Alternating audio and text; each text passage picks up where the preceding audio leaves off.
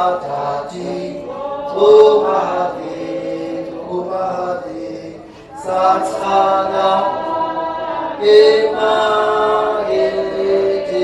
I know I'm ready, know I'm ready, Kote, Sitasa, Tasa, Dadi, Omaheke, Omaheke, Satana, Omaheke,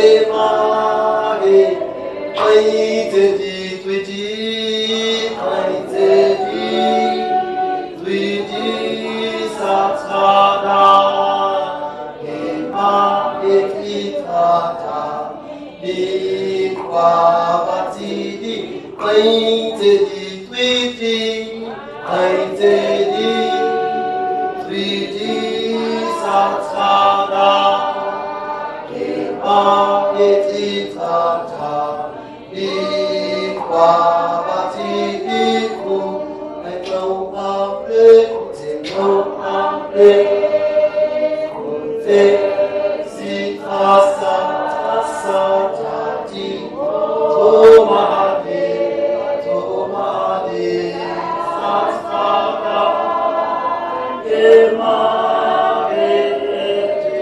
I know I'm ready, know I'm ready, Kote, Sitasa, Tasa, Tati, Tomade, Tomade, Satana, Satana, Emade. Let us pray together. Dear mighty Heavenly Father, here we are before you. We are here before you this morning, not because we are the best. We are here before you this morning, Lord, because we realize and know that we are not able to move unless you move in us. We are not able to speak unless you speak through us. Therefore, we want to give you glory and honor for this wonderful day. Thank you, Lord, that you have raised us up this morning. You have made us sing this great morning, my Father, my God. Now, dear Heavenly Father, we are asking your blessings, we are asking your presence, we are asking your leadership. We are nothing without you, Lord, my Father, my God. We are only recognized and seen in this world when you are in us. Therefore, remain in us, let your light shine in us. Let us be you and you in us. In the mighty name of Jesus Christ of Nazareth, we pray. Amen. Thank you very much.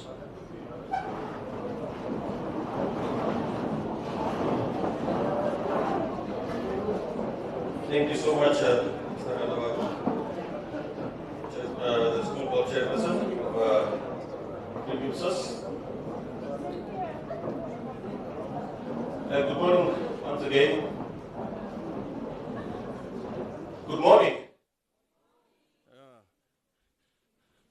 We woke up to a very beautiful weather this morning in our cattle country, Khobabas per se. We received very good showers this morning, and I hope it continues like that throughout the day. I would like us to go through our program for the second day. I hope we have it all. We're supposed to start at 8:30 actually, so we are just a few minutes late again. Yes, we'll start with a recap for day one, which will be done by Ms. Stacy from the Stacy Academy. She actually volunteered because I was asking who can help us out with a recap. She volunteered for that. Thank you so much. And after that, there we have an icebreaker activity. Our Honorable Paki Pakarai, Regional Councillor for the Ebukire constituency, will have a short presentation. And after that, we'll have our fourth session for the day, which is on leadership and management for excellence. And if time allows, we'll go for tea break. And after tea break, we'll have our fifth session, which is strengthening community and school linkages. And then we go to lunch. after lunch, we'll have our last session, which is learning from the best practices. Once we are done with that, we'll have our way forward and the closing remarks. So that is our program. So we will try to keep it in time. So all the speakers that will also come in front making their presentation, like we said, make it nice, short and sweet, but not too fast, also not too slow. And also the contributions from the house, they will be very much valued. So once we have all the contributions and discussions from the house, I'll call the Director of Education or the Deputy Director of Education as well, for them just to come and do a summary and address some of those issues that were raised through the discussions. So I think we can do that. And also I would like to, those ones that are taking part in the discussions, as I'm well informed, we are streaming live on NBC. And please show yourself to the NBC as well, because you might not find another opportunity as such. So what they are requesting is that when you are addressing, please try to either come forward or try to look into the cameras, because yesterday we had an issue to try to balance the people to look into the camera because they were facing the backwards and so on.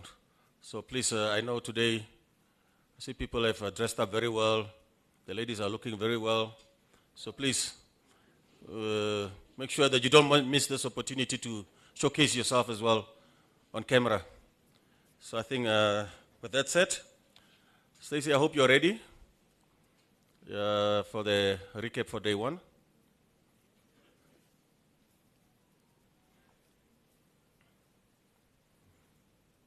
Welcome, Chief.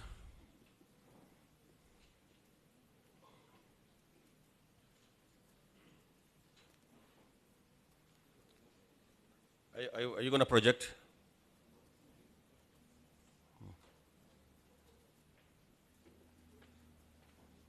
Just state your name and who you're representing as well, the organization. Thank you.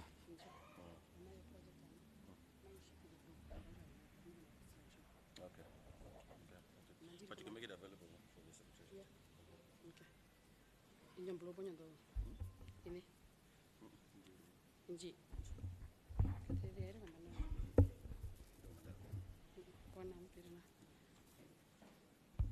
Good morning. Can we give a round of applause, please? Okay. Good morning, everyone. I'm Stacey Kamundu from State Academy Private School. I just want to say thank you to everyone for taking time to be here, to all the fellow stakeholders. I'm sure all protocols were already observed, so we can just take it from there. Before I continue, can everybody hear me clearly? Everybody from the back? Okay, then I can just get into it. It is both an honor and a privilege to stand here in front of you today. We are all here for the same goal, for the common good of the Namibian child. So as we are sitting here today, we are all here just for the same plan, for the same goal. Our late founding father once said, "A people united, striving to achieve a common good for all, will always emerge victorious." Likewise, for all of us gathered here today, we shall emerge victorious because we are here for the common good of the Namibian child, which is also the common good of our society. I'm going to do a short recap on day one. I'm sure all of us were here yesterday. We also took notes here and there. Our governor said, teachers, principals, school board members, everyone, rise above the job description, meaning you must be a two-miler. Do not wait on somebody to come and tell you what to do. If you think that there's a lack in the community, there's a gap in our school systems, be a two-miler. Go the extra mile. Do not wait for government, for ministry of education, for officials. Do not wait for someone else to fill the gap. Be the change that you seek in the world. Because sometimes we sit down and say, we want to do A and B, but we don't have resources. But are you really not able to do anything without resources? Is it only the resources that are limiting us? Our governor also said, We must not be limited by what we have, but we must make use of what we have to the best of our abilities. In our country, we know sometimes learners are taught under trees. It is because there are no classrooms, but we cannot leave learners behind and say we are waiting for a classroom to be built. So an initiative is taken and they are taught.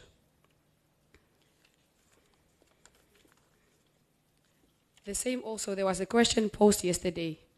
What can we do to improve the quality of teaching and learning in our schools? We can start by identifying the gap, by identifying why the learners are lacking, why they are struggling with reading. The ministry on their side has also taken initiative. They have started Jolly Phonics programs. It is also up to us as teachers, principals, and HODs to integrate the Jolly Phonics program into our lessons to ensure reading at the junior primary level. But junior primary is not the only problem that we are having in our region or in our schools. We saw from the statistics that were displayed here, upper primary, junior secondary, as well as senior secondary. There's a huge study gap. The failure rate is still high. Learners being transferred is still high. I made an inquiry about the TAL program. TAL stands for Teaching at the Right Level, meaning you don't teach a child only according to the level of grade 4, grade 5, grade 6. You teach them according to the level where they are at. Let's just say I have a learner in grade 4, but they haven't mastered the reading or the basics of numeracy. What do I do with this child in TAL? I do an assessment and place the child according to their level. Meaning when I'm assessing them and planning for my learning support lesson, I know that learner B or learner C does very well in mathematics. They are at grade 4 level. But when it comes to our reading and writing, this learner has not mastered the basics in junior primary, so I take back to phase 1. Then I can reintroduce Jolly Phonics to this learner in grade 4. Instead of saying the grade 4 syllabus says they should be learning about verbs and adjectives, but the child is not even able to identify vowels or simple CVC words. So the TAL program, I'm not sure if I'm speaking under correction, but I heard it was approved and it's also accredited. Madam Director, Ms. Vantenar, the TAL program, will it be given a go-ahead this year or are we still waiting? It's, oh, okay. Yeah, or you want to add?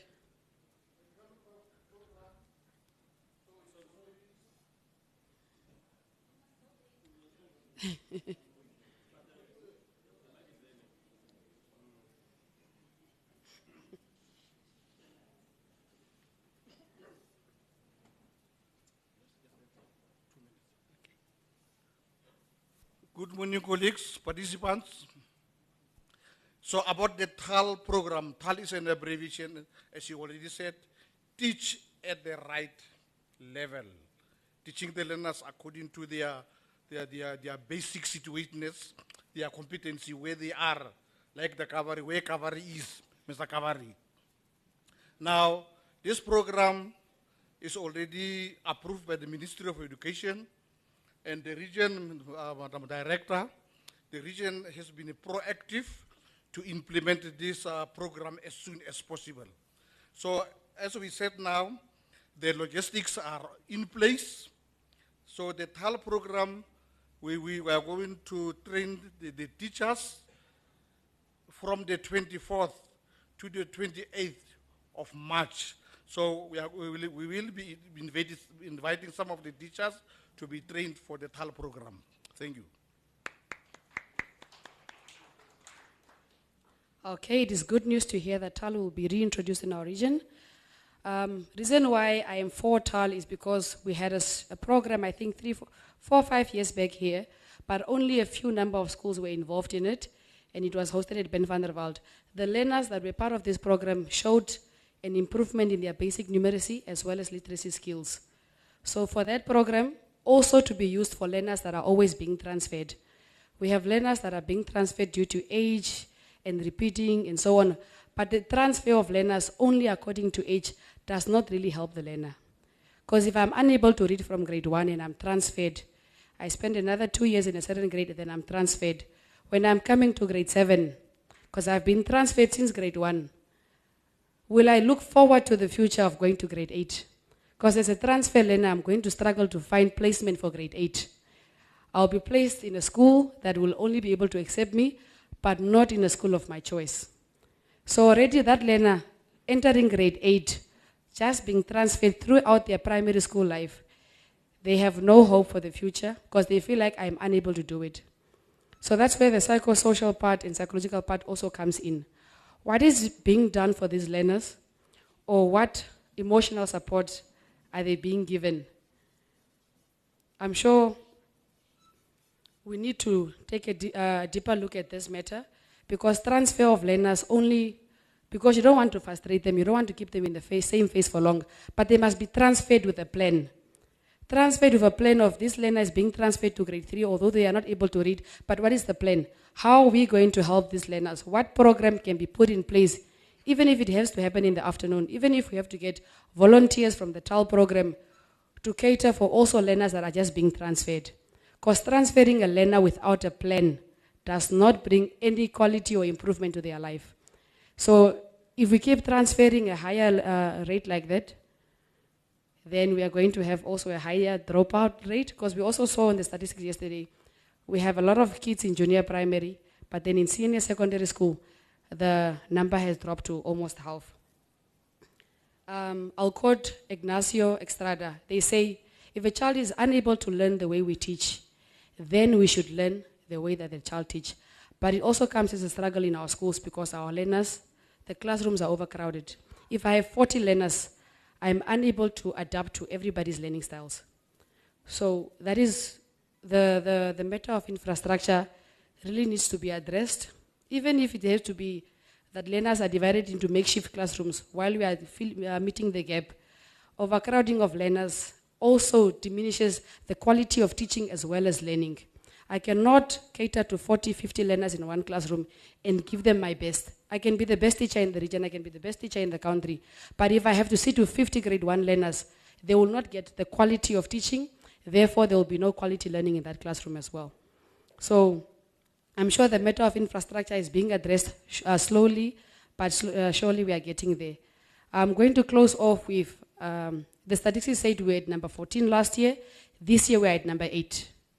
What are we going to do to keep climbing up the ladder? Getting to the top is not always the hardest part. Staying there or going further is the hardest part. So we need to work hard. We need to make sure we continue doing what we did last year, but improving on that also. I implore all of you sitting here today to start with the man in the mirror. Start with yourself before you point fingers at who is lacking at which department. Start with yourself. What are you as a principal, as a teacher, as a stakeholder, as a parent, as a minister? What are you doing to bring the change that you seek? Do not sit there and point fingers and say, I am unable to teach because I have 50 learners. Do not point fingers. Start with the change. The change starts with you. So today when you are going back home, encourage your fellow colleagues also just to bring that change without pointing fingers, but taking the first step. That is all that I leave you with today. Thank you.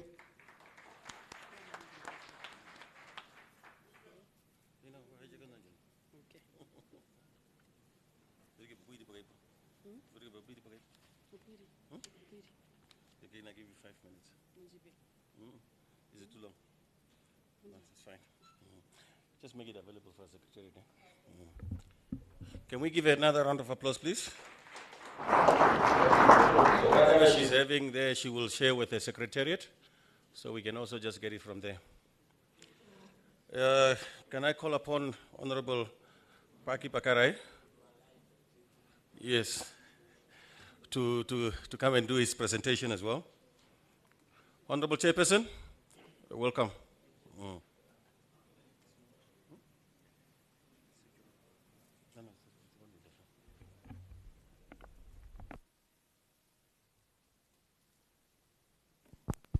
Thank you. Good morning. I'm thrilled to be here. I think because of time, logistic table, do I have 15 minutes, right? Thank you. Thank you. I think it's important to greet Chairperson, the author of this narrative that is unfolding here today. Regional Council, and I'm glad that Erwin Kachide, you always been part of the pack that's leading the race. all my principals, school boards, very special that we have our traditional authorities in our mix. This is something very, very special. I see a lot of community activists, those that have been part of motivating the learners. Now, my presentation is very short today. Let me say this before we start. Master Katuna, the United Nations has come up with the Sustainable Development Goals. And goal number 1 is to reduce poverty. Number 2, no hunger. Number 3 is health, improving health. Number 4 is quality education. And I'm sure last year we have attended a session at the library where Omaheke region also tried to align their education strategy to those global strategies as well. Now, meaning, because we are at the summit, I need to take you through some of these things. I'll talk a little bit about Bloom taxonomy, non-traditional qualifying degrees. I thought the NASAF, Masapesi Shahere, will still be with us here. The reality is that we have a skills gap in this country. I will also look at the skills that are needed in the 4th industrial revolutions, and I will end with some motivational quotes. Now, the quote of the day says, when the beat of the drums changes, so shall the change, so shall the dance as well. Can you help me with?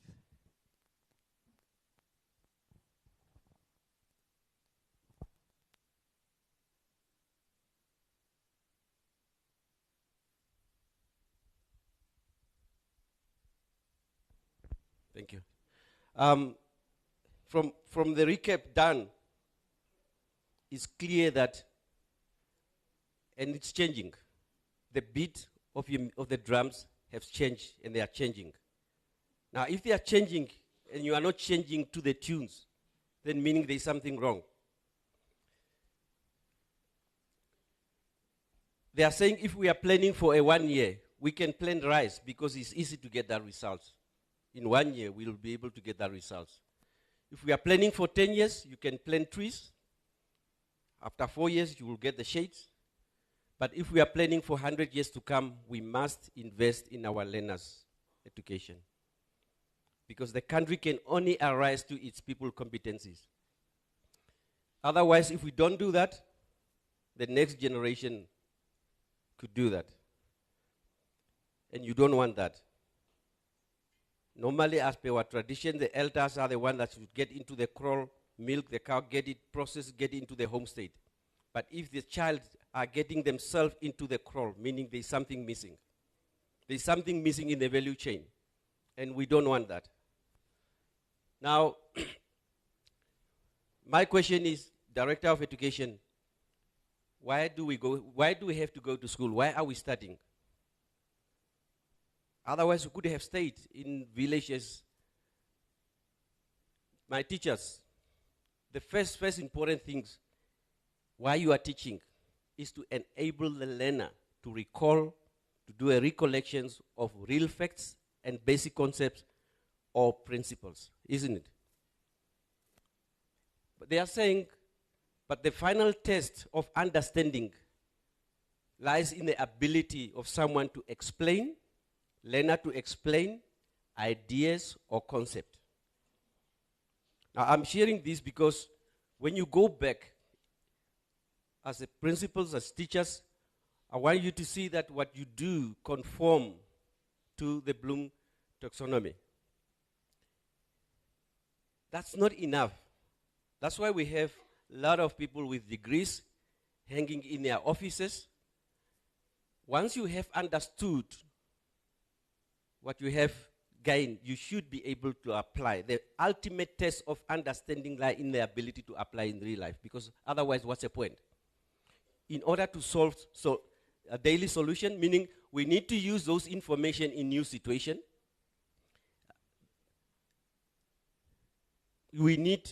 Once you have used those information, you will be able to have different results on different occasion situations. What is very important is that you need to analyze, meaning draw connections among different ideas, different concepts that you have gained or that you have applied. We are talking about changing, but sometimes we are stuck, and that is because we don't want to draw lessons from the situation. And I think, Honorable Chairperson, that's why you have called this summit. You call these summits for us to do a retreat, a reflection, a synopsis of the situation in the education of Omaheke. Why? For us to move forward, for us to make an improvement. Now, ideally, once you have evaluated, meaning that's why when we are listening to the representation, can we still justify what we have done in the past? Or do we make, that's why evaluation is very important. And just to complete that, what it means, eventually, when you are teaching the learners from the lower level, we should be able to say, are we creating graduates, learners that will go and graduate and that are ready for the industry or not? Can they then create new work, design solutions in our communities or not? So I will leave you with that, but because of time I will not go, but it's important that while we are teaching the learner, while we have schools, tertiary institutions, is to make sure that learners are in the position to remember, to understand, apply, analyze, evaluate, and create solution in our daily life. Now, you will go around, you look at the subjects being offered, but there are subjects that stands out if we are to move forward. Mathematics, English, biology, chemistry, physics, computer science, geography, there could be others, but you realize these are core. And I do not know whether we, in terms of career fair, Director of Education, you mentioned about the career fair that you are intending to have. But this, with this subject combination or some of them could. Now, if you look around, right now where we are standing in Namibia, we have a skills gap.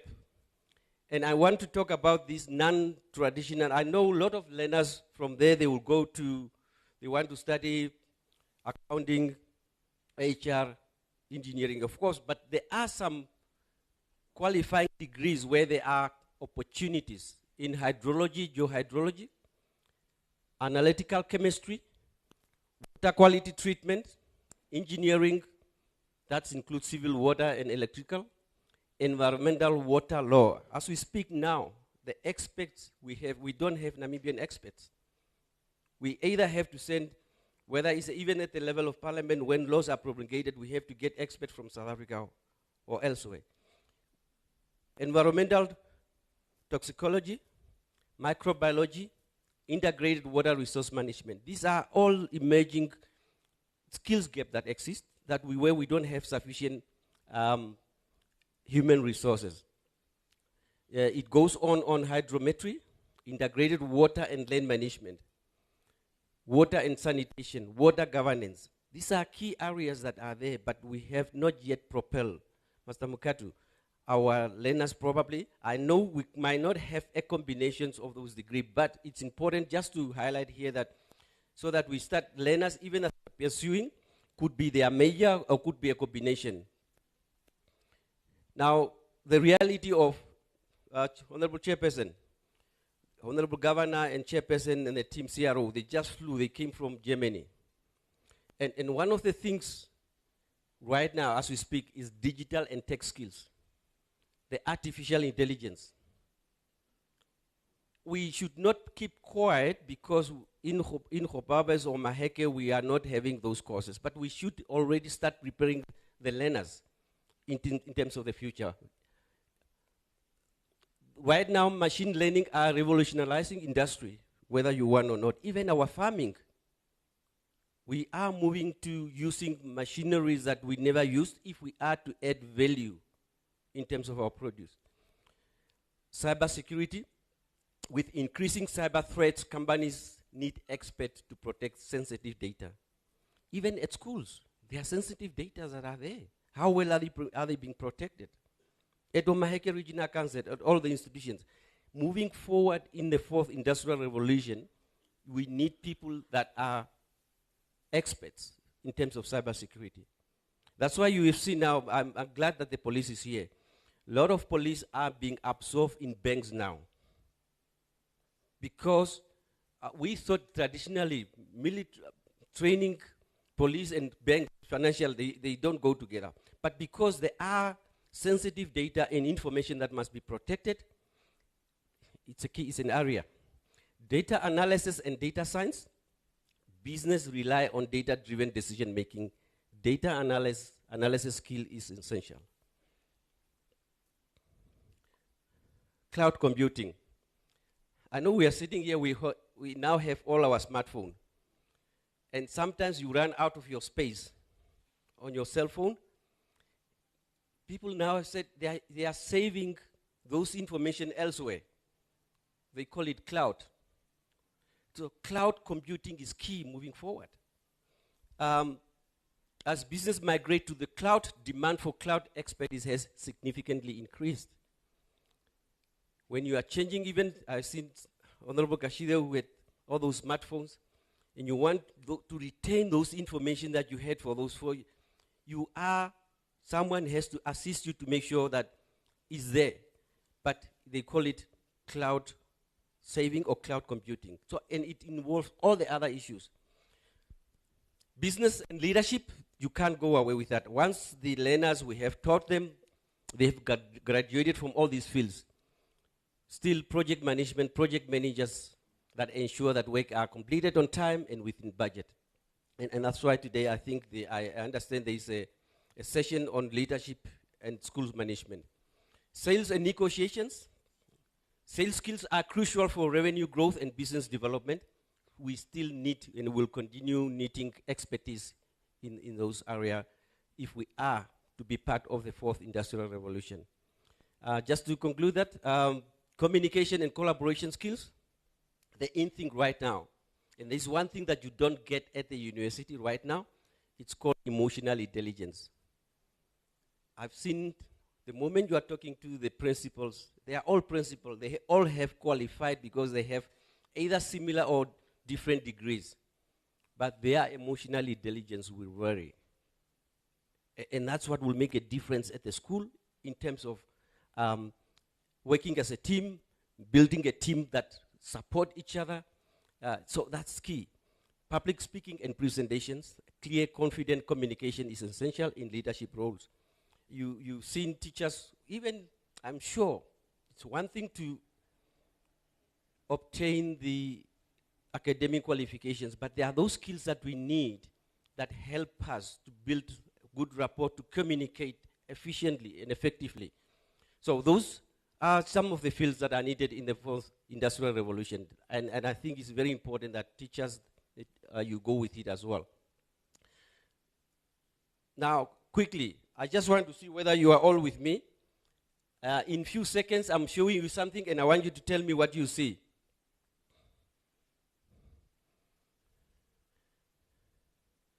What do you see? 3 plus 3. It's not 7. Good, thank you. Now, you see what's the danger? We all resist change. I did not ask you what is wrong in there. I say, what do you see? People automatically look what is wrong in anything new rather than what is right. You could have said, I'm seeing 1 plus 1 is 2. But why? Because there is a negative answer here. Now the question is that you see what you are prepared. Now what Konrad Adenauer said. You see what you are prepared to see. We all live under the same sky, but we do not have the same horizon. I know in Omaheke there are some bad results, things that are not good, but there are positives. What happened more often, we are stuck and we invest a lot of energy fighting each other on these things, and we fail to build on the positive that we have gained so far.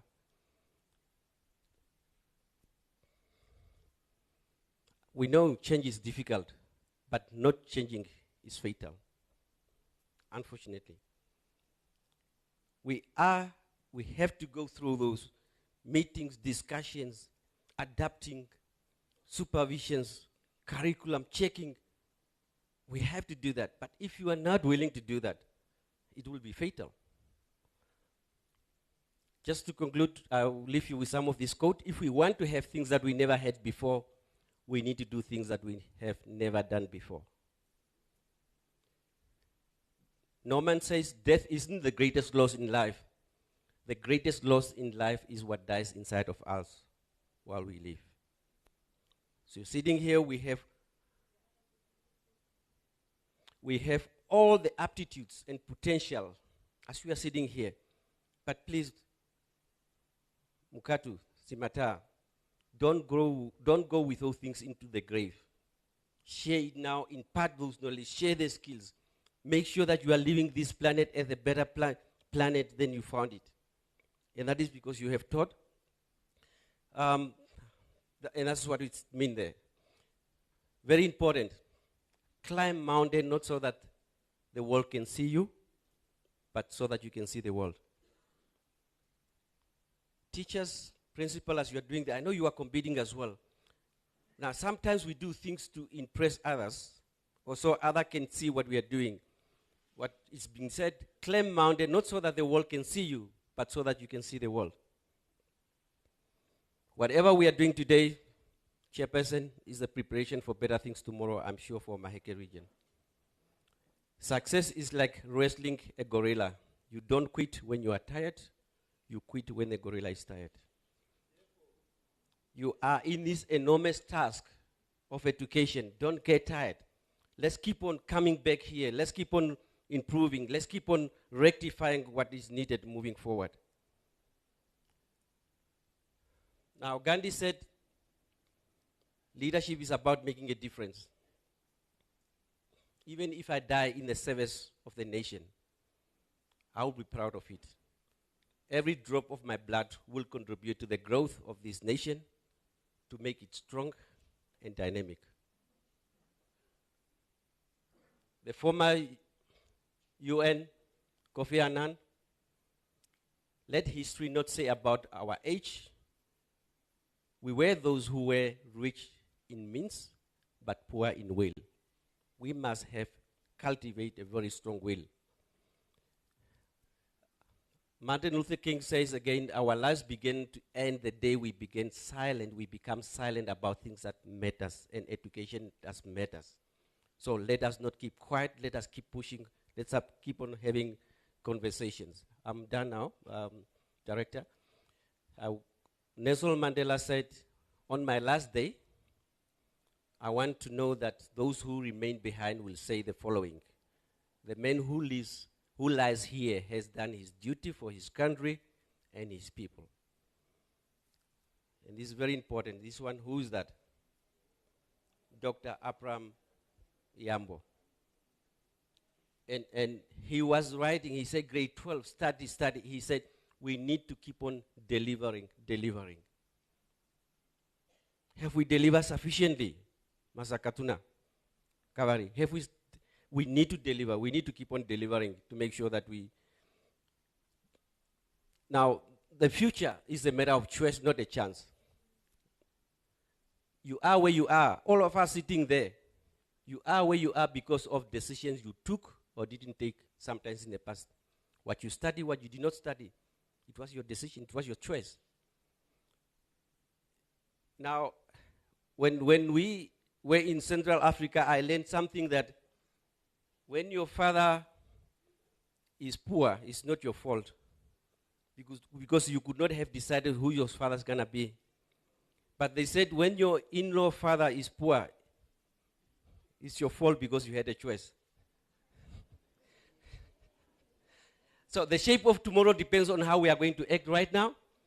And on behalf of Omaheke Regional Council, we would like to thank you, and it's always going to be a beautiful road. Thank you so much for listening.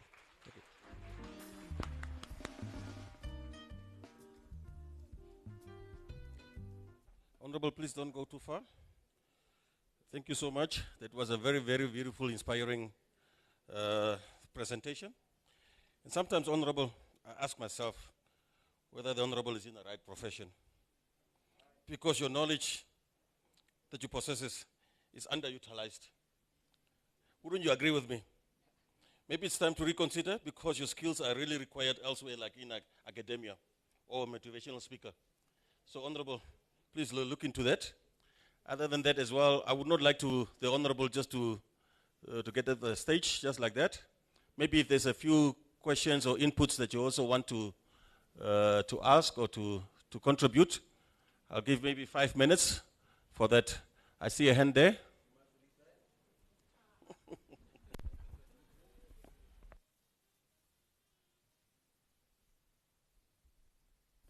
Can someone please help me with the room mic? Someone from the audience? Secretariat?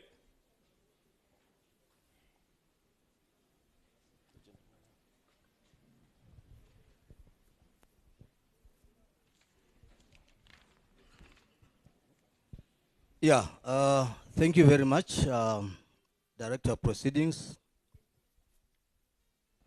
Yeah, please raise up because I told you there's cameras around, and also try to face them so they can also see you, sir. Hyonganda Kwatra DC Humbu, those are my names. Let me write on the protocol that is already established. Director of Proceedings, I think from the bottom of my heart, these are the type of leaders, these are the type of presenters that we like as teachers. We don't want people that are only criticizing the teachers like yesterday it was yesterday here.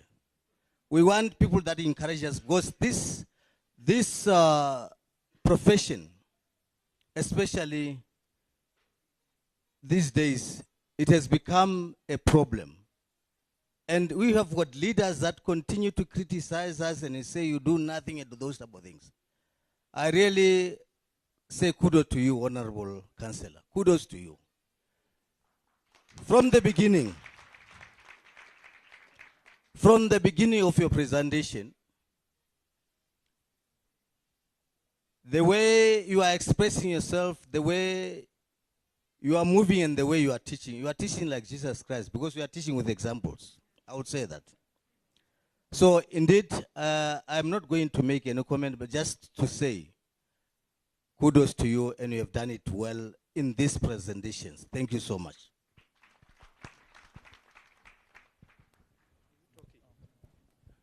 Any other contributions? Okay. Please stand up, sir, and just mention your name as well. Thank you. My name is Moses Zinawa. I also was very impressed by his presentation, and I want to believe maybe it will also be of help to others if he were to move around, maybe in clusters or schools, to make motivation speeches to encourage children. Because I see that in our schools, maybe children don't necessarily see motivation speakers or role models, but if he takes that role, maybe he can salvage some people who can be motivated by his speech. Thank you. Maybe before I give to the Honorable, is there any other contributions? I will see the hand at the back.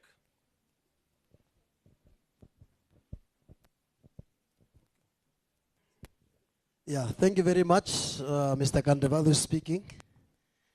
The presentation of the Honorable was well said and well organized, loud and clear, speaking to the fact of why we are here for.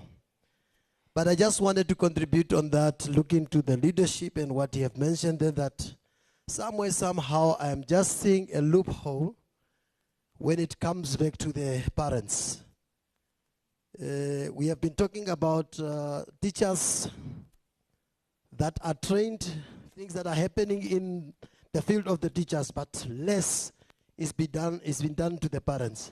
So I think we must also come with the mechanism of how to see, how can we impact on these parents? How can we empower the parents to support their learners? Especially coming with a lot of small trainings within our communities just to see how can we help the parents to help the children or to understand the education system. I wanted to add on that. Thank you. Thank you so much for the contribution. This is one last hand, I suppose. Is the Charles, all the way from Charlesville, Botswana, our neighbor.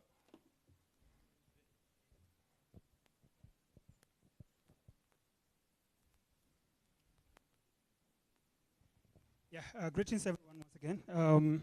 Mine is just a testimony to say that there's an impact in what you're doing, all of you or all of us as part of the education system.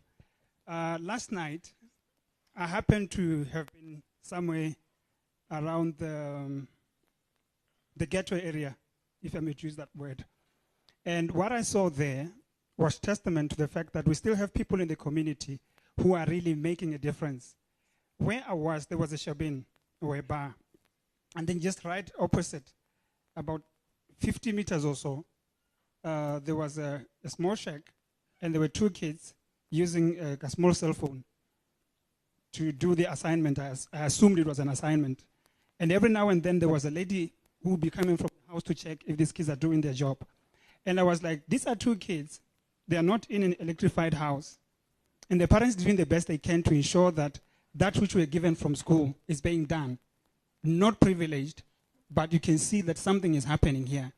And then that also went to the presentation that we had yesterday, that the environment really matters, or is what we're carrying inside us, whether as students, the school, and the community.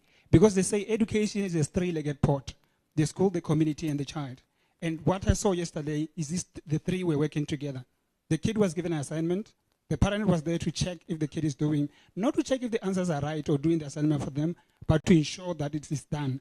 And the kid was there to show the determination to carry on the duty. Thank you very much. Director, there was one last gentleman this side. I assume and say it's the last one. Thank you.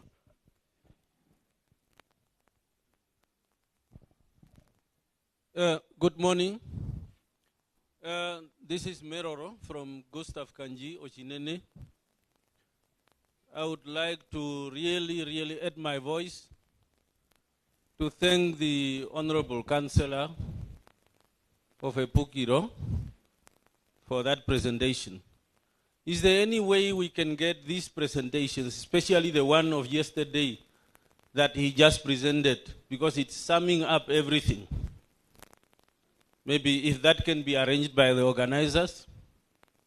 The other one is, I would also like to request that by the end of the day, the resolutions to be taken here so that they can be transformed or changed into an action plan with a monitoring tool, so that in the end this thing can be sent to schools, and then people can go from maybe the regional office and tick off against evidence that schools have implemented all these resolutions, so that we don't only talk, we add action to what we are saying. Thank you very much.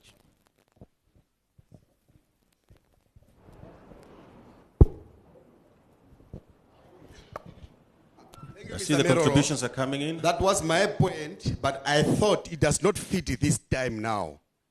But I want to add to him. Mine was that the resolutions to be put on paper with an action plan, as he said. But then we need to call. We said foundation first. That's where we started. But we cannot talk of foundation first, but we don't take the resolutions of this summit to the people who are on the foundation level to tell them what is the resolution of the summit, meaning that I am suggesting also that to call meetings at cluster levels, starting with the junior primary and going to the senior primary, based on what I have listened to a CRO yesterday and to my director yesterday. Only based on those two facts. We need to bring those people together. Thank you. Chapter close. Yes, thank you so much for all those inputs and contributions. I would like to give it to the Honorable just maybe to sum up what was discussed there. Please, Honorable. Thank you. Thank you so much. Of course, I'll take the comments positively, and thank you so much. But perhaps starting with the last one, having spoken about this SDGs, Sustainable Development Goal, goal number 17 calls for effective implementation. Now, you are right where we are today, that we should not come here, discuss, deliberate, and leave these things untied. We need to make sure that they are clear, we are very clear in terms of what we want to do moving forward, and we are monitoring the progress or regress thereof. Now, that's why it was mentioned, the world has moved away from job description. You are not being measured on your JD anymore. You are being measured based on scorecards, and scorecards look at outputs. After we have done all this, and so what? What are we achieving? So I'm sure the logistic committee and all of us will look into that.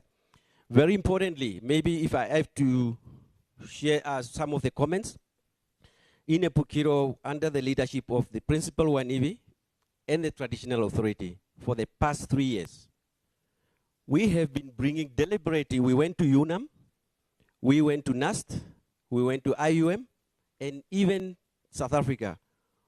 We call for the learners that came from Epukiro who has graduated or are still studying. Under the Ministry of Education, and I would like to thank Wandenar and the inspectors, Kadondanga and elsewhere, we transport them. There are intervals that we plan. Then we allow this learner to speak, talk to the other learners, because we wanted them to resonate that this learner is coming from a village of Inyuru, and I'm also coming from a Inyuru. He has gone through this hardship, and here he is. He's a graduate, or he's studying medicine, or he's studying law. And that is the point that we wanted this learner to get under the skin of the others, to make sure that why is it so important that you need to change, you need to adapt if you are to achieve the whole of excellence. Of course, the principal Wanivi will also come share some of the best practices, but I'm sure that's one of the things. As we are speaking now, Master Kadondanga, if I'm correct, we have been invited to do the CA Hova on the 28th of March. Now, what we do is not that each time when we go to a particular constituency, we'll go with those learners.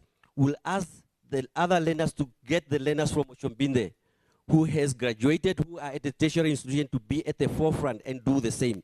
If we go to Aminus or Chinene, that should be the same, because what you want to do, you want to inspire the learners to the point where they say, even without the teacher, I can contribute and make sure that I pass successfully. So maybe some of the things, but of course, we are willing. The presentation, the slides are available for me. These are things that I share, because I think when we share, we make it and cultivate a culture for success. So I think maybe some of the comments I have to make. Thank you. Yeah, thank you so much. Thank you so much, Honorable. I see Honorable Kashido's hand is up. Probably the Honorable wants to just give a very small input. A small contribution, please. We're running out of time. Good morning, everyone. I'm trying to look at the theme of this education summit, shaping the future of education in Omaheke. But then you look at the expected outcomes. The expected outcomes is the resolutions, action points and commitments, and recommendations. But when I listened this morning, I'm trying to, for the recap, I was trying to get what were taken yesterday as action points and commitments. What were the solutions taken? Again, no to remember. Sabotage. Yeah, thank you. Thank you. So this is what I want us to go into that direction. Get the resolutions, get the action plans, so that we can shape the future of education. Not talk about the good and what have you. Thank you.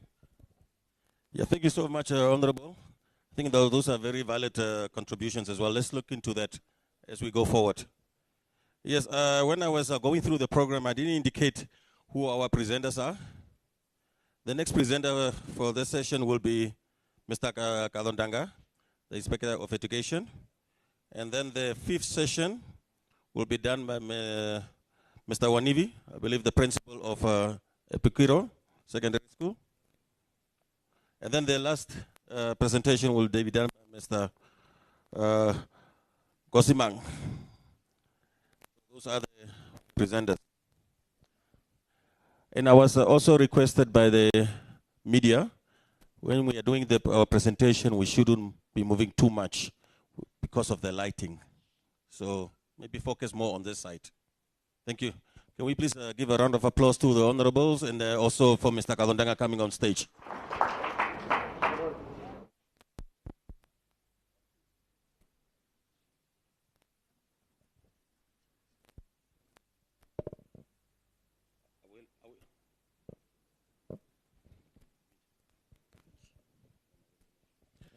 Thank you, Director of Ceremonies, for according me the opportunity to attend to the item, session number 4. Good morning, ladies and gentlemen. Allow me to recognize the presence of our chairperson, Omaheke Regional Council, our regional councillors, and our very important people for the business of the day, our traditional authority leaders here present. The only authority that we cannot recognize now, I don't know if it is not present or we are just omitting it, is the authority that is always referring us to the divine authority up there. I don't know if we have the church with us. And if, the chairperson is also from the church, so let me also recognize that authority from the church. We have very limited time. I look at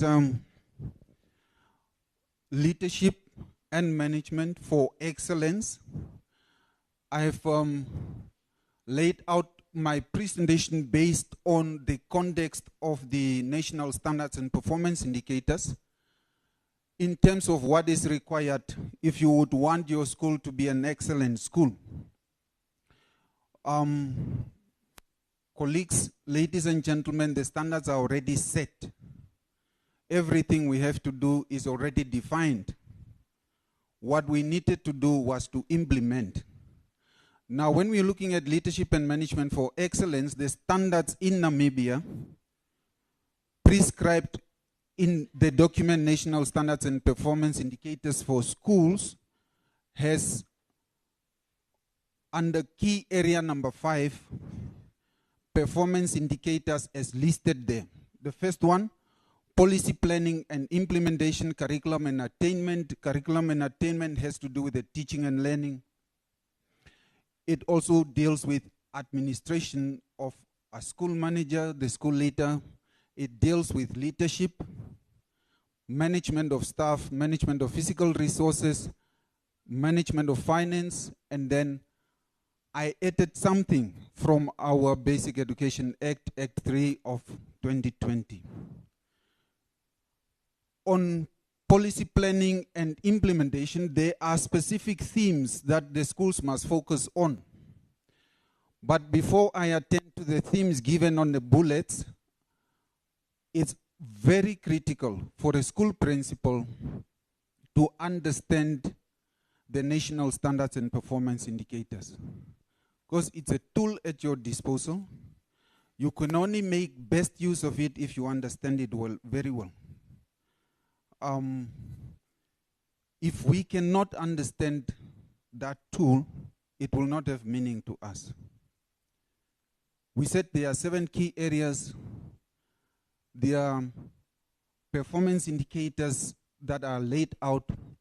There are specific themes we need to attend to ensure that our performance indicators are taken care of in order to achieve what is required in terms of the standards. So a principal needs to understand the national standards and performance indicators. And my dear regional director, the cohort of principal we have today may not understand this very well, because this was introduced in 2005. How many principals today were principals then? My senior principal, Mr. Humbo, may be one. and maybe a few others.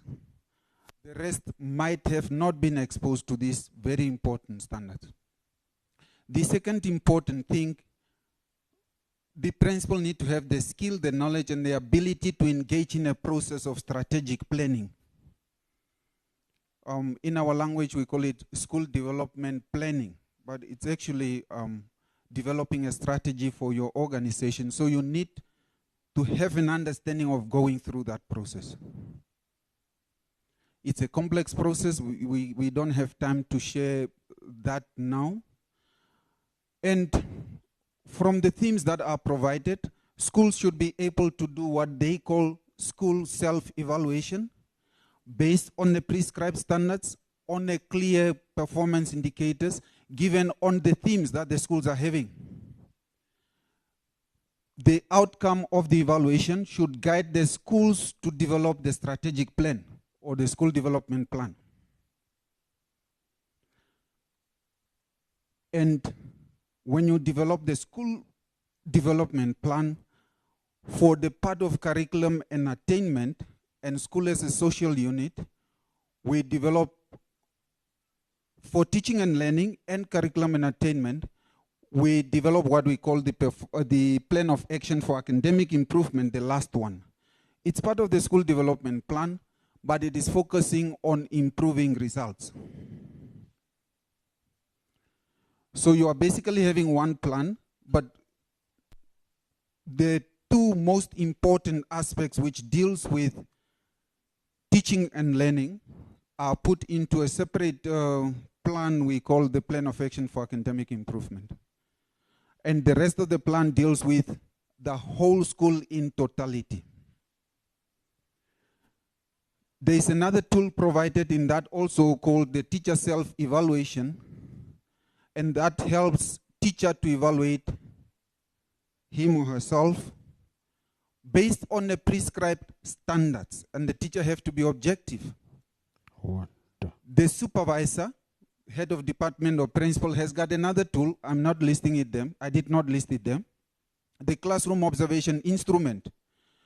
And when you get the opinion of the principal or the head of department on the classroom observation instrument, you put it together with what the teacher is saying is the performance of the teacher. Sometimes we are always, as human beings, very defensive of where we think we are. The supervisor uses empirical evidence to convince the teacher that yes, you are there or you are not there. And at the end of the day, they develop a plan called personal development plan for the teacher to grow and improve and become the best teacher. And that is all under the leadership of the school principal, supported by the head of department.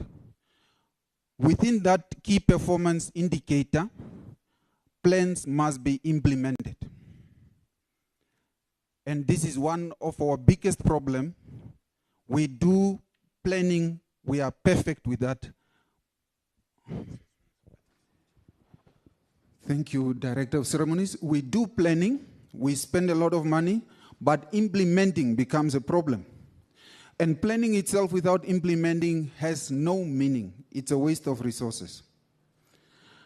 When we are doing this, one of the key stakeholders, the most important people in that exercise, is the school governing authority.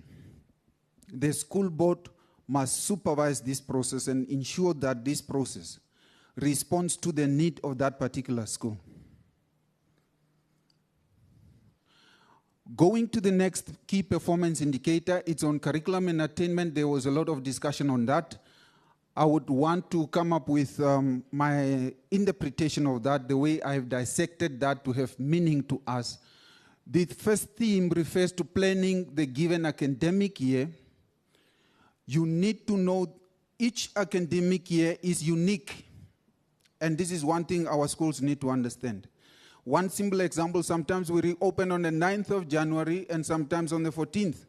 So all academic years are not the same. The number of days we have to do teaching and learning are not always the same. So the school should interpret that in the beginning of the year to know how many days are at their disposal to do the actual teaching and learning. I did a bit of an example, and it depends on the organizational culture of the school. The number of days that are there, I counted 73 or maybe 103, may depend on the organizational culture of the school. There are schools that are wasting time sometimes, thinking they are doing what is right, but they waste a lot of time as a result. There are schools that are very strict with time. Total number of days on the official school calendar are always fixed. We have a certain number that we are given. But we have days for sports, in the house and zonal. We have days for culture, maybe 1 day or two, depending on the school. Schools with hostels, the day that the learners are going for a home weekend, the school is only closing at 10 because the parents have taken all the children already because there is no transport. And the home weekends are around 10 per year or so. The days that the learners are sitting for examination, there is no teaching and learning or tests. It's only assessment. They are just sitting. And then we have got days for revision at some good schools. They do prepare and plan for revision. We have the normal issue of teacher absence. And I recorded this as teacher absence. And that is when a teacher says, dear principal, I'm not at school today, do you understand? And I'm sick, you know. I will see you tomorrow when I'm well, you know. And then there's teacher leave days. Teachers are entitled to 8 days like all public servants. They must go on leave, not holiday, leave. And then we have unforeseen events like floods in the north, in Omaheke sometimes, water crisis at schools and so on. It may take some number of days. Prize giving ceremonies, a day, a full day. And then we have learners take 2 weeks before the school starts in the beginning of the year. Our Honorable Chief mentioned this to us because they are still looking for money to pay hostels because hostels are very strict to say you cannot come in if you don't have money. Sometimes 2 weeks are wasted while parents are trying to get ready to have the resources. Returning from home weekend because of transport issues takes some days. I only counted 2. The external grades are closing early in the year. The exam starts very early. Is it around October or so? So for that academic year, 30 days, they are not being taught at all. If you take AS today, their maximum number of days of teaching and learning are not more than 80. But the calendar is giving us a lot of days in terms of the academic year.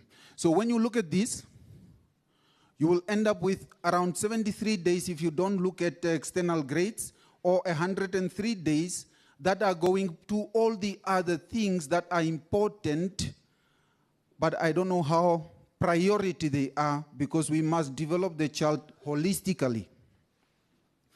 And for this year, our number of days are 196. If you subtract that, you end up with 93 days or 123 days that the actual teaching should take place. I have seen one school in Omaheke that is doing this analysis. Thank you, Mr. Hotsimang. Their teachers know how much time will be wasted on what is planned and how much time they have for teaching. Some schools operate without looking at that. They just follow a scheme of work, which is not aligned to the days for the year.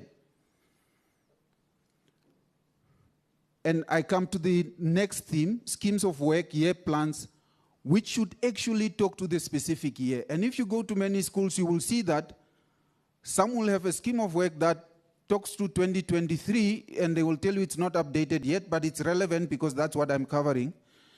Your scheme of work plans the number of days you have for that particular year and how you are going to use those days for that year. So it cannot be 2023 in cases, because 2023 was a different year.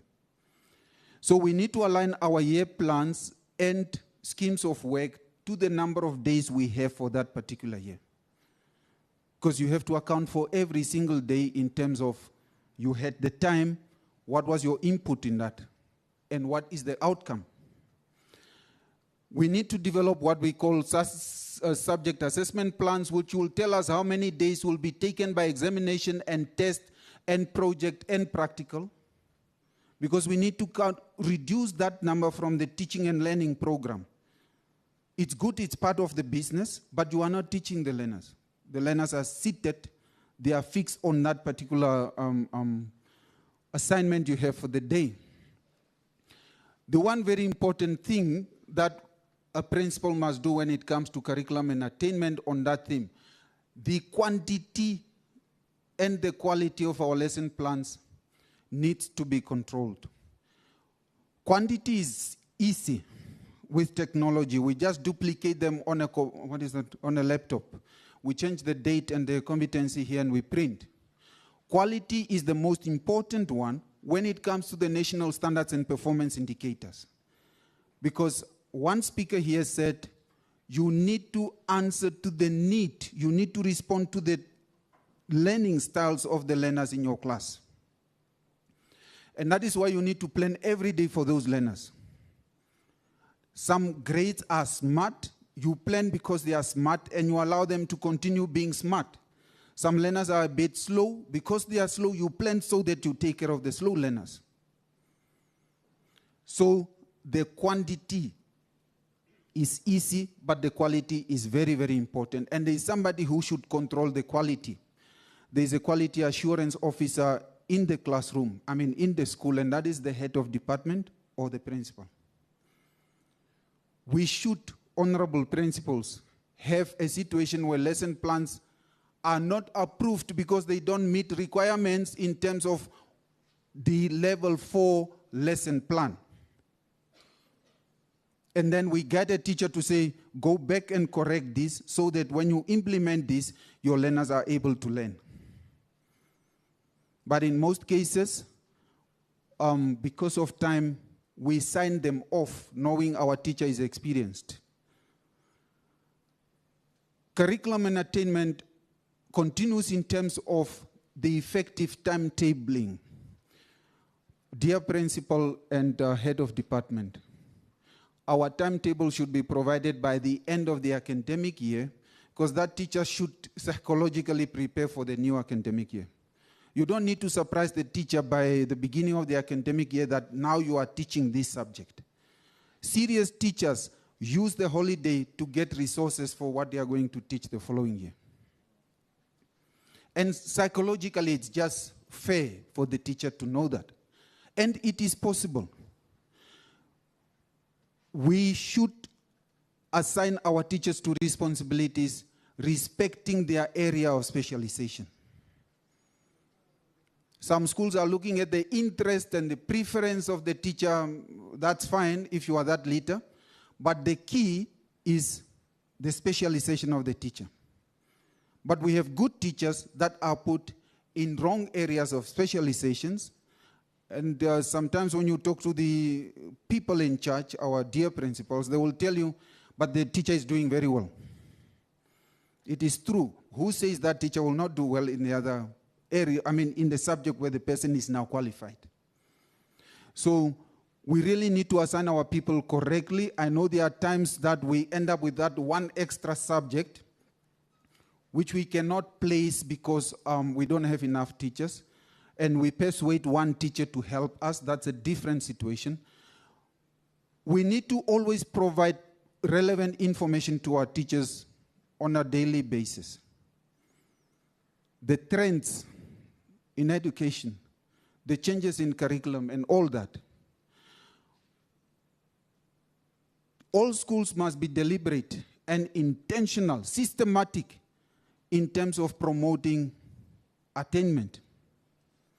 We should be able to do orientation to our new teachers, the novice teachers, proper induction, continuous professional development activity. You know what the teams in the Premier League are doing? They hire the best coach and they train with their soccer players very well so that they are very sharp. And it's only through this process of orientation, induction, and continuous professional development that we shall develop that teacher to be the best teacher we want, to provide what we need as Omaheke. And if we cannot train them, they will not be able to grow and they will not be able to deliver. The university does not provide enough. I'm sorry. It's a lot of theory and it's in a university setup. They don't provide enough. They don't provide to the reality on the ground. When they are training you, they are not saying you are going to Dongerbos. You are only given information. When you come in the context of Dongerbos, you see another world you have never seen. Unprepared. The principal there should get this teacher to understand that context and become effective. We are looking at specifically from our professional standards for teachers, not for schools, for teachers. We have key competence that we need to grow and develop in our teachers. Professional competence on knowledge, practice, values, and relationships. Our teachers are taught a lot in terms of content knowledge from the university. They are taught a lot. They come with a lot. You may not need to do a lot. They just need to keep abreast on developments. But professional practice, how to get the learner to learn, that needs the HOD and the principal to do the right job. Values. Mr. Humbu said we should not talk very negative of our people. It's true, we value our teachers. But there are teachers that choose the profession teaching, but they are not passionate about teaching. And we understand the circumstances. Somebody here yesterday said some engineers are in our classrooms because of employment issues and so on. We have teachers that are not teachers in terms of their value system. I'm coming from a school, we have that experience. After school, the teacher is every day in a bar, and the bar is in front of a school. And it's a science teacher, the teacher is teaching alcohol abuse. It's dangerous, but the learners are seeing another lesson when the teacher is now proudly having the beer. In the classroom, it's very dangerous, but the practical teaching says it's wonderful. And then professional relationships. We have got teachers that cannot connect with our parents. They cannot connect with our community. They are not connecting. They go to the classroom and they are back home. That's not teaching. You can be an engineer and you'll be a field worker and you are on your own. That's fine. That's not teaching. Because teaching requires, our honorable said, it's a tripod. Connect with those parents. Get to know their circumstances very well so that you understand the child well and be able to assist the child very well. Because you know the background of the child. If you cannot connect, you are not a teacher. You may be a lecturer or maybe whatever, something else at the university. I said honorable principals disapprove lesson plans that are not level 3 or level 4.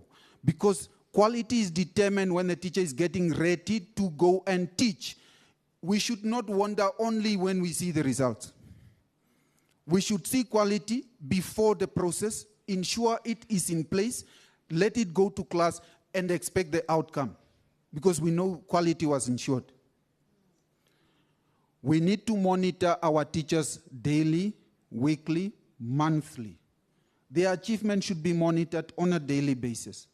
Instead of waiting for the results, and then we say, teacher, explain, why did you perform like that? Very, very important. On administration, we need to manage absenteeism. I spoke about it. It's affecting us, and we are dealing with people. We need to inform our teachers on leave regulations because they don't understand. Most of them believe it's their right. It's their condition of service. Not looking at all the other reasons. In Omaheke, teacher absenteeism is high. And if a teacher is absent, teacher is absent. Learners are not learning anything in most cases, in most schools. We need to reduce the absenteeism as teachers. Under administration, principals must ensure compliance with government requirements by training our teachers and informing our staff members on the policies. We should design our administrative system, our school organizational culture, that meets government requirements. We do have situations where, it was also mentioned here, a principal is angry for the day, not happy, and the learner happened to do something just for that particular child. It's go out, come back with your parent. But the policy here says something else. But because you don't have time, you are not happy, and your mood is also not good, out until tomorrow, come with your parent. That's not what your policy says. Your administration will be wrong in that context. You cannot just chase a learner. I'm just made an example. I'm not saying principals are doing that. Lines of delegation and the responsibility of the teachers must be very, very clear. The government job description is there, but you can add another job description to a sport organizer. Let that person have a job description as a sport organizer in terms of what is expected of that person. A person dealing with culture, it should be clear in terms of what is expected of that person, so that when you are expecting something from this person, the person is aware of what is expected. So we must distribute our duties fairly. That is what the theme is saying, so that we don't have those that are passionate getting more responsibilities, the lazy ones with sensitivity not getting anything because they are not interested. We need to have correct storage and retrieval of information systems in our schools. Under leadership, it was mentioned by my regional director here, everything in a school rises and falls on the leadership of the principal. And that is very true. And this is my own opinion. It's better to have a principal who excels or a principal who is breaking the school instead of having a principal who's keeping the school in autopilot. You know autopilot? Just flying in that one direction at one speed. No change of direction, no change in speed, nothing. Because it's not easy to detect that principle. You think everything is well, but while the damage is happening. The bad one, it's quick to see and correct. The excellent one is excellent. So principals, we can make or break schools. It's a fact. With the support of our heads of departments. Principals, under that key performance indicator, our professional competence is tested every day in the classroom, in our schools. Our commitment level is highly infectious. If a principal is committed, it's easy for the teachers to be committed. If a principal is lazy and involved in all other activities, our counselor mentioned entrepreneurial activities, making business, your teachers will see and they will have no commitment. So it's important for us to know what message we are giving when we are in the staff room and through our action. We should have the ability to direct, inspire, and motivate. Learners are expecting this from their teachers. They should be directed, inspired, and motivated by their teachers. But the teacher needs the same from the supervisor. Direct your teachers well, inspire them, motivate them. They are people, they are emotional beings. Interpersonal relationships and teamwork in our organizations is also key, but the responsible person, the leader in charge. Schools where this is excellent, those schools are excelling. Schools where there are cliques and there are problems and conflicts daily, the learners are suffering. Under management of staff, the theme, we need, and it was already mentioned, define clearly what each and every staff member must be able to do. Allocate your staff to duties optimally so that you maximize what is, you optimally allocate them because Mr. Ndwalume is here. Whenever you want to recommend a new teacher at the school, Ndwalume asks you, are you not overstaffing? You know, overstaffing, get more people than what is required to be done. So if this is well done, we have the right number of teachers for the task to be carried out. We need to always ensure compliance. Monitor the performance of your staff members. Do a lot of staff development. I mentioned this already. The last one, when our teachers or our staff members are not happy, they must know what to do. I know with democracy they can call a minister or they call the executive director. But at the school, it should be clear in terms of what is expected in terms of the rules that are set at that particular school. We are responsible for the management of physical resources, utilization of the physical resources that we have, the maintenance of that, the inventory control, knowing how much we have, and the management of teaching resources for the teachers to have the right tools and teaching aid when they are getting to the classroom. Very important. Maintenance of schools relies on our ministry, but principals, our governor said, let's think not out of the box, but out of the air. Or was it out of space? Out of space. We cannot rely on the government or the directorate only. We need to be creative and see what we can do. Maybe donors and so on. All schools must know what they have, know what you have, and keep what you have. Because we get resources provided, but after a year, especially textbooks, those textbooks are not there. We are responsible for management of finance, but luckily there are clear guidelines on how to administer finance, so it's not a big issue if we keep to the guidelines that are provided. The last one. Section 47 of our new Act, the Basic Education Act, Act 3 of 2020, defines the powers and functions of the principal, but I took out Section 47, subsection 2. The principal of a state school must prepare an annual plan of action for the improvement of academic performance and the school development plan once every 3 years. That's the new law now. This plan must be, the principal of a state school must present the academic performance improvement plan to the director on a date determined by the regional director. You must table the academic performance improvement plan at the school board meeting because they must exercise governance. And the regional director may approve that plan or disapprove it and tell you what you have to do. We are now, according to the new act, required to present this plan. And this plan will go with accountability. 3-year plan, we put it in operation, and as it is going, we are updating the director in terms of progress. At the end, we will be answerable to what we said shall be done and is done or not done.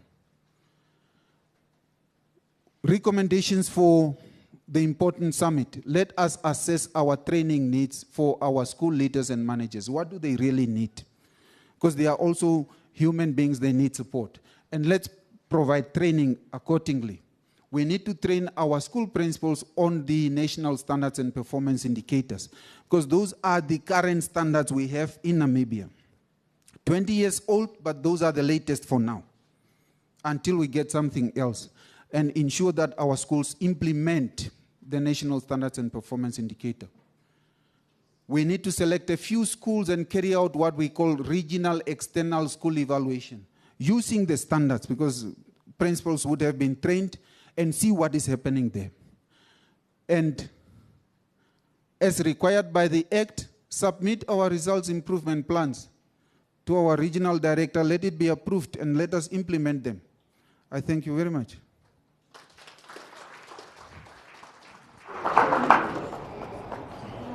Thank you so much, Mr. Kawandanga. Yes, before we open the floor for discussions, I would like to call the director quickly. She wants to give an input in terms of the presentation that was just presented now. Director?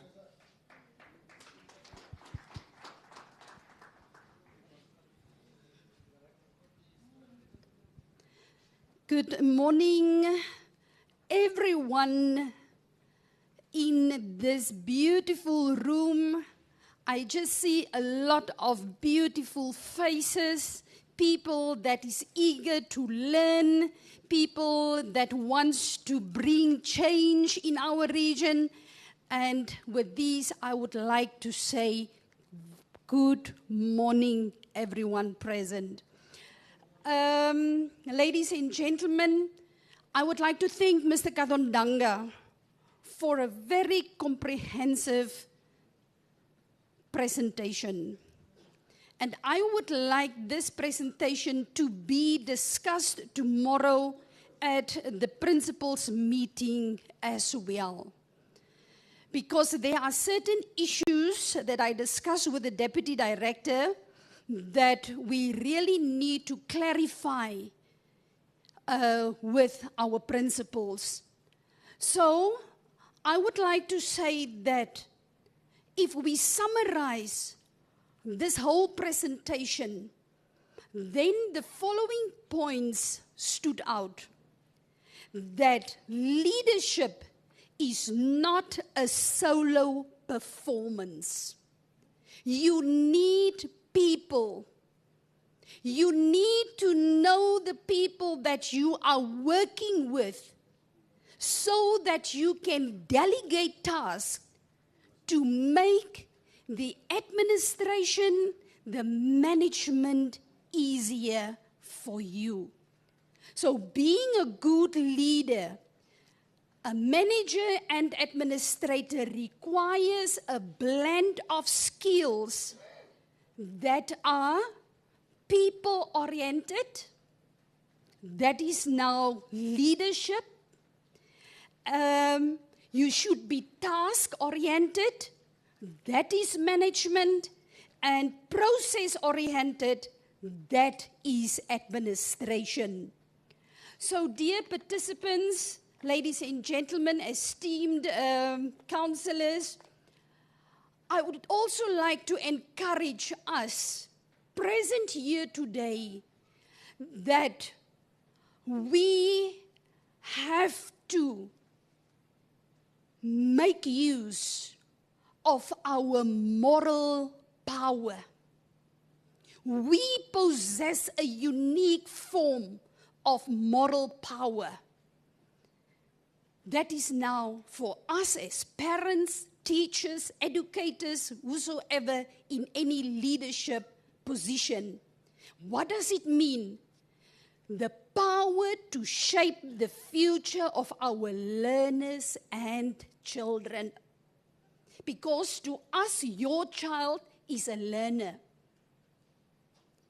And for us as adults, our moral authority comes from our unwavering commitment to fairness, respect, and justice. We have to lead with integrity. We have to uphold high ethical standards. Yesterday, our Honorable Councillor talked about the dress code of teachers. Because this is our profession. We have to be the role models of our learners. So when you walk there in the street, you should know that is Mr. Marrero, the principal of Gustav Kanji. Just by looking at his dress code. So we have to lead and uphold high ethical standards and support the personal growth of each learner and teacher.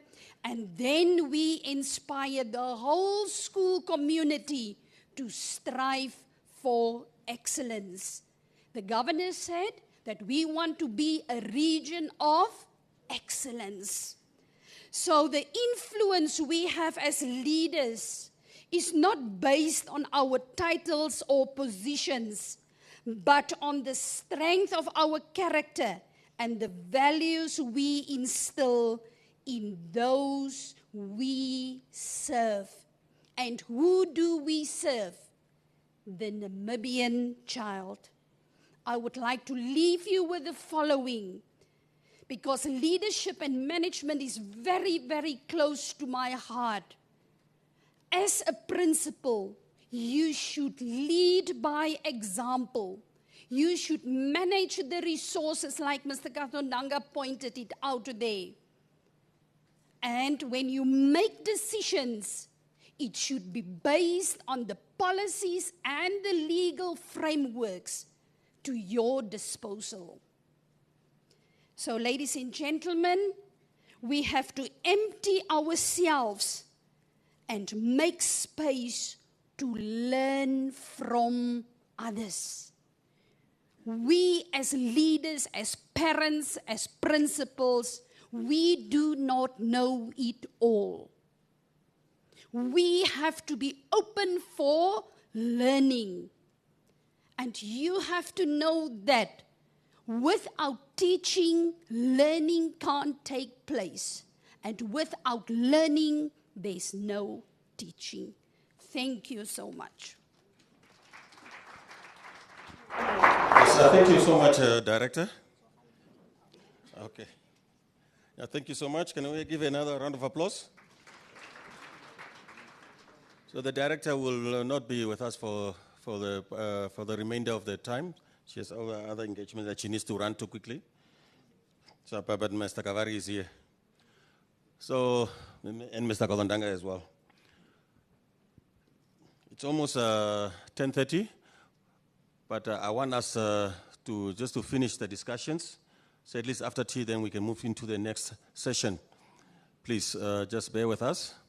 So can we open the floor for discussions and inputs? Yes, I see the honorables here. Can someone assist me with a mic? There's Honorable Paki, Honorable Galangominya, and Honorable Karisep, and school principal. Sorry. Please don't forget in terms of where you're supposed to be.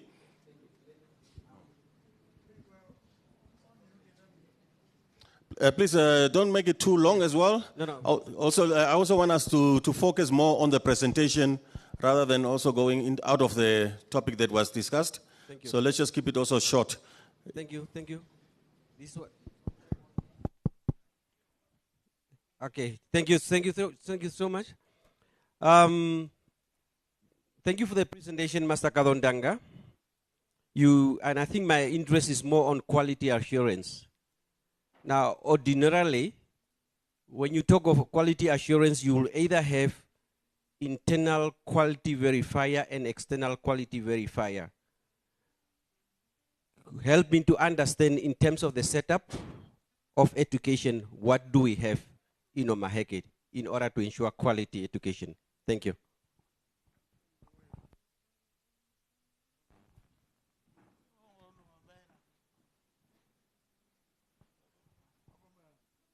Yeah, my voice is a bit louder than this one of Honorable Pagi.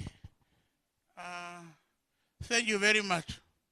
My honorable chiefs and everyone present, when they say good morning, and all the principals, head of departments, I'm saying also good morning, my esteemed participants. I've been delayed because of circumstances beyond my control. Thank you very much. But I came in whilst Master Kadondanga was presenting. And then when I went back home last night, last afternoon and becoming to last night, when I was soliloquying and trying to see and rehearse and try to comprehend what I have during the last day, some of these things that was presented here pop up to my mind. And then I was saying, and I wanted to say today, we have schools in our constituencies because we wanted to serve people in our constituencies, isn't it? There is no way, as you are seated here, you will recall that Master, Mrs. or principal of Paco, principal of Ritkwele, or whoever, of Isaac Base, whoever, was my classmate. And then one wonders, why is Paco doing well and Ritkwele, or just an example, don't take it as an offense, is not doing well. And then what Master Kadondanga was saying is the answers to some of these things. Because That is not our intention.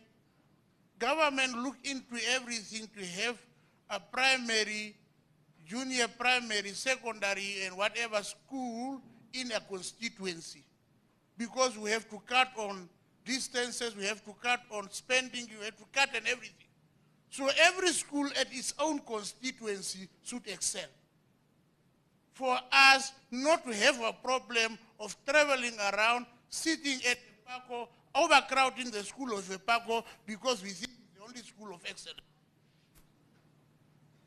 And if we look into this issue, we should be jealous when it comes to administration, when it comes to management, when it comes to all these things. You should try to copy from the other one and try to make it also yours. I don't know, how does a principal feel that all the kids are taken away from your school and is taken to another school because we pursue that school is better than yours? As a human being, an ordinary human being, I am a counselor today, I am told you will be removed because you have done nothing. And when I look into really, David says I have done nothing, and when I look to it, I have really done nothing. What is it that I have? What record do I have? Where am I in the calendar of the schools? What kind of principal were I? What kind of HOD were I? And that is what Master Kalondaga. And these are the realities on the ground. And really, that is the thing that brought me, Honorable Chairperson. I am coming here. Shivahe Wanibi does not come from heaven. Mr. Dokosho, Mr. Kakawa, whoever Katuo, does not come from heaven. These people are ordinary human beings like all of us. And if they are performing, look into yourself and say, what is it that I'm lacking? And if you are lacking something, go and learn from them what is it that you are lacking and improve on what you are lacking. Don't hate Master Wanibi. Don't take kids to Master Wanibi school. Even the traditional leaders that are here, me as a counselor, go and talk to our teacher, principal at my school and say, can we go to Pukiro Post 3 and try to see what is it that Master Wanibi is doing? Can we have two experts? Master Titi Mukatu is there.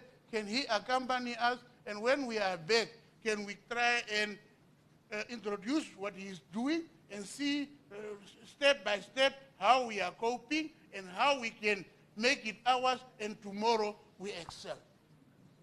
And it should start now, March, May up to June, because by December we have results.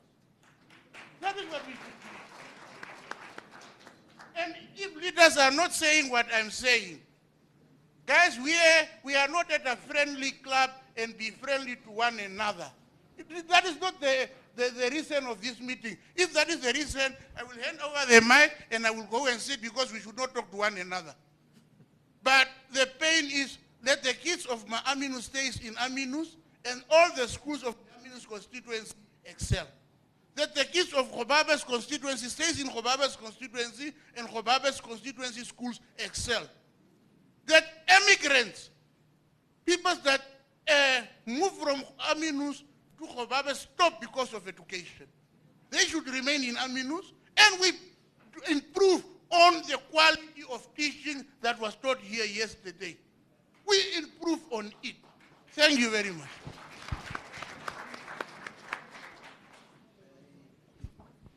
Yes, good morning. Thank you very much.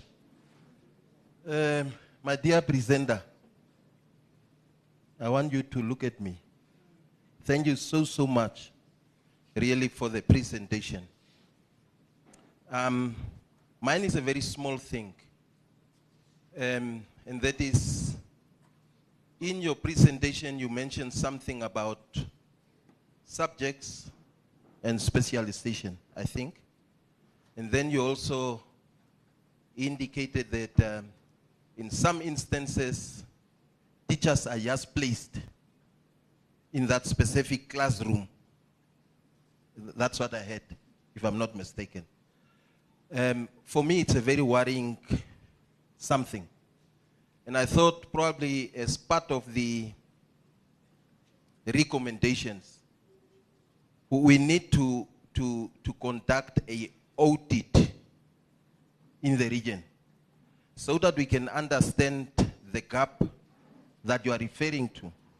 A serious audit must be conducted, and I think that must also form part of the recommendations of this summit.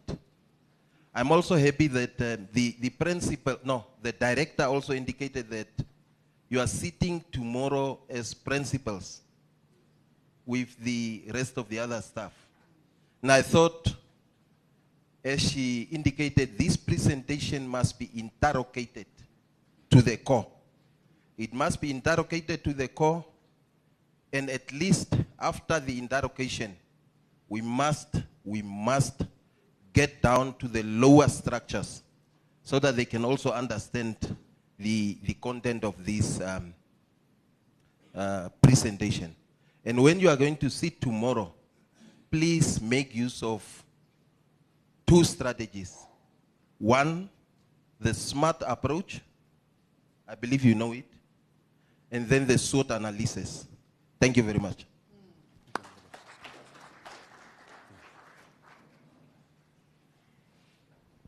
Thank you. Just Principal, come here.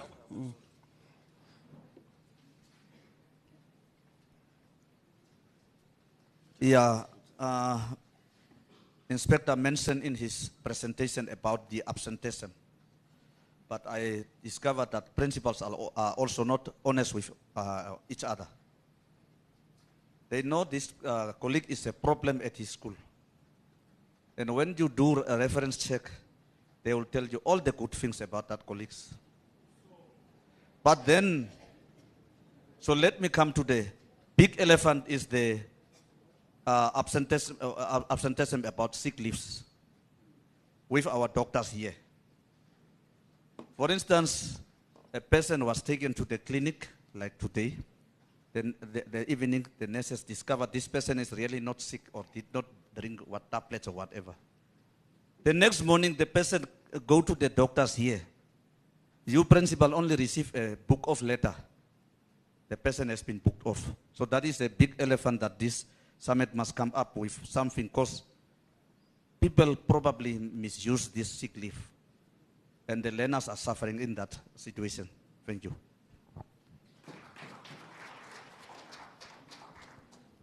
Mr. Kamandanga, do you want to address these questions, or should I still take more questions? You are noting them down? I'm noting. You're noting. Okay, can we have...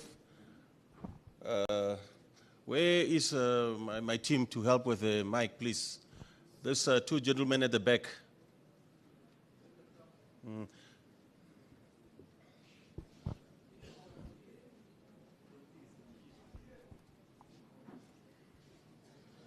Yes, just since it's nearest, let's just finish here. Then you can take it to the back. Yeah. I think there is light here. I think they want to see. The cameras are facing them. Oh. Yeah. Please, when we're addressing the honorables ones, the audience to move in front. But the TV is it fine here? Yes. Good morning, all protocols observed. Mine are two things.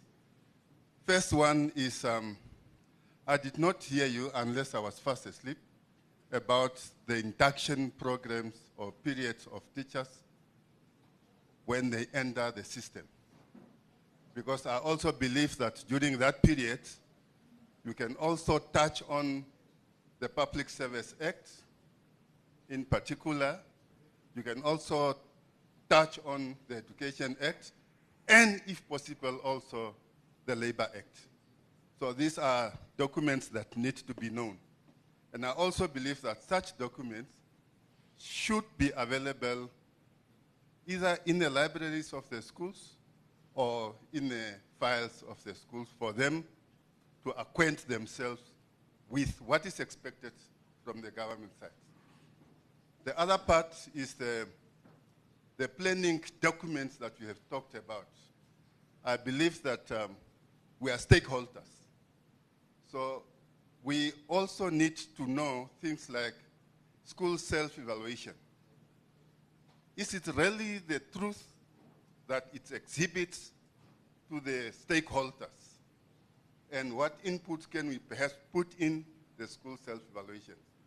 And also the academic plans and the year plans, the year plans as well, so that the stakeholders can be on toes that on these specific days, these are the things that are happening at the school level.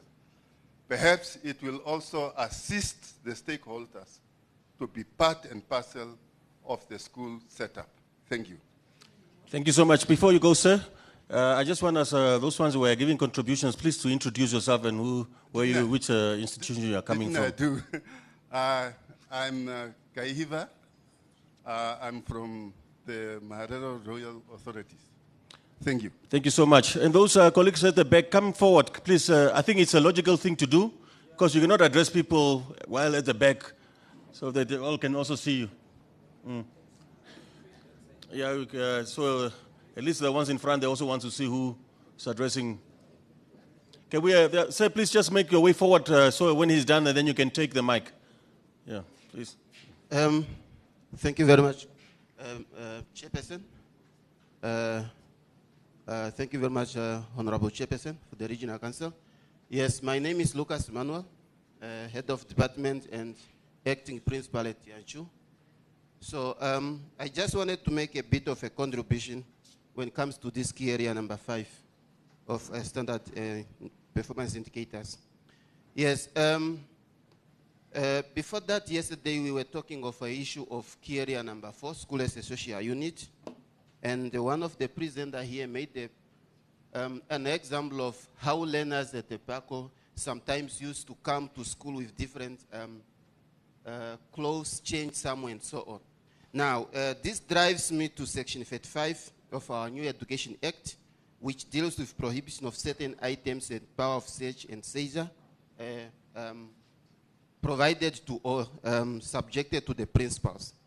Now, when I looked at this and I read it and understand it much, I think this conference or this summit should come with a clear solutions as to how should handle this Section 35. Now, this one, especially in subsection 4, provided the power to principal or somebody or a delegate to may randomly search any learner or a group subjected that there is a suspicion that you may feel that those learners have protected or prohibited items. Now, if you look at the situations or maybe the environment we are working in, so you might, of course, want to search such a particular learner and they will say, no, don't touch my body. Or you may delegate such a person. And now the issues of human rights, the human dignity comes in. It will be a problem to us as principals or delegated somebodies to do the search. So that's why I think this summit should look at this and come out with a clear roadmap, a regional roadmap, as how should we handle this matter to ensure that our schools are safe for such items that are really prohibited. So, and those are knives, drugs, and so on. So we are likely to have this, especially in town schools. So let this conference or summit set a clear roadmap on how should we deal with. Then when you just come, must just come back to Section 47 that my inspector has just alluded. Yes, some of us, we have just joined the directorate. And as it's explained, we have to do the planning once in 3 years. So we may the directorate give us a clear guideline. Where are we now? Are we now in the 2nd year or 3rd year? So that after this summit, when we go back, we have a clear understanding on which year of the implementation of the 3rd of these plans we are. Or are we at the beginning, the 2nd or the 1st year? And if so, where are to start? So because, you know, when we just get there, we of course see a little bit of not clear implementation of this care area. And we of course want to start maybe we want to start, of course, then see how we can take these schools to the right path to ensure they improve the results as we are advocating for in this summit. So with that, thank you very much. Thank you very much, sir. Good morning, everyone. I am Mr. Gift Katuo, the chairperson of Epako Secondary School. Epako is one of the schools which is overcrowded in the whole of Omaheke. When we come from secondary schools, we are more than 1,400 to 500 learners. But by the grace of God, we are trying to discipline them. We are trying to make sure that each and everyone, when you go now, even drive now, when we are here with the principal to Epako, you will see that they are proper dressed. Very clean and tidy. So we are trying to control Epako Secondary School so that at least one day when they are going out themselves, they will know that where they were, there was discipline. So why I'm here is that, Mr. Kadodanga, you mentioned something which is very, very important to me, and I'm sorry, principals and teachers. We have to make sure that things must be corrected. There is no way for us to go out from here and then we're going to be at the same way again. Then the result will not be as we want to expect it.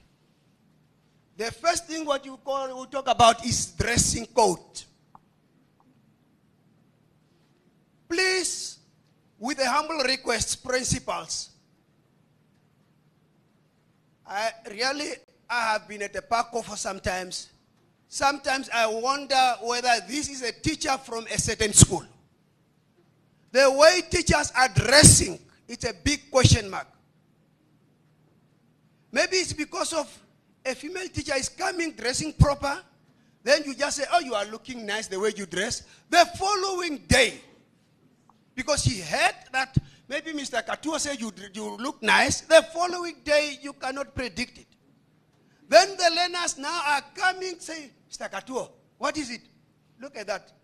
Some learners are just saying 081. Where's? So why are you saying 081? So now they want to give their cell phones to a certain teacher because of the way she's dressed. Please, dressing code of teachers. I'm urging the principals, please, when you go back in your staff room, try to talk to your teacher. Everything have got his time. Not during school hours. Now, learners, it's why you see that most of the primary principals and teachers, maybe they are transferring their learners. Especially when you look at the transferring numbers, most of them are boys going to grade 8. Maybe it's because of this problem that we're having. The only other thing which you mentioned also, Mr. Kadodanga, I don't know how you are going to address this also really. It is these teachers who are under the influence of alcohol. We don't say you must not drink. It's up to you. But please, how come from a Matako Lodge, you go at that tire road, there is a bar, you are sitting there, and this is your school. Tomorrow you are coming to teach the learners. Please, I want the Ministry of Education itself to do something. Principals and principal, maybe it's because of now we are employing female principal. It's why maybe when the principal are talking, they don't adhere maybe. I think maybe now it's time even for the directors and the, please, the inspectors maybe to address these issues. We used to know teachers from outside and even police officers. You can tell that one is a teacher. Now, teachers of nowadays, I'm sorry, you meet them at Kapip. With the learners, they are at Kapip. Tomorrow you are hearing the story. I meet Mr. Katuo at Kapip. And he said that tomorrow you will see, we'll go to the office and we will see, we are going to suspend you. What kind of suspension is that? There is a bar somewhere, it's called Blow Bar in Kanansi. Some of you know it. Please, I don't know whether the director of the ministry can go and say, when you see a teacher here, don't accommodate. Police officers, I don't know what we can do. Because really these things, it's a problem also. It's affecting the learners. You are coming from there, for example, the school is not out. You are coming in front and you want to teach the learners. Mr. Gatua, please, sir. I'm almost now done. And then also, please, your hairstyles. A teacher, you are telling the learner, you must not cut like that. But when the learner say yes, and the learner look at you like this, oh my God. So I must let my hair grow like this. So please, let me change. Thank you very much. Thank you so much, Mr. Gatua.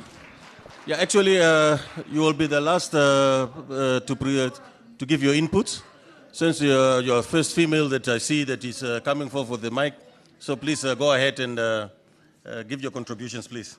So then I can give Mr. Kalondanga to address some of those issues.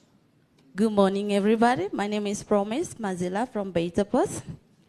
Actually, I just wanted to say some few points based on the education. The first point that I wanted to say is the fundamental key of the child's early childhood education. Early childhood education, one can never go wrong, because this is where most parents that are being informed at this early stage that when your child is being enrolled in school, this is how you will be able to know each type of steps you'll be following with your child until the child reaches to secondary school. And the basic things that I've noticed that in every parents that is already getting involved into these kids are being able to bring good results when it comes to end of the year. So with parental involvement, it's very important that you as the parent, you get involved into your child's needs and quality education. It doesn't matter whether you have little or you have more. You just need to go to the school where your child is so that you can be able to be involved in that aspect. And then I have realized that in most aspects, I'm trying to advocate with the government that each school, it will be better if we have feeding schemes. In this way, most kids will be motivated to come to school. I'm sure most of you were motivated to come here because you said you'll be eating well, and why can we not do it for our children as well? So that these children, when they come to school, they know very well there's a meal at school. It shouldn't only stop into primary sectors, it should also continue into secondary sectors.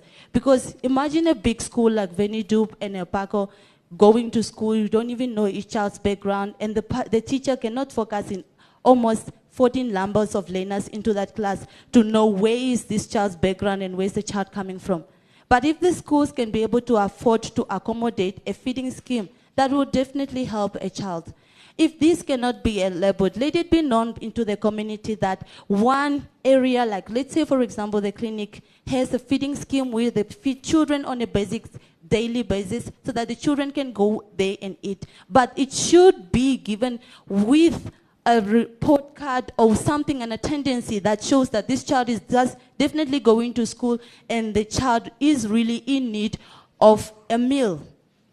And also I wanted to come into with our directors, governors, mayors, we all know that stigmatizing a young girl who's already young or a boy and then he drops out of school and thinking that everyone will be able to afford NAMCO is not a valid reason. Why don't we implement a government school where elderly people can go to school, not literally literacy programs or something like that? A full-time basis, full-time school where you can be able to be given a second chance and then you go back to school. Certain regions are already doing this, and you can see that you had potential, you would have become something else, but because you were hindered with factors in life, you cannot be anywhere else. Then you find yourself in the street, finding yourself vulnerable, unable to feed yourself, unable to feed your children, and then you find yourself into activities that causes crime. So all these things contribute to the poor development of the region and the country at large. And this is not something that we are looking towards for, and we are trying to better ourselves. Why not start today? Start with a child that is already at an early childhood and see where do we go from here. As I'm standing here, I already have kids right this year who are going to be doing grade 12. And already last year we were able to get good results because I've been following it up to see where are my kids right now. So if we can be able to do that every year and see where are we now, what have we done for the past 10 years, we can be able to tell a good story. Thank you. Thank you so much. Yes, Mr. Kawandanga, I think it's time now to respond to some of those inputs.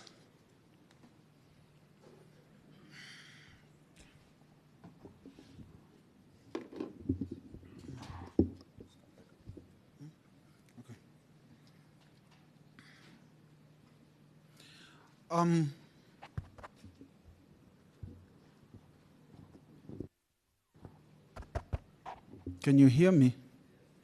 All right. Answering to the very first question from Honorable Pakarai on the quality assurance in the Directorate of Education, Ministry of Education. At school level, we have what we call, let me start off with, it is prescribed in the Act in terms of what should be done. The Basic Education Act has a provision on that. But at school level, we do have the head of department being the person in charge of internal quality assurance processes. The principal is also serving within the internal quality assurance processes. But then we do have our, Mr. Mukatu is here, the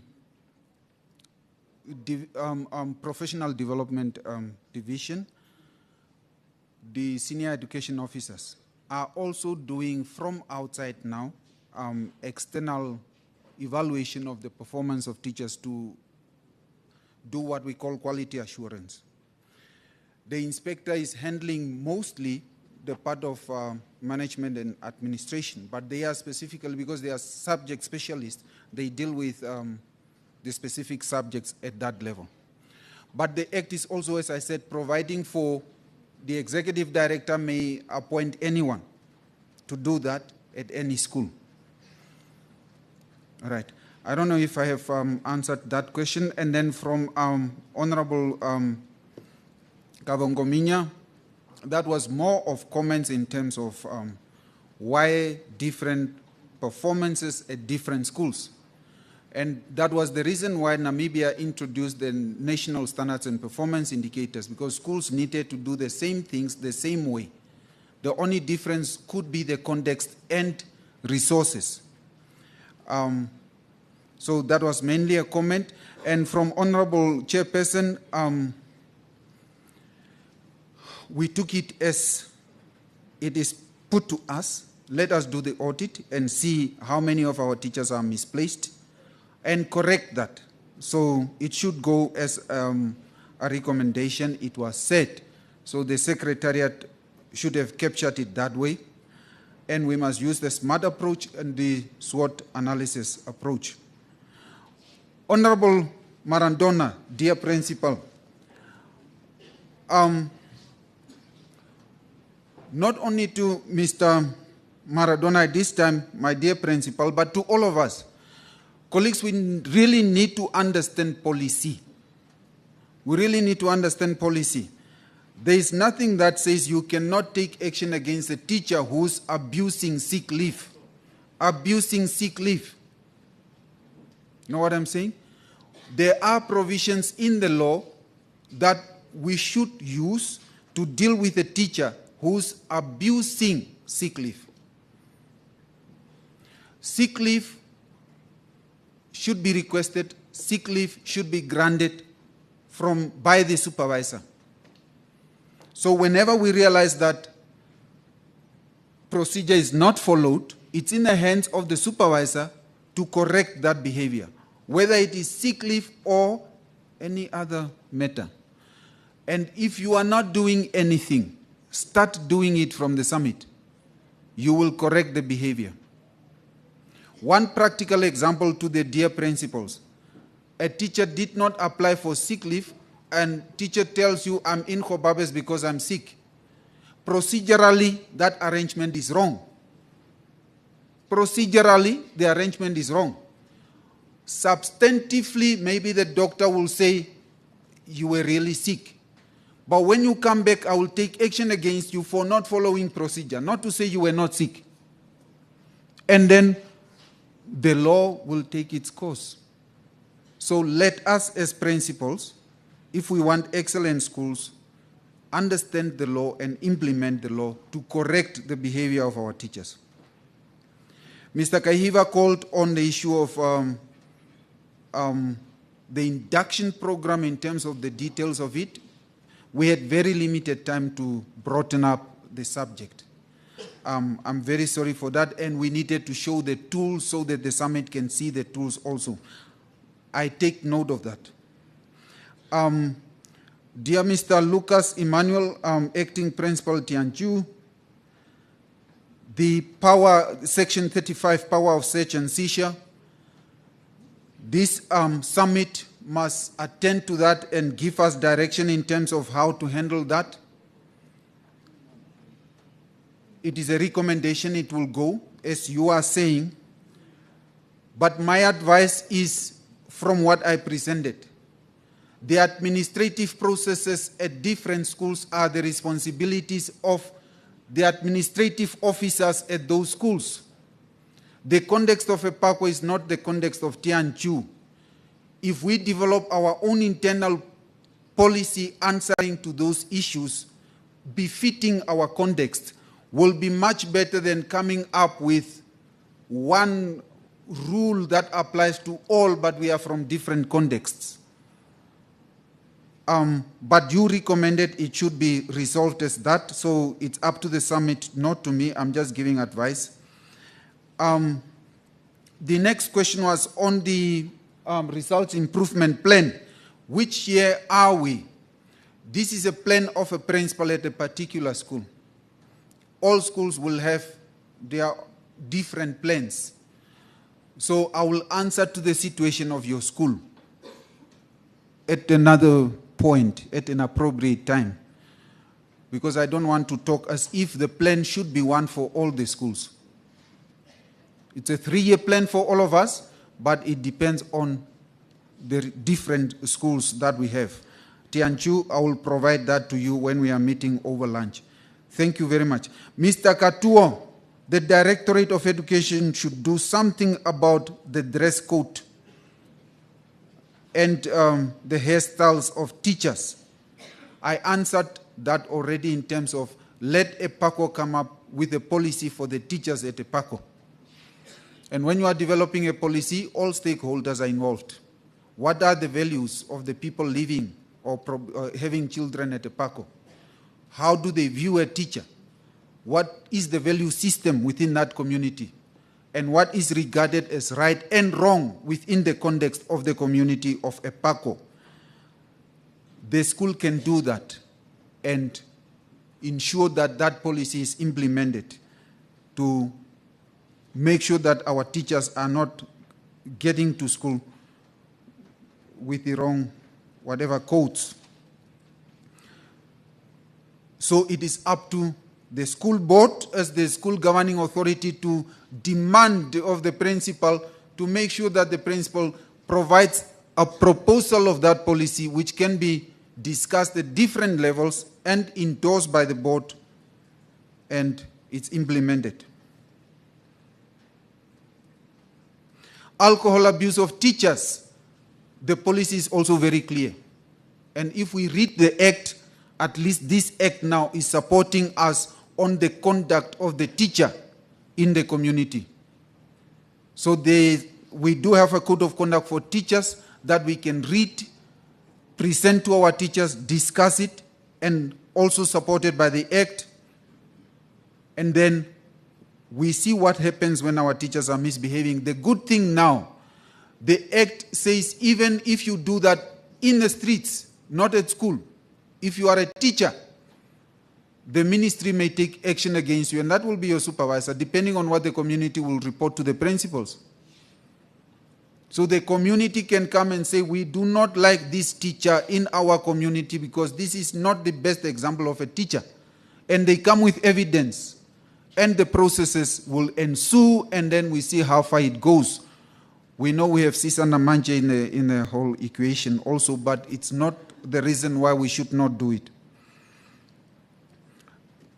My dear promise from Betebos, early childhood education, emphasized in terms of its importance, a proposal of a fitting scheme at secondary school, that proposal is already, I think, at the highest level of this land. The only issue that is there is provision of resources for that to start at secondary school. Because we are feeding children at this level, and when we go there, they are not being fed, but it's the same people from the same community, same house. So, but I cannot answer to that now because it's beyond the level of my scope of jurisdiction. But I know they are busy looking at providing funding so that the school feeding program may be extended to secondary schools. The feeding points in the community to feed our children, that one I will leave it in the hands of our politicians to see how they can lobby so that we create feeding points. I know a school in our community here, they call themselves private school, Pastor Dominic School. It's feeding learners from Khobabe's project school. They attend school there and they run there just to have a meal and they go home. Epago is doing the same. So those are community initiatives that our politicians may help us lobby, mobilize, and get to solve that in our communities. I thank you very much.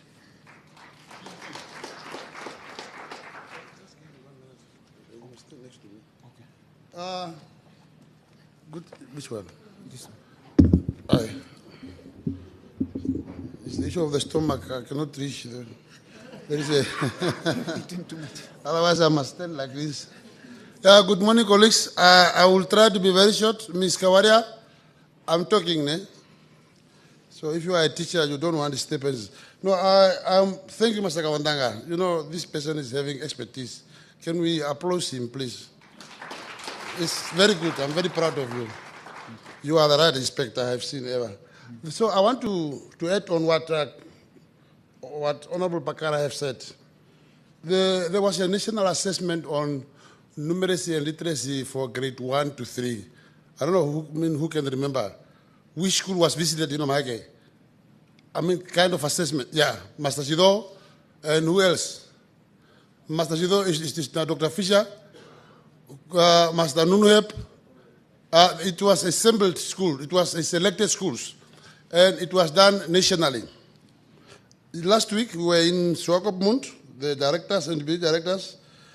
The finding of this research, it's saying that our children cannot read and write nationally. Master Kangomenya. So they can, I'm sorry, Honorable Kangomenya. It is a national assessment which have revealed that nationally children cannot read and write. But you know what? When you are at the summit like this one, a person is very sensitive. I heard what Master Kaunanga said. That one I will respond to you. There are a lot of dynamics in education. And I think you have mentioned, I don't know who mentioned it, it's Honorable Pakara or whatever.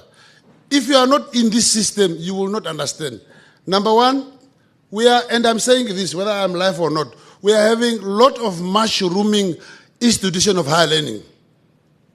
Tomorrow, Meme Olivia now, and every institution, whether it is accredited or not accredited, that is not my issue. They want to train teachers. The Montessorinica, Tramford, AOL, what is it? Name them. They want to train teachers. It is the soft target of this world. And training teacher who must come to a classroom and mold a person is not easy. So the answer on that one, I wanted to say that it is a national problem, the issue of reading. There was assessment also for grade 9. I think grade 9, they have read examination. It was external examination from somewhere. In Master Mukatu, in how many subjects? Six compulsory subjects. Nationally, learners who got A, between A and up to C in English, nationally, in grade 9, is only 15.8%. A to C nationally. In grade 9, 2024, 15.8%. And it is our current grade 10, which must become our next grade 11. Only 15% could get between A and C in English. Mathematics, between A to C, 12.5% nationally. Physical science, 13%, and etc. and etc. Can you see? And other findings, which is there, and this thing is done by the principal, Mazaumbu, we are not blaming. Because principals are strategically placed. They are the right people. And I wish that I will not become a principal. Thank you very much, God. By then I have retired already.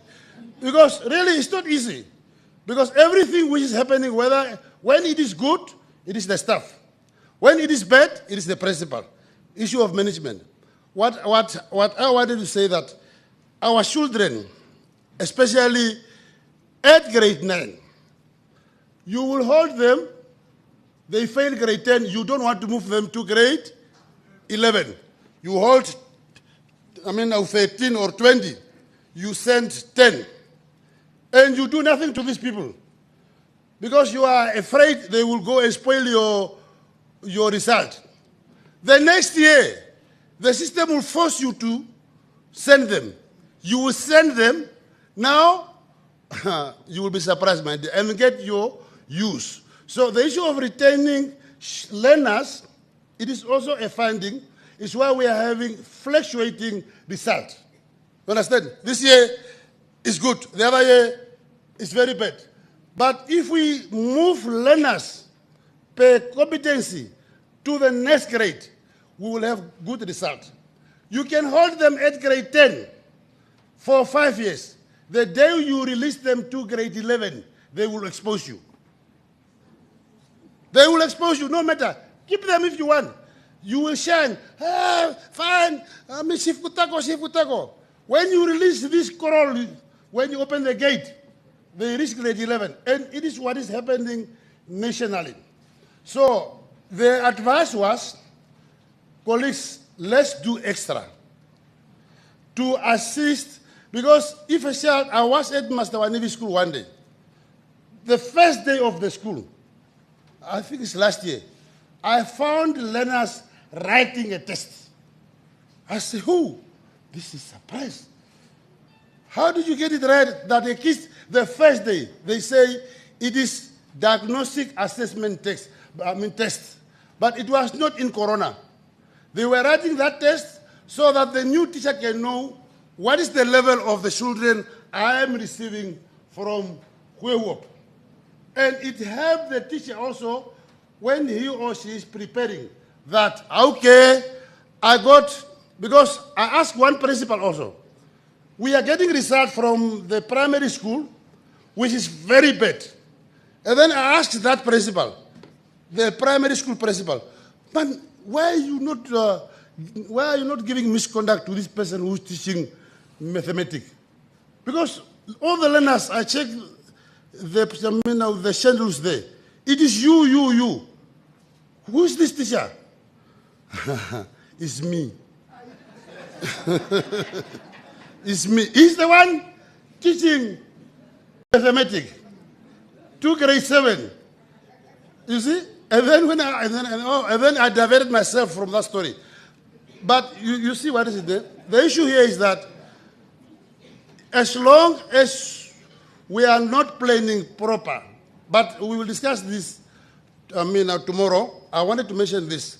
To the councillors, because I know that you are not reporting to me. Yeah, thank you, Mr. Kawandaga. The following schools, 2028, all the ECD must be transferred to Ministry of Education. It's done. Full stop. It is a cabinet decision. 2028, all early childhood development centers, those people who are opening them for money making. Because if even the person who's opening this needs to go to grade 10 and he's having a school. What are you schooling? What are you schooling? By 2028, all early childhood development must go to the government like pre-primary. So unless you are having your private one. And then the following constituencies. Except Master Kawaka is not here. You will get 3 classrooms plus the block of ablution facility and a pre-primary class. It is ready, Sarah. The bid will be opening soon. So this thing must be given, now the site must be given end of March. Master Humbu, you will get 3 classrooms plus also an ablution facility. Master Kashio, Honorable, 3 classrooms at now Gustav plus ablution facility. Omahaturwa Miskavari, 3 classroom and ablution facility. These things will be done. The contractor, the sites must be given by the end of March. You are right. You are having a Omahaturwa Honorable Pakarai. So how much must you get paid? You get a hostel of over 100 million. You get a computer lab over 100 million. Now we are building at a Pukiro. A Pukiro Post 3. So, but this is for the financial year, which is ending now, end of March. So, I think this government must be applauded. What is the problem? We must give hands. Honorable Kaseu, give hands to this government. So, I just wanted to mention this to the councillors, probably because you are moving up and down. And now, Comrade Kalangominya, you need nothing. You are having abundant resources at Sifkutago. The school capacity is close to 1,000. And if you go there, the hostel is empty, the classrooms are empty. Amenu's constituency, you don't need except the police office or whatever. In terms of infrastructure and education, you are sorted. Thank you. Thank you very much. Thank you so much. Can we just give a round of applause to our 2 presenters? It's 11:15. I think we are past our tea time. So we go for our tea. We resume again. I know that it's a bit congested during the tea breaks, but we'll see what we can do. But let's try to make it as soon as possible back to the hall. And one thing I have noticed, colleagues, we are not respecting our honorables and also our traditional leaders in terms of the queues. Can we just let them also go first so they can enjoy their tea breaks? Okay.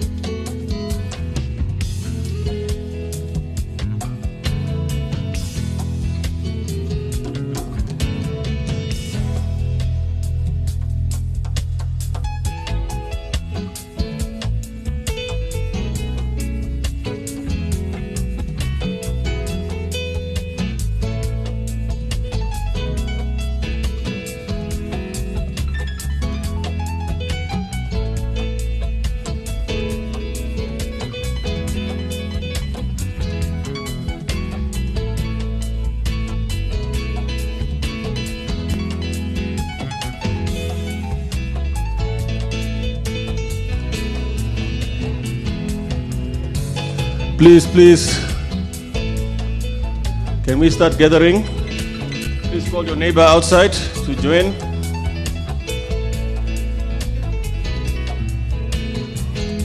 Can we resume? Governors, please call the colleagues from outside. Whoever you see there, just tell them to come in.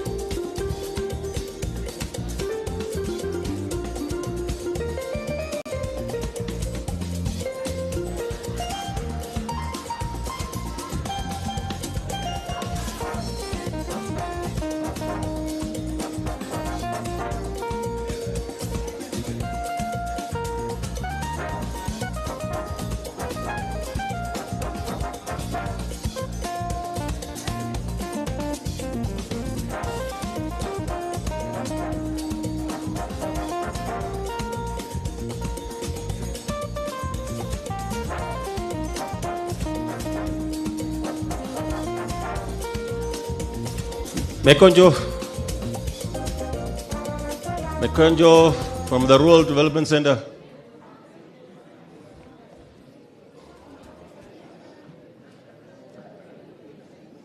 You said you wanted to do something small. Is it ready? Because I don't want you to intervene with it. I'm not sure because that one is for the guys for education.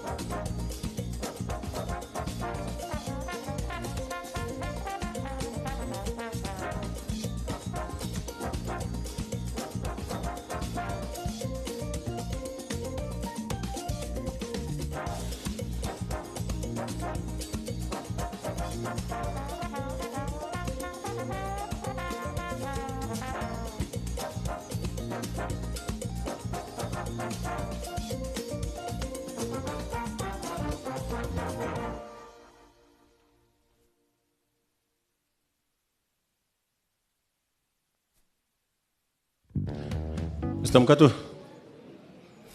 is there still people outside? Just please call them in.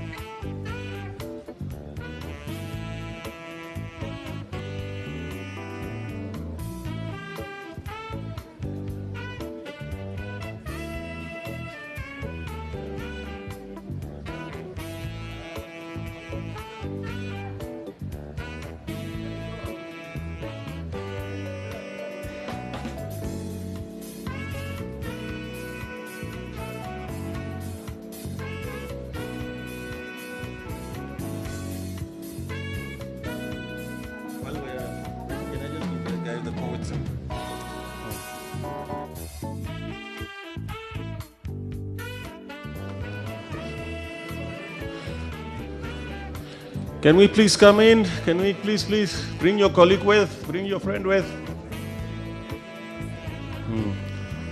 Please. Please.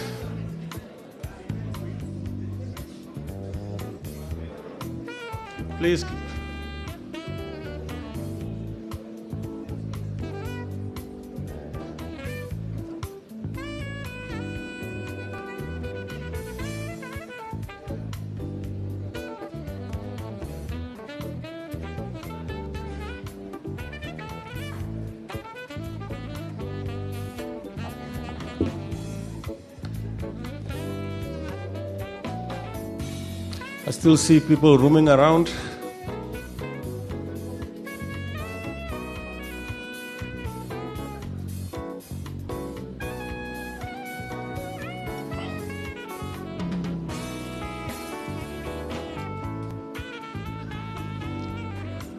Yeah, are the honorables focusing outside?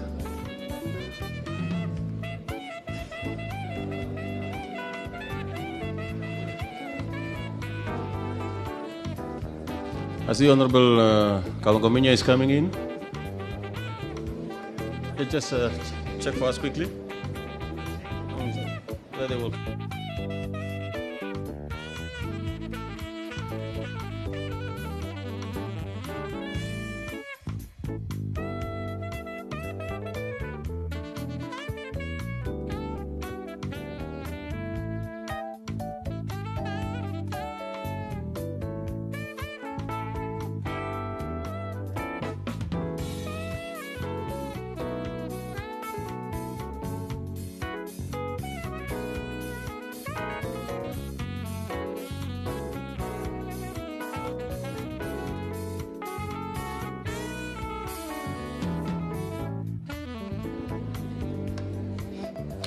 Charles, maybe you can just come quickly and just give us an icebreaker while we are waiting for the house to settle down.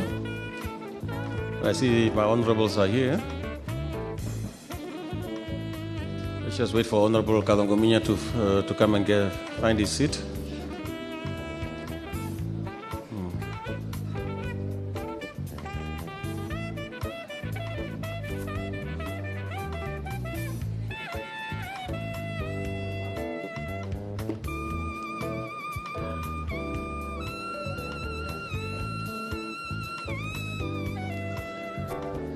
The longer we take to settle down, the longer we will still remain behind.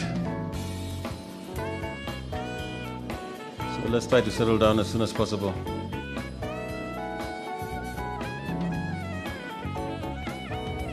Are still people outside? They are coming from the other side.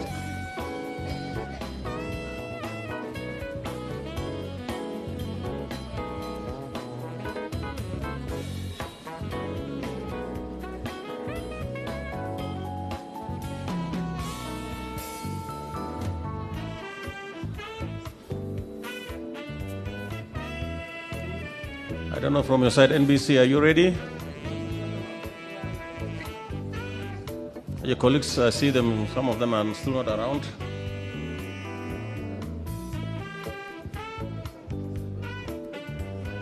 Okay. All right. Thank you so much. I hope you enjoyed your snack or your tea break. Yes, before we continue, I would like to also get your inputs from the House, since we had again such a heavy tea break as yesterday, and it's already past 12. Is it able to shift our tea break again to 2 o'clock or 3 o'clock? Because I was thinking in terms of our program, we still have 2 sessions that we need to cover. If we cover the 5th session, and then we had our discussions about it, and then we cover the 6th session, hopefully, and then after lunch, we can just come and have our way forward and the closing. Are we fine with that?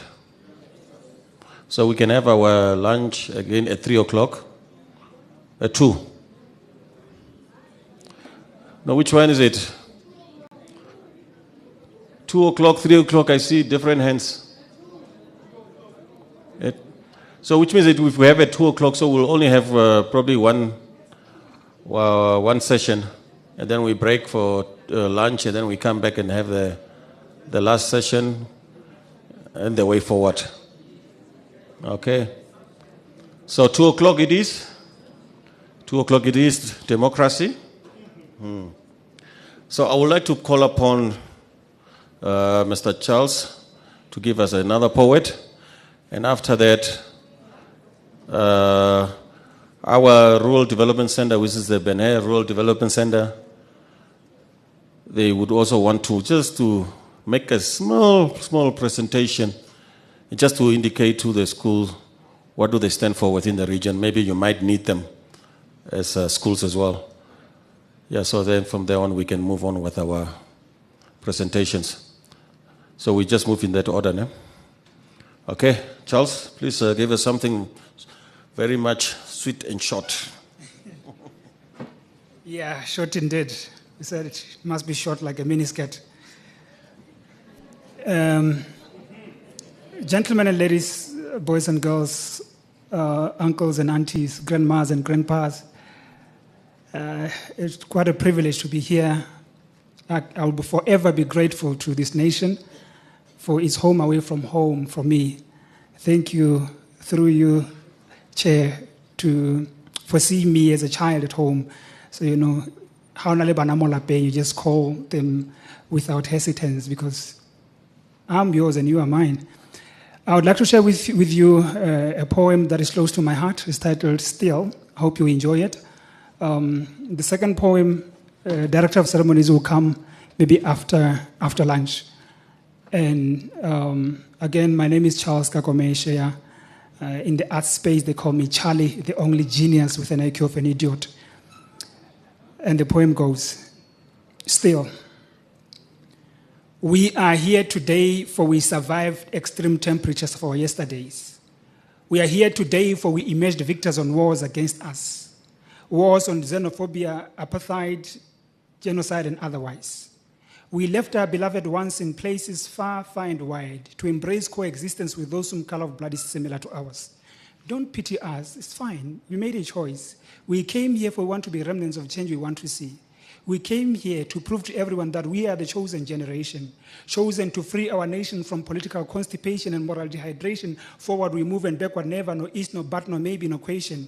We came here after we dealt with our differences, for we knew standing as one we can defeat any unseen circumstances.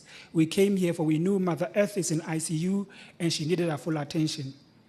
Rehano ka jeko ka re kile ra utlwa go kuyo mokgosi re ganne go tloga re sala re dilo se re sopo sengwe se ka o sa batho ba ratana bana ba motho ba utlwana a marutsa apano modimo ke a ikana. We came here.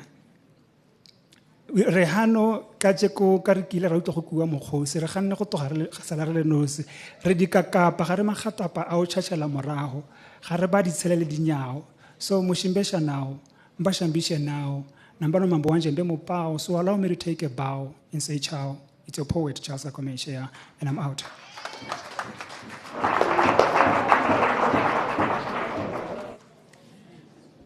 Thank you. Honorable Chairperson, did you hear what he said? Okay. Thank you so much, Charles. Yes, colleague from Mekonjo. Just come on top here. I don't know whether you can, you have the... I wanted to stand closer to the people. Okay, but you have the... There's nothing. There's nothing. I can also operate on the... Even Comrade Lucas can okay. Operate. But it's just 2-3-4 picture. Okay. Just assist him there.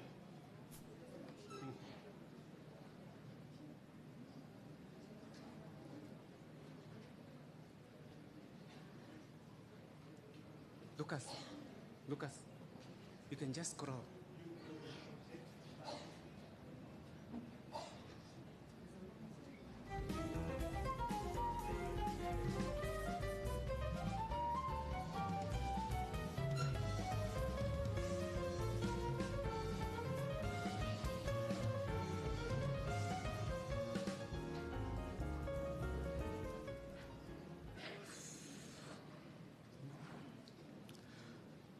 Good afternoon.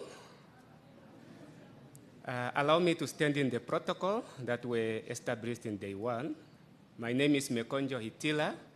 I work for the Ministry of Urban and Rural Development, based at Benhe Rural Development in Omaheke region. So we don't really have a presentation. What we have is really a humble announcement, which is a call to collaboration and also part of our information sharing with the community as well as the broader member of the region.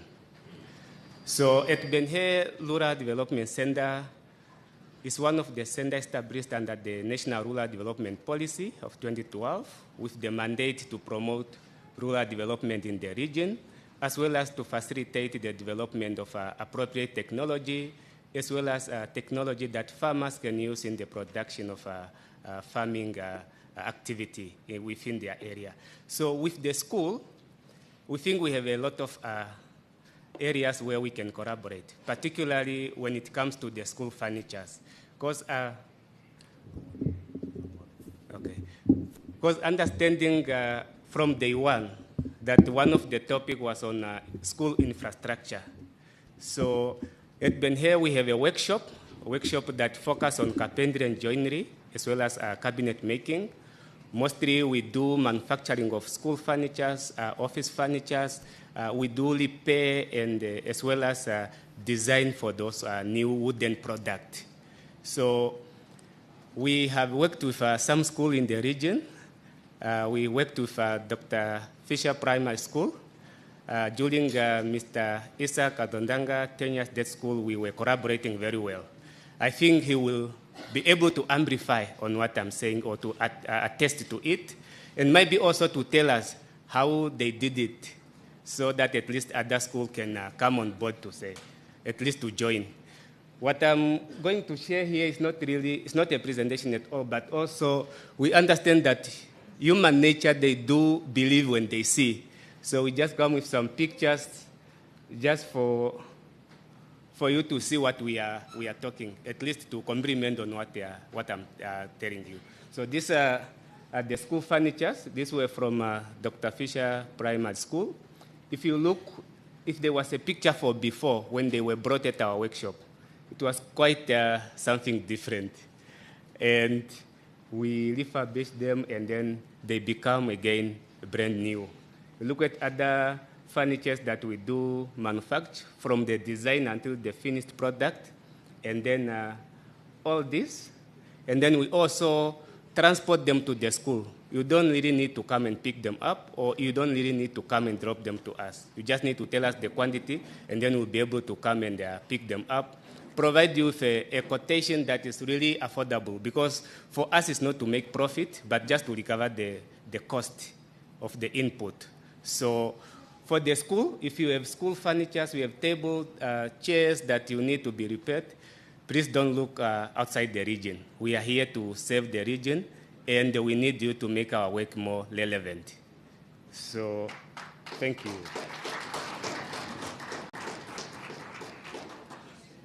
So all of those are some of our products that we do offer. And apart from that, we also offer hospitality service and product, which is mostly on baking. We also host events such as like this and quite a number of them. So if you need any of our service, please contact us. One of our workshop foremen is also here, Ms. Maria Imbangu. She's ready to assist you. Thank you. Contact number. The ladies are asking 081. Please provide your contact details. I don't know how you're going to share that number. So please do provide. Missing. This key was picked up outside, almost that side of the dining room. Does it belong to anybody? If you notice that you have lost keys, they will be here at the podium. You can always come and collect them. So please. I would also like to recognize the presence of our Honorable Councillor, Wenzel Kavaka, from the Oshombinde constituency in our midst. Honorable Kavaka, please rise so maybe the House can see you.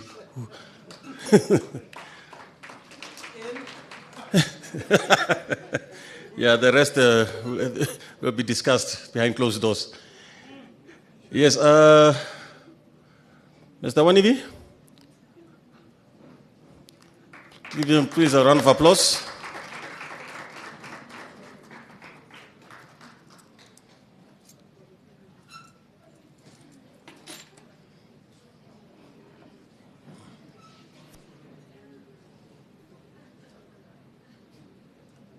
Once again, we'll only take discussions after his presentation. So once you want to be part of the discussions, just move forward. We'll give you the room mic so then you can just post your questions or your comments and so on. Thank you. Yeah, good afternoon. Director of Proceedings, allow me to stand on the protocol already established by the previous speakers. In short, I will present the link between the parents and the community. So before I come to the presentation of the day, I would like to look to the following. Let me touch on the theme of this summit, shaping the future of education in Omaheke. But I want us just to start at the constituency level.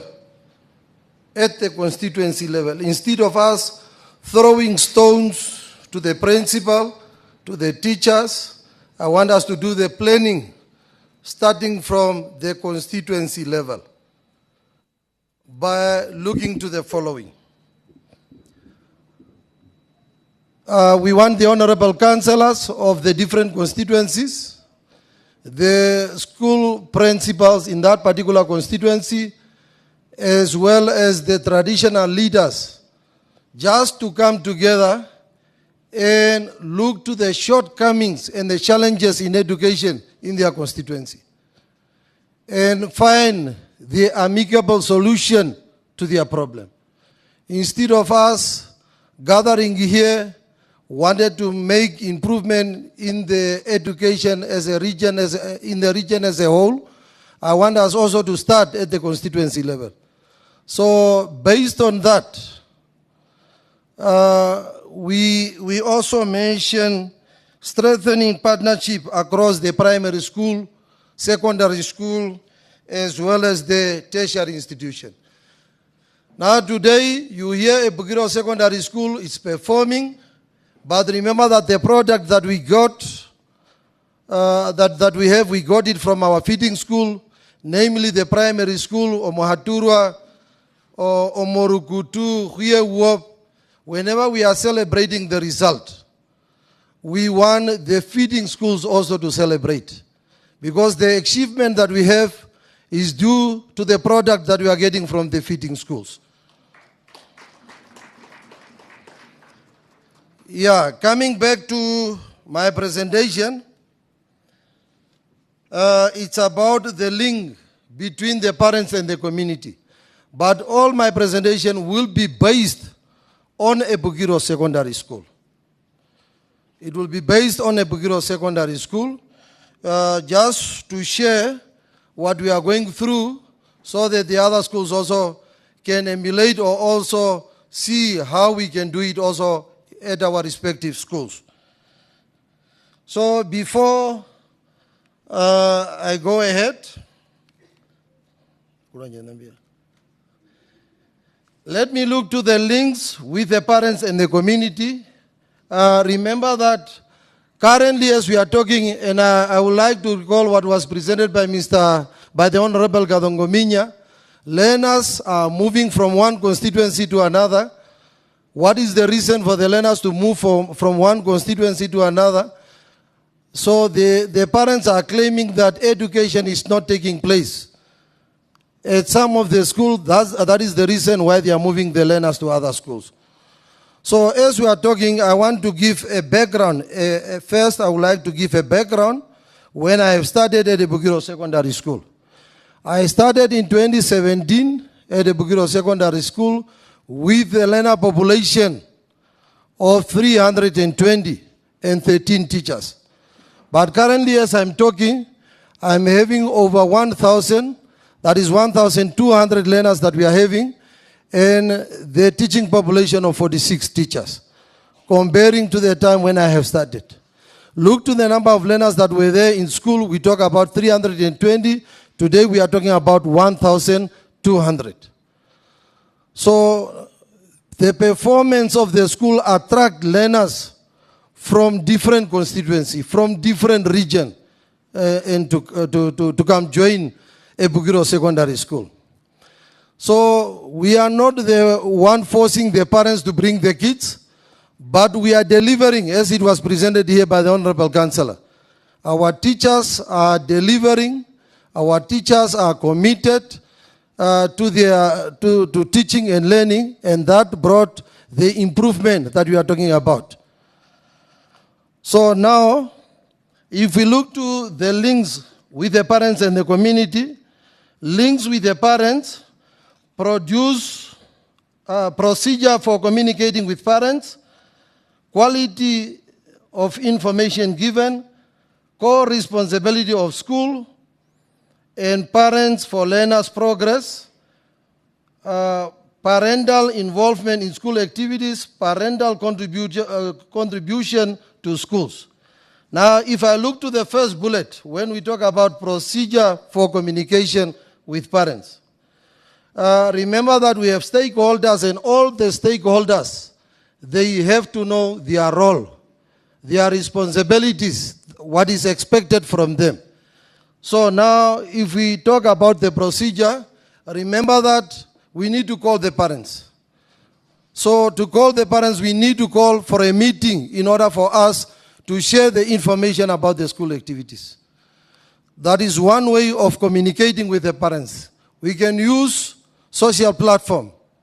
Like, for instance, we have the WhatsApp group for the school, where we share the information with the parents in order for them to know what is happening at school. Third one, during the community gathering, either a funeral, either a meeting that we call by traditional leaders, we must make use of those platforms to share the information with the parents. So we use the community leaders to share the information with the parents. We use the traditional counselor to share the information with the community. Let me move on, coming to the quality of information given. The quality of information given, let me start with the result analysis. Colleagues, as principal here, sometimes you hear that we are forcing teachers to teach beyond their normal working hours. That is not true. All what we are doing, we present the result analysis, we put the teachers on spot based on their performance, and then we ask them to tell us the way forward. So if you did not perform well in your subject, what must we do next? So we wait for the teachers themselves to come up with a proposal. And that is the teachers themselves that agree to go an extra mile. To teach in the afternoon, to teach in the evening, to teach over the weekend. Most of our learners are hostel boarders. If I'm talking about our hostel, we are having 1,007 learners in the hostel, out of the total of 1,200. So it means that it is easy for the teacher to operate whenever they need learners to start working. They can just call them in and start teaching. Or you can go to the hall, make an announcement that at this certain time, I need the learners to be in the class. So it makes the job easier for the teachers that are willing to go an extra mile.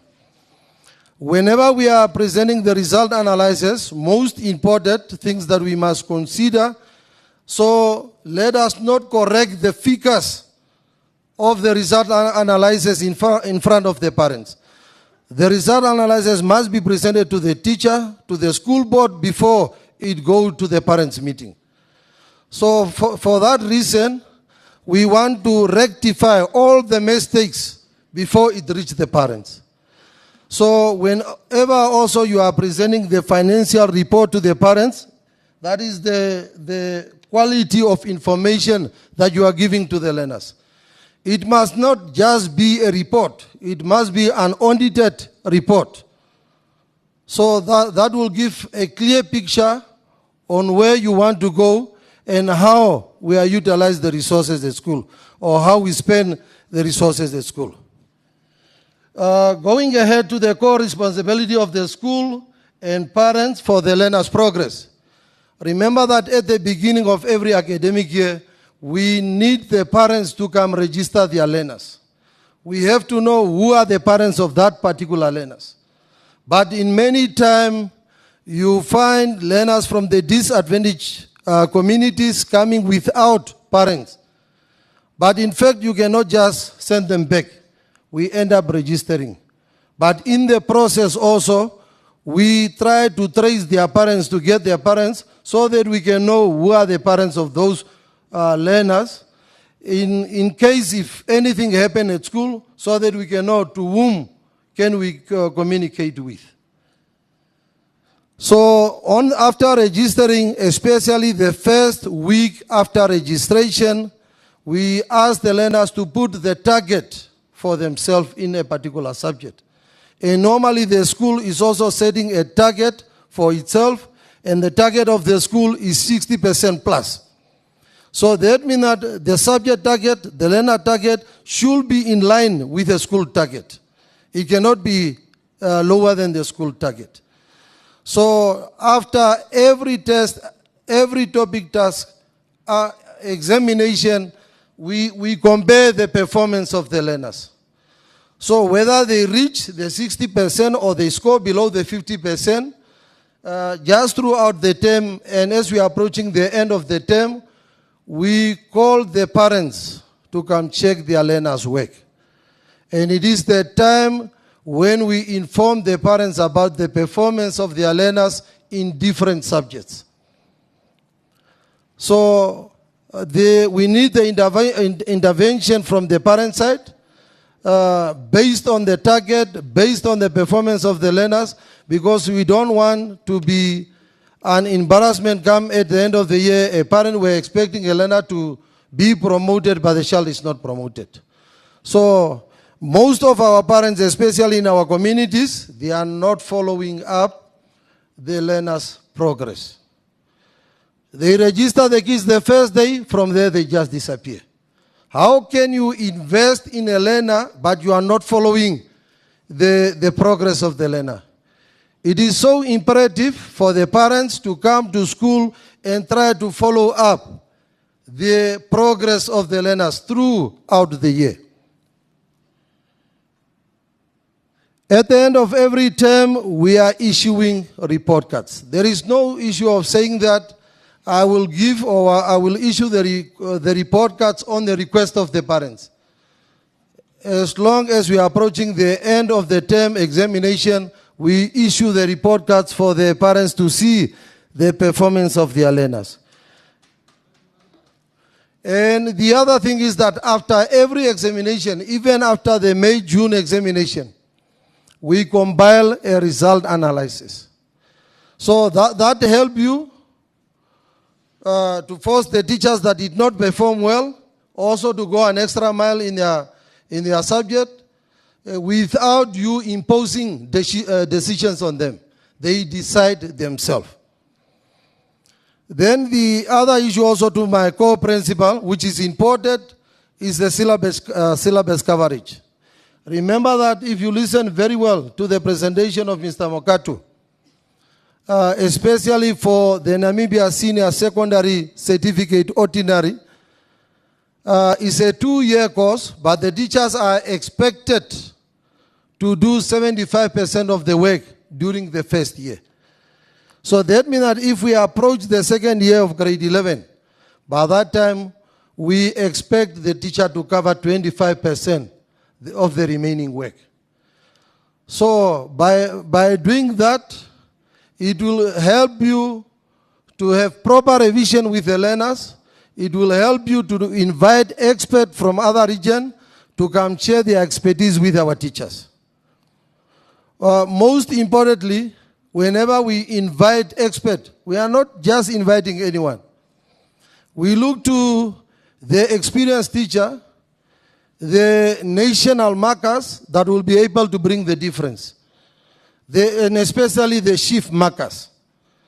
They know exactly how to interpret the questions. They know the type of answers being accepted at the National Marking Center. So teachers are disadvantaging learners by giving the wrong answers. Sometimes you use the answers that you find in the textbook, but which is not accepted also at the National Marking Center.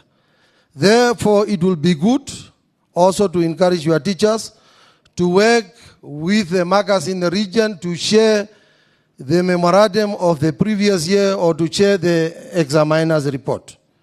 It will help them to give the proper answers that the learners need. Going ahead to the parental involvement in school activities. That is so important for the parents to be involved in school activities because a school cannot run without the parents. You bring the kids to the school, so we need parents to come to the school. And whenever we have our meetings, colleagues, for your information, whenever we have our meetings, all traditional leaders are invited. No matter whether you are recognized or not, or you are not recognized, for us, we feel like we serve the community where those learners are coming from. So in that vein, we invite all traditional leaders to have their input during our meeting. So, principal, I don't want us also to align ourselves with the cultural differences or the frictions that we found within the community, political differences. Remember that you are serving a population, the whole community that you are serving. But if you align yourself with a certain group, then the other group will be disadvantaged. So let us just, because we serve the whole nation, the whole community, let's make sure that you consider all the group equally. Whenever we talk about the school activity, let me mention few. Like the prize giving ceremony last week, we had our prize giving ceremony. We have invited all the principals of the fitting school also to come witness with us. The regional office were represented by Inspector Kadondanga. And you could see that all the traditional leaders, they were present. They sacrificed their time. They have been there from the beginning up to the end of the function. So the learners that are receiving award, they need the support of their parents. And as a school also, whenever we see traditional leaders, political leaders, we will see that at least we have the support from the community. Parental contribution to the school. If I can inform you about the award ceremony that I've been talking about, all what we did as a school, we put different categories that we like to award. And then we share this category with the community members. All what they do, they can take a category that you like to fund, or they can earmark a certain category that they are going to fund. And we got all the prizes for all the categories without spending any money from the school. And I think whenever we start doing it that way, it will also help the learners to perform well. We boost their morale at the school level whenever the learners see the others whenever they are receiving the award. But the problem is that regional award ceremony is only few learners and teachers that are coming on this side. But at the school level, that will be the baby of the principal to arrange such activity to uphold the morale of the teachers and the learners that are performing well. Parental contribution to the school. I will just narrate a few activities that we had in the past. Like for instance, the first one, we plan to have a bus project that will run for 5 years as our long-term project. But while we were planning for the bus project, in 2020, we were disturbed by COVID and we could not go on. And we reintroduced the same project in 2021. So parents contribute 250 to the bus, and we did not force the learners that cannot afford to pay. So you find learners that are coming from disadvantaged community, like the son, we did not let them pay. So we know who are the learners that will be able to afford, but if we know that they cannot afford, we did not force them to pay. And along the process, last year, we have already realized that 2025 is just around the corner. Let's come up with other projects that will also help us to solicit the fund in order for us to purchase the bus in 2025. We introduced the raffle ticket competition. Parents pledge animals like the bull, the cow, the sheep. So just from the community, individuals avail themselves. And we run the raffle tickets competition. From that raffle ticket competition, we get 100,000. 100,000. And then also, the day we are doing the drawing, we also call for a gala dinner. We invite the primary school to come join us. Some of them, they managed to come. They also pay for the tables. We invite prominent figures in the communities also to bring their input. But in the process, just during that gala dinner, we make 58,000. And as I'm talking now, last week during our award ceremony, we did the exhibition of the school bus with a trailer, and Honorable Pakarai did the exhibition and give over the bus to the school. Currently, we have a school bus as we are talking now.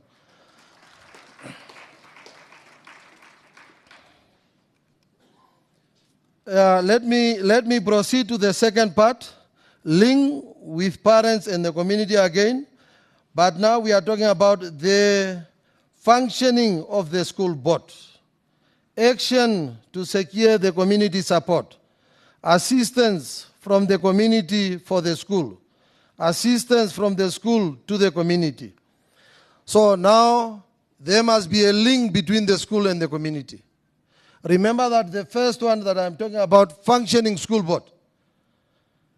If I were the parent of a Bugiro community, I should have just requested that the same board just to continue. So because the board is functional, the board is attending meeting, the board is making sure that our plans is executed in one way or another.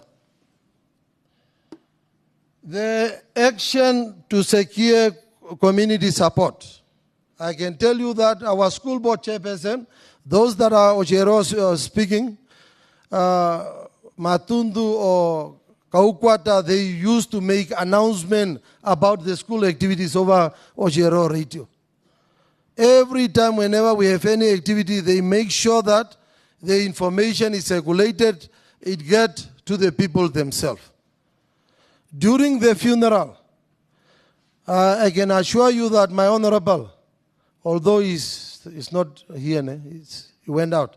My honorable, whenever we met at any gathering, either a funeral, he will just call you first to ask, is there any information about the school that I need to share with your community?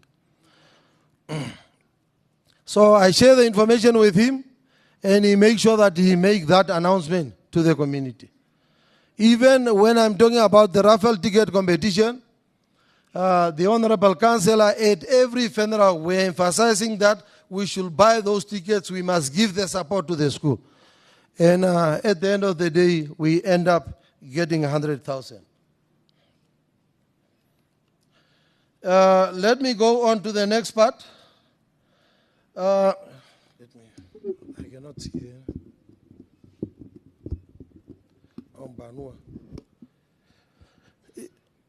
Yeah. The first bullet, the school board is fully established and met regularly. Members have been trained for their duties and attend regularly.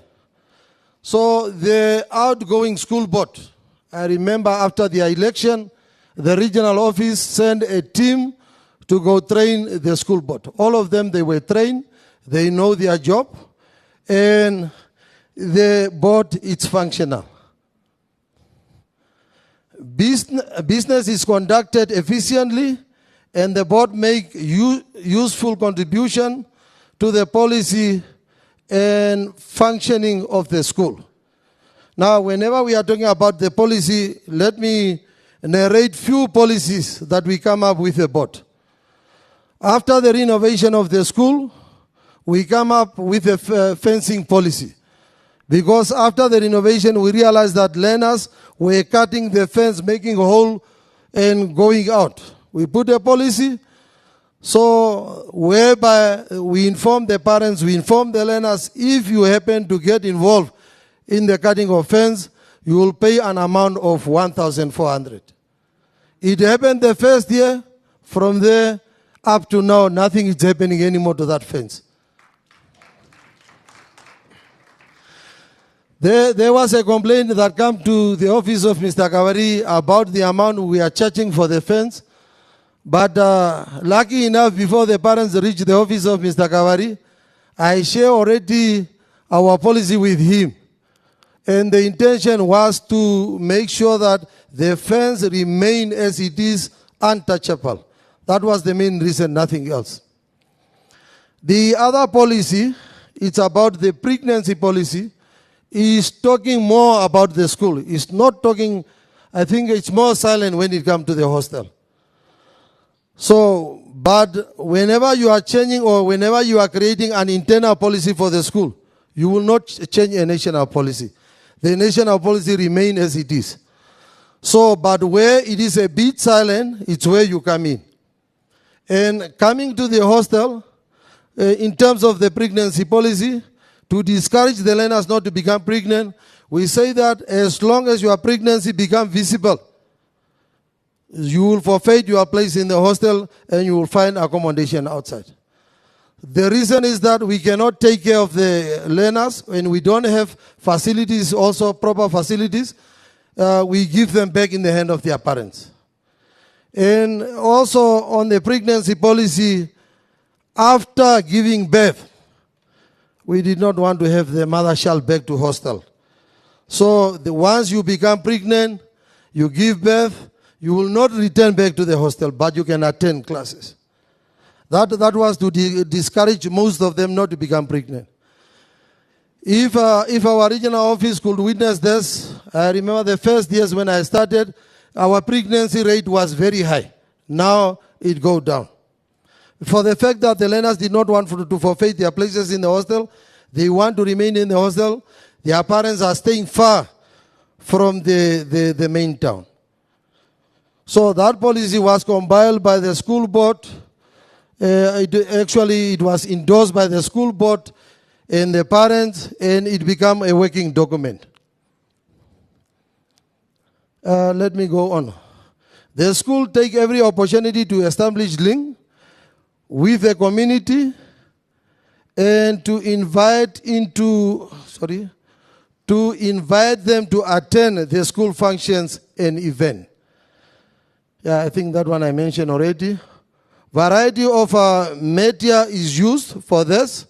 Now you could see that nowadays, whatever you are doing, even the award presentation, it was in the social media already.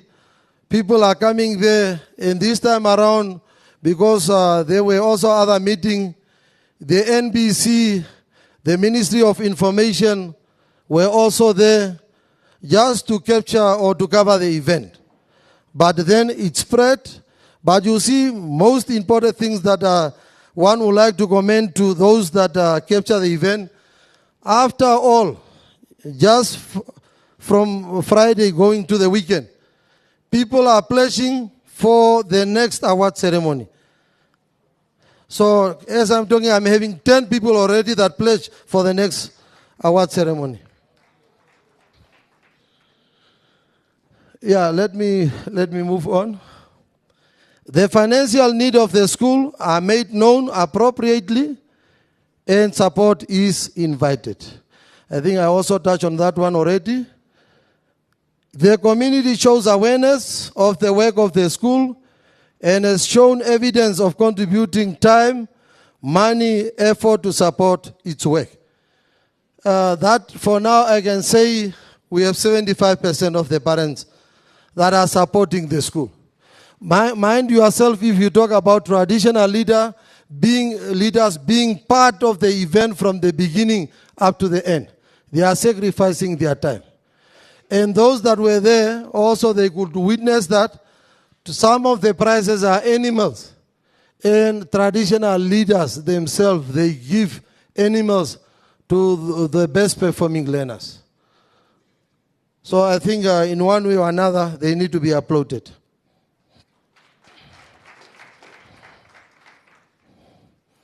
The school makes its facilities available to the community for cultural events, support community activities on a regular basis.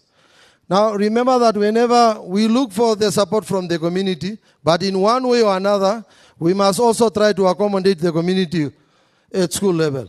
So sometimes you see during the out weekend, during the holiday, they might request the hall they might request classrooms for them to have their meeting. We avail these facilities to the community, as long as they put their request in writing, so that we can keep it as evidence whenever anything happens.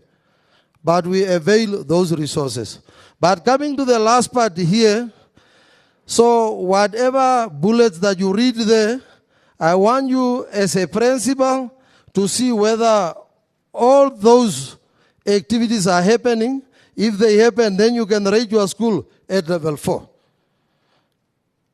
So level 4, that means that you get a full support from the parents in your community. So with this, I'm done.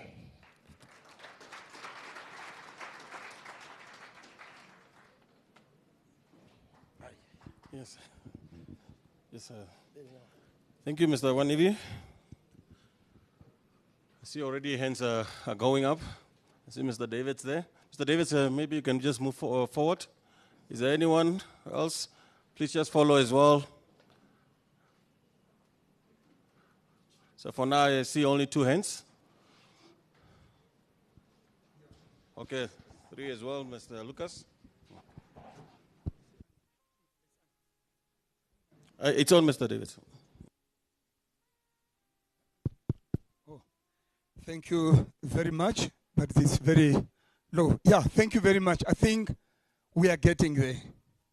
I think we are now getting there, and I must really applaud Mr. Wanivine from Epukiro, and that's what we are expecting the whole time, and that is to get to practical things that have brought improvement and changes in the various schools that we can use as learning stones to build the others on.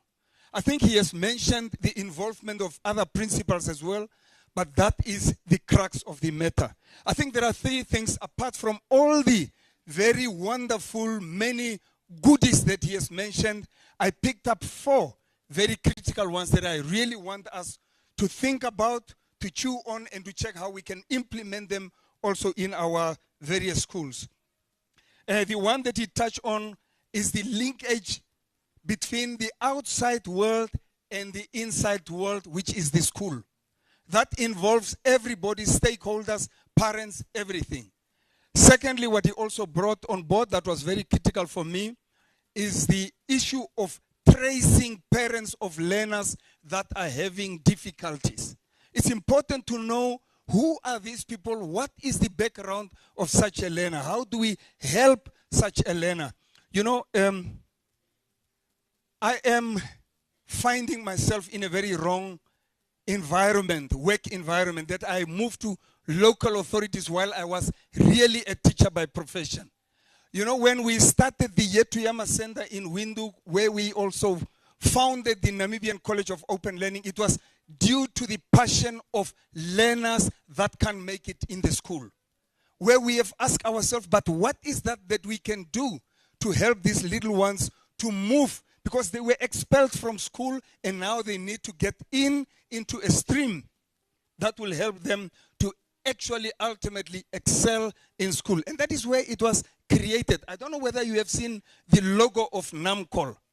The logo of NAMCOL is a tree that was cut off. This camel thorn tree that was cut off.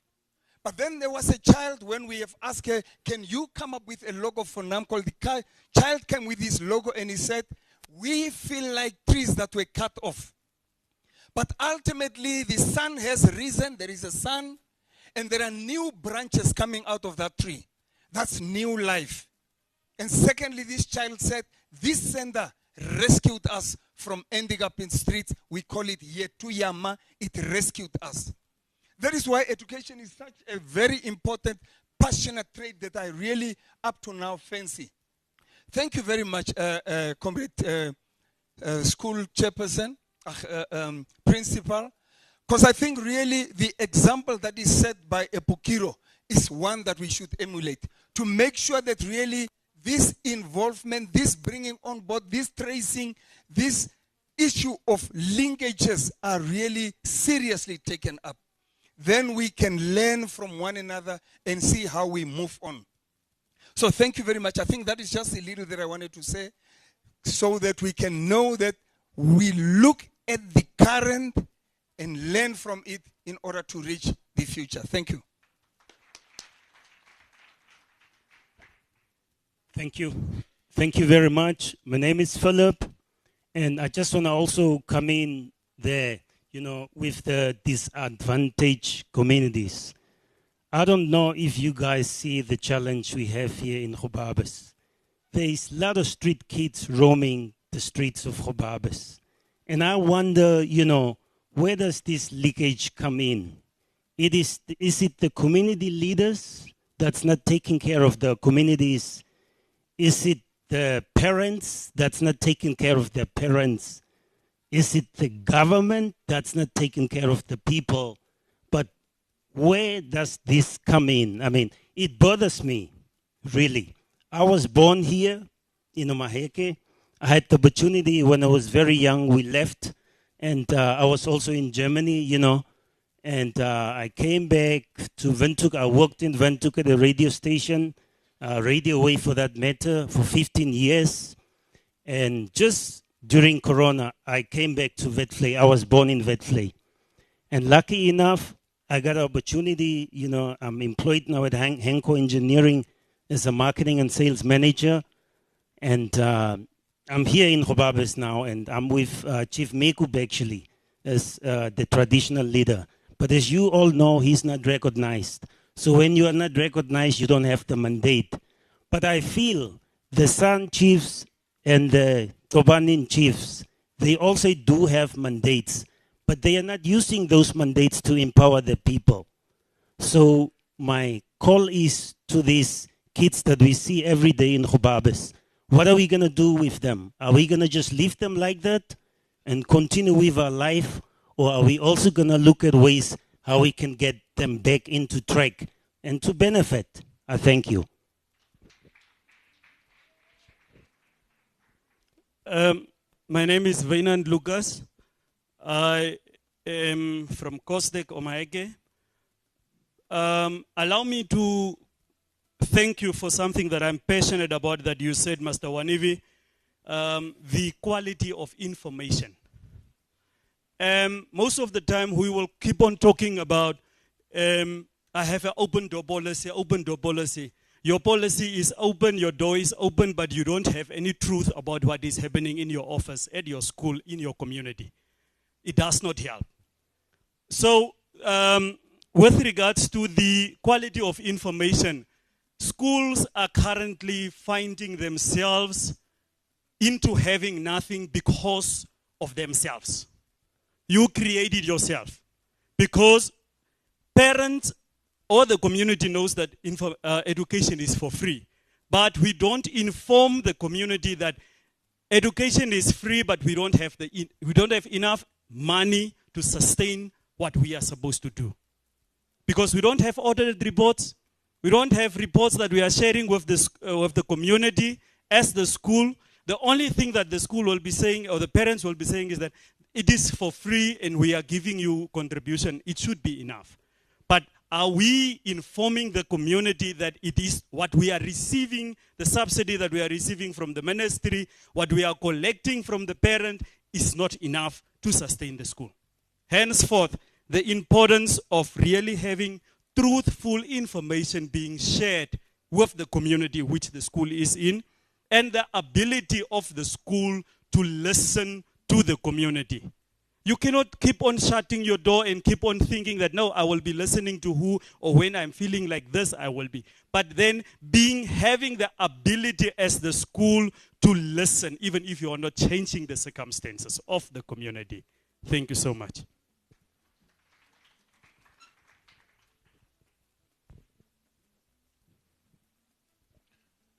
Good afternoon. I'm Obed Kandubadu, chairperson of the Mopsis Primary School. I want to thank Master Wanivi on your statement, especially it's the one that made me to stand up. Because I remember since I came to the Mopsis Primary School as the chairperson with my principals, Mr. Piso, and by that time, I was with Master Birion, and by that time, because Mr. Piso was not yet there. So it's more or less the same as Master Wanivi said. We tried and one thing that I also want to put is this: whenever perhaps if we are maybe on the process of selecting board members, sometimes we must also check hardworking people and people that can really bring something to the school. So by that is when I said that I came to the point of when I came into Mopsis Primary School, it was just only Afrikaans that was only there. When we came there, we introduced Kwekwekwe. We introduced Ochiherero. So by virtue of that, it's just that not only introducing Ochiherero or introducing Kwekwekwe, we are also appointing teachers on that, because teachers that are also in streets, once you are improving, we did not even have others, only Africans only. But then we said, no man, most of our communities, there are some people speaking Kwekwekwe, and the others, they are Hereros from Epukiro. So why can't we introduce these two languages at the school? So we did, with the power of the directors and the deputies, they approved. So teachers were also employed. And we came to the same point. I also meet Master Kaukwata. By that time, he was the chairperson of Pukiro. We came to introduction of the school bus. We did the same at Rimopsis. We introduced a school bus. We put an amount where parents are contributing every month, per year, a certain amount, which they are still doing. So it's just only that it gave me power to stand up, that as Master Wanivi said, that we... Thank you very much. Yeah, thank you very much. It's Mr. Kandovalu again, the chairperson of Mohanedi Klapanelo High School. Yeah, what a wonderful presentation from Mr. Kavari, and also a provoking one in that matter. Mr. Wanivi. Yeah. You mentioned a few things that really make us to stand up as the school board chairpersons. And we want to highlight on these things so that the others also can look onto that approach and also follow that approach, and possibly we will emerge victorious. And one thing that you have mentioned, what I have looked to in your presentation as I have listened, I realized that we have a humble principal who humble himself, come back at the level of the community, understanding the community, listening to the community, paving out ways how to go about involving the community, despite who they are, how hard they are, what can I do to link these two people together, the school and the community, which is something very excellent. And the other one is, what I listened is, making sure that the elected school board, which is the highest governing body of the school, is never left out in all your decisions that you are taking. That one is one of the signs that brings success to the school. And one can attest to that.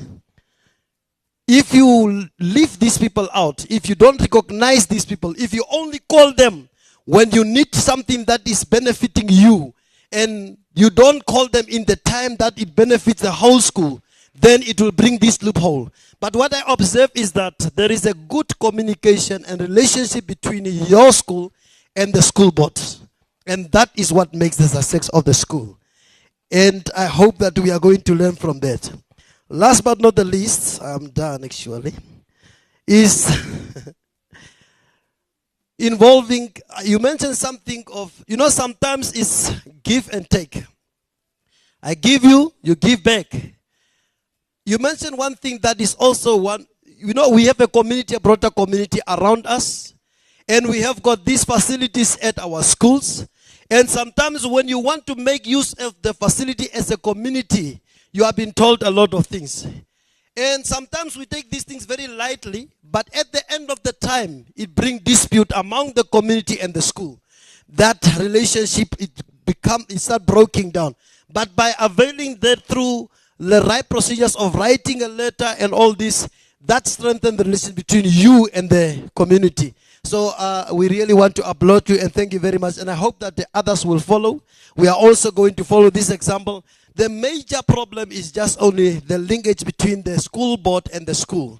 And then one thing that I observe is that you have actually taken off the cap of you being educated, you being at the higher level than the others. And this is what brings distraction, this is what brings division amongst the school, or bring fights, the infights between the school and the school board. Is because the school board members, because I'm a community member just coming from the church, coming from where you are regarded as this one, they are under, there is a word that they are using. Yeah, you know that word that has been used. So, and they are unprofessional, all these things, but not knowing who is the person you are dealing with. So all these things bring, but to what I observe is that you are not dealing with this kind of things, or you're not saying this kind of, you involve the school board, doesn't matter how, and sit around the table and discuss and pave the way forward. How can we improve on the schools? That is something very good. And I hope we are going to learn from it. And now it's just actually a stepping stone for us now to see how can we go back and sit. Instead of now saying that this one is mentioning this is because, no, we must go back now and sit. The school board chairperson, the principal, sit and discuss how can we co-opt that and work better on this. Not to have more infight. Thank you. Thank you so much. Once again, I'm Ms. Promise from Beta Post. I noticed that the summit is based on government institution, not mainly on private sectors. So in this regard, I just wanted to ask, we are focusing right now that there is free education and stuff like that. So what happens to a child when the child fails and cannot proceed to go further? The gentleman that was here said that Yetuyama was formed from a branch that should help children that cannot excel or cannot go further. But we do understand that Yetuyama is a private institution that needs to be paid. And Yetuyama is very expensive, to be honest. And our kids are falling out of school once they fail grade 10, grade 11 or grade 12, and then they can't afford Yetuyama. What is happening to those? Is there a government, maybe you can inform us so that we can inform our communities that certain ministries or traditional leaders or governors' offices, they fund children to go to Yetuyama and further their studies so that we can direct them in a positive way. Thank you. Thank you, Mr. Wanibi. Your presentation was very exciting. I'm very happy. I learned a lot from your presentation. I don't want to dwell on the others to prize you, but I want to start with my 3 questions. The first one is you said you are accommodating about 107,000 learners. 1,007 learners. Is that overcrowded, or do you have capacity to accommodate such a big number? Because we at our school, we cannot even accommodate more than 500. The second question is, we all want to purchase buses for the schools, but we cannot. How did you get hold of, how long did you wait to get this money and buy this needed bus for the school? And the third question, which is the last question, is Post 3 school is one of the oldest schools in our region, or also in Namibia. When are we planning? My grandmother was schooling at that school as well. And when are you planning to rename this school to those prominent leaders, men and women who have contributed to the well-being of education? I cannot mention them, but when are we going to still having Post 3, or are you planning to rename this school to other prominent members in the community? Thank you.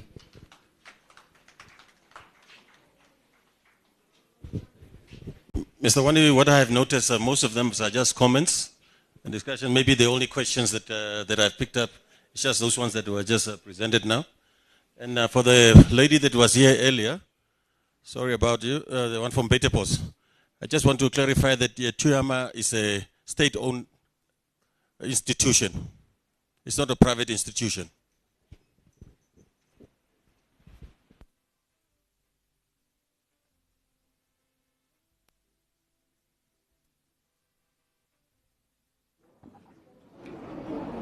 Yeah, let me okay. Attend to that one first.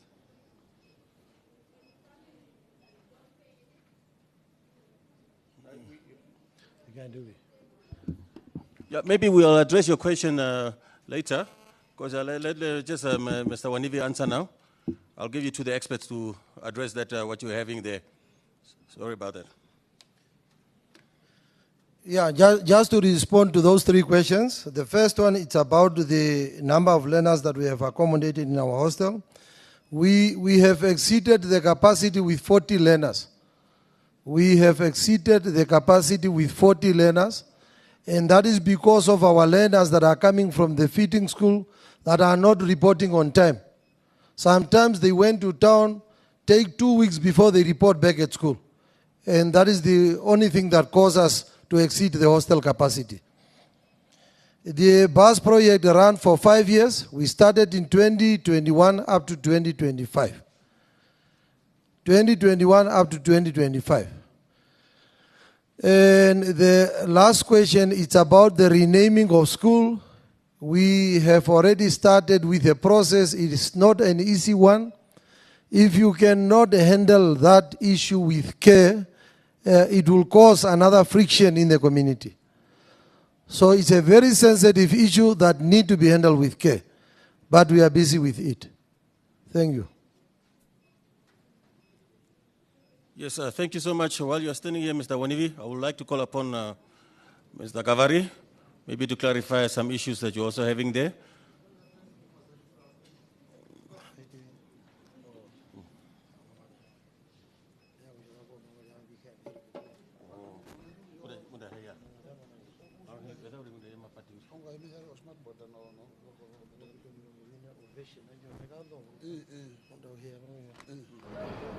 Yeah, I was reminded also to talk about a bit about the performance of the school, comparing the result of this year to the one of last year. 2023 result, if we talk about grade 11 or the Namibia Senior Secondary Certificate Ordinary, last year we scooped the first place. And this year, Sorry, no, I'm talking about 2023, ne? But 2024, we dropped from position number 1 to position number 4. And that was due to the number of learners that were transferred. We had a total of 207 grade 11 learners, but 132 learners were transferred. And it is not possible for the teachers to make miracles for the learners to go through. Those 132, all of them, they just failed.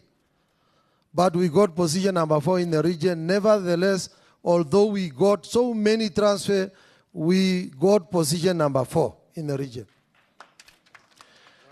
AS, under the government school, last year, 2023, we scooped the first place, and 2024, we scooped the first place. But comparing to the private school, Gobabes Gymnasium, they were having 7 learners at AS level, and we were having 62 learners. Only 3 learners could not make it to the tertiary institution. Thank you.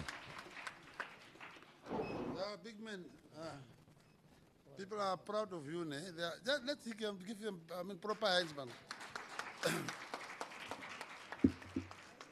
I'm very careful when I'm using English.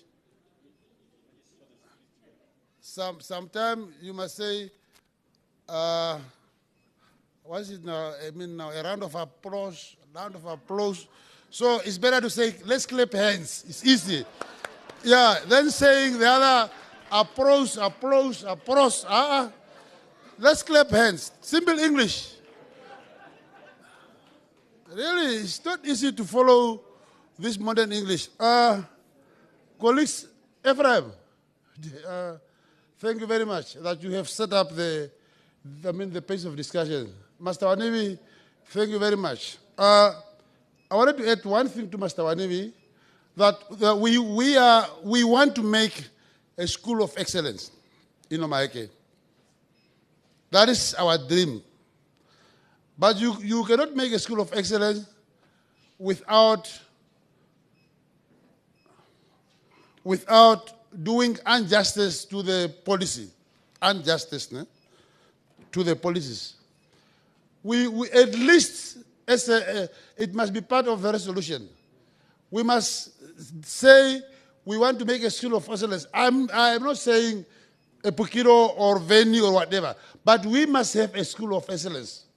If you hear Onawa in Omusati, it is a normal state school in remote area. Onawa is not in Ngwendiva or Horodangwa. It is a school like a Pukiro there.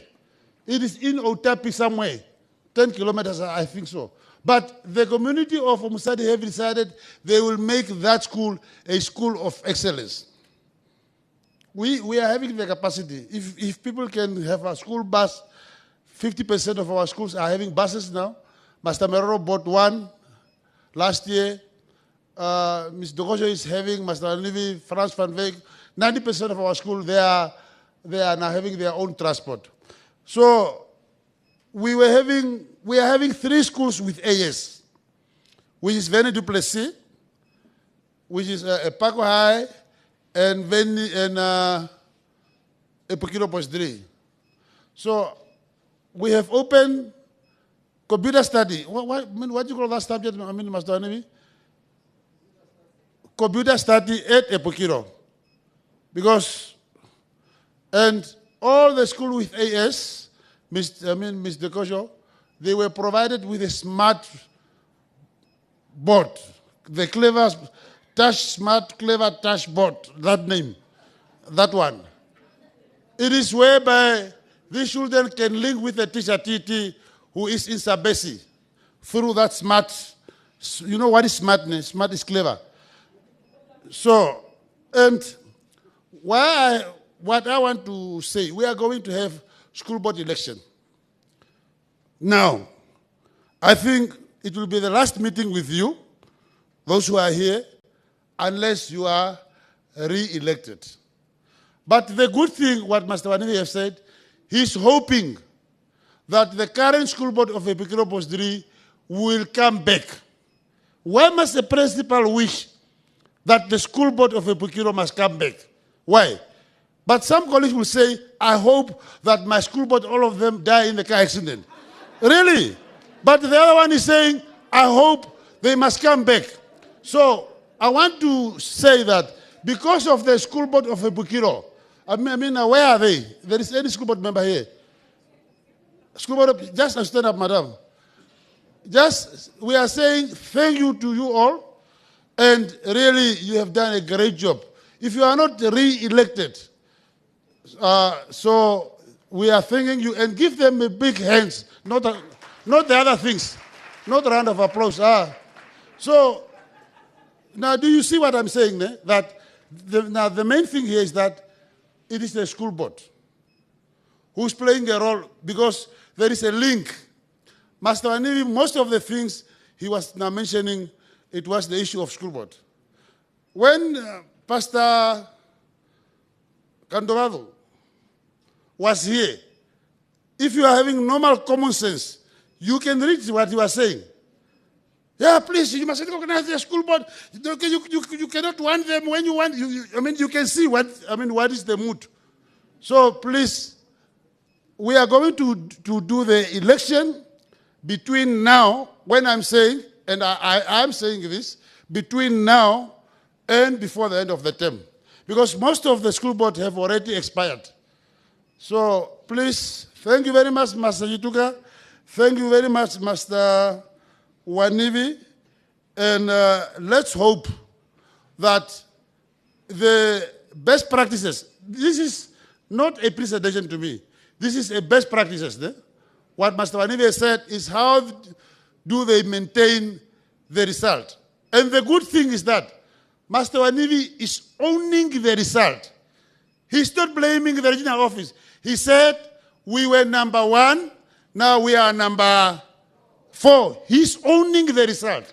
A leader must own the problem. But people who are weak in life, they will either blame or they will either complain. But a good leader will say, besides whatever, we are number 4.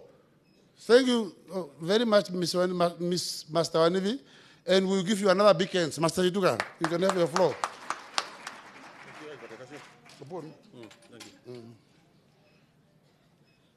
Yes, thank you, Mr. Wanivi, as well as Mr. Gavari. I don't know whether Mr. Gavari is an inspiring politician. I don't know.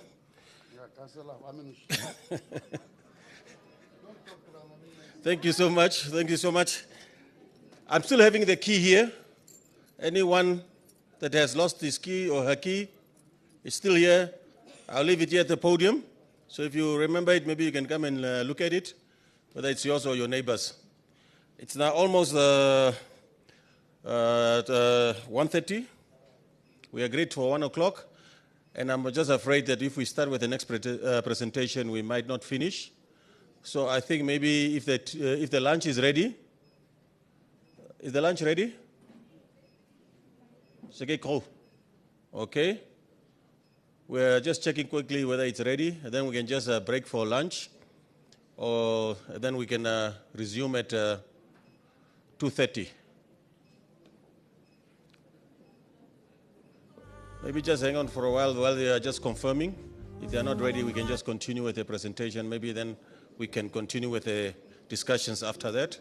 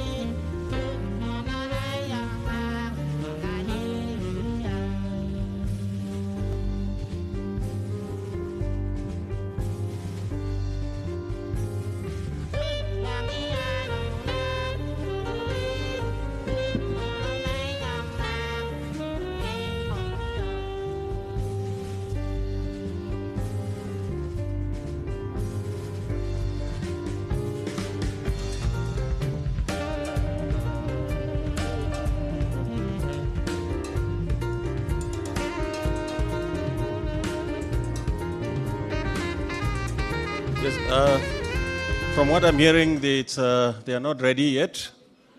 They might be ready only in 20 to 30 minutes. So I think we can just, in the meantime, have that presentation. And then we can just break for lunch. And after that, we can come and get into the discussions. I think that will do rather than just sitting around. These are house keys. I don't know, somebody might sleep outside tonight. Please check nicely whether you have your house keys. It's not car keys, it's house keys. Is the next presenter ready? Do we have the next presenter?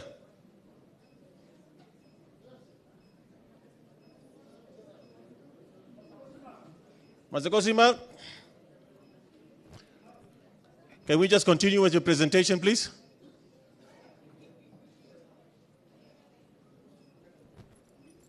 Can you please come here to the podium?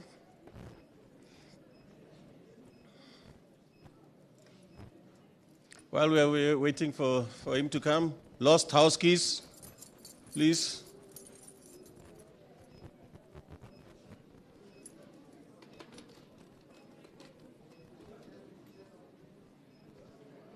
Can we please give him a round of applause?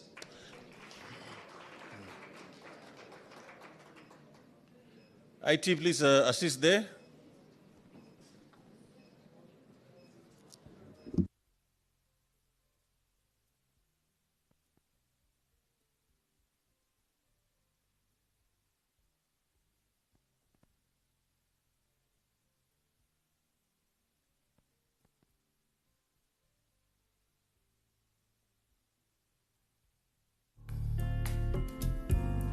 Mr. Davids, while they are still sorting out, we have an outstanding issue in terms of the NAMCOL free structure. Maybe since you are is there someone from NAMCOL? Okay. Now, is it Mr. Kanjo? Mr. Kanjo? Mr. Kanjo? Is he out? Just please just clarify the issue of NAMCOL quickly.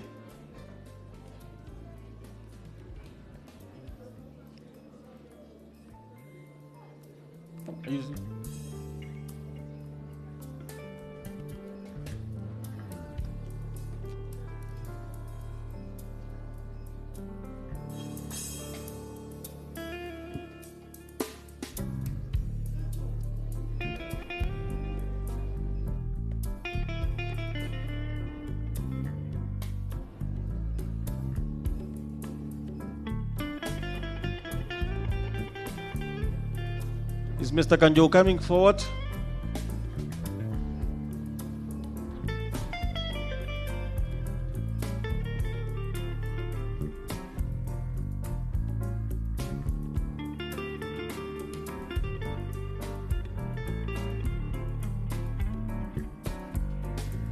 Okay, no, it's fine. Seems to me Mr. Kanjo maybe went quickly out. So we can just continue with the presentation. And then we can just update the in between. Please take over the podium.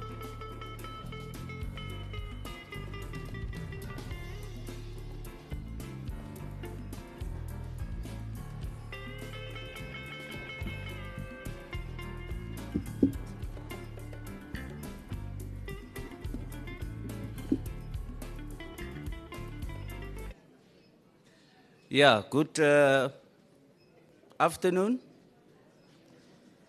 Let me also abide by the protocols that was established earlier. I'm going to do the session 6 on best practices. And the best practice is not what is there, but it is what we did at Isaac Base High School.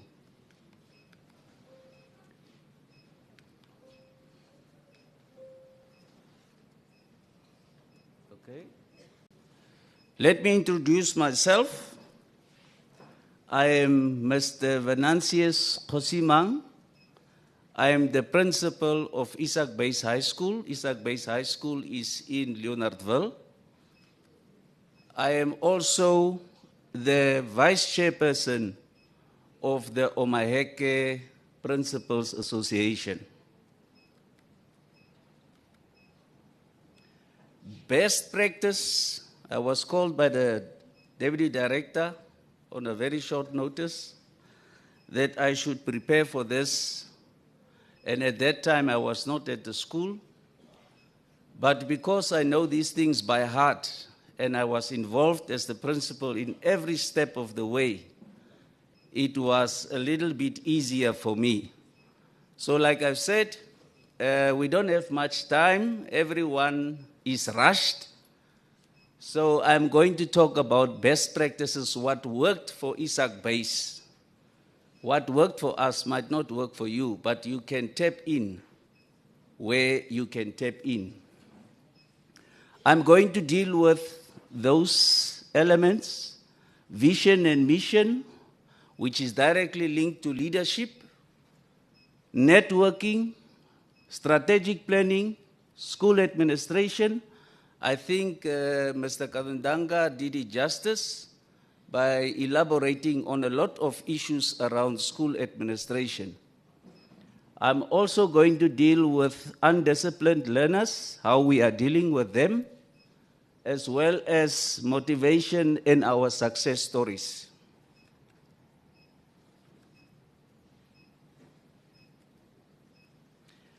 There is a man called Thomas Kyle. He said, a man without a goal is like a ship without a rudder. Transformation in a school starts with the principal, with no one else. Now, if you link that quote with what a principal stands for, then it means as a principal you cannot enter your school goalless. A man without a goal is like a ship without a rudder.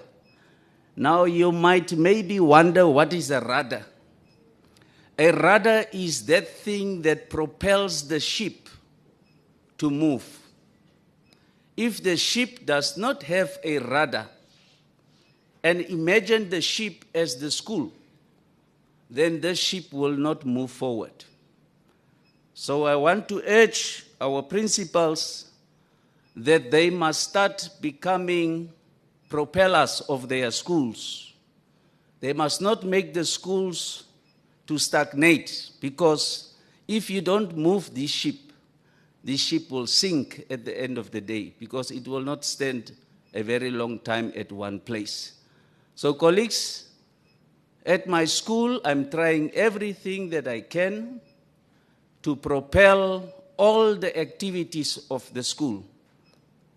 Without an HOD here and there, with an acting, but the teachers are pulling in their weight and they are assisting me. So we are propelling. We said a leader without a goal is like a ship without a rudder.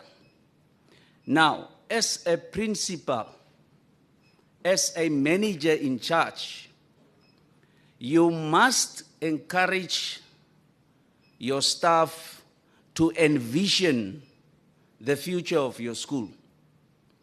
If you don't galvanize them around your goal, then you might as well leave everything.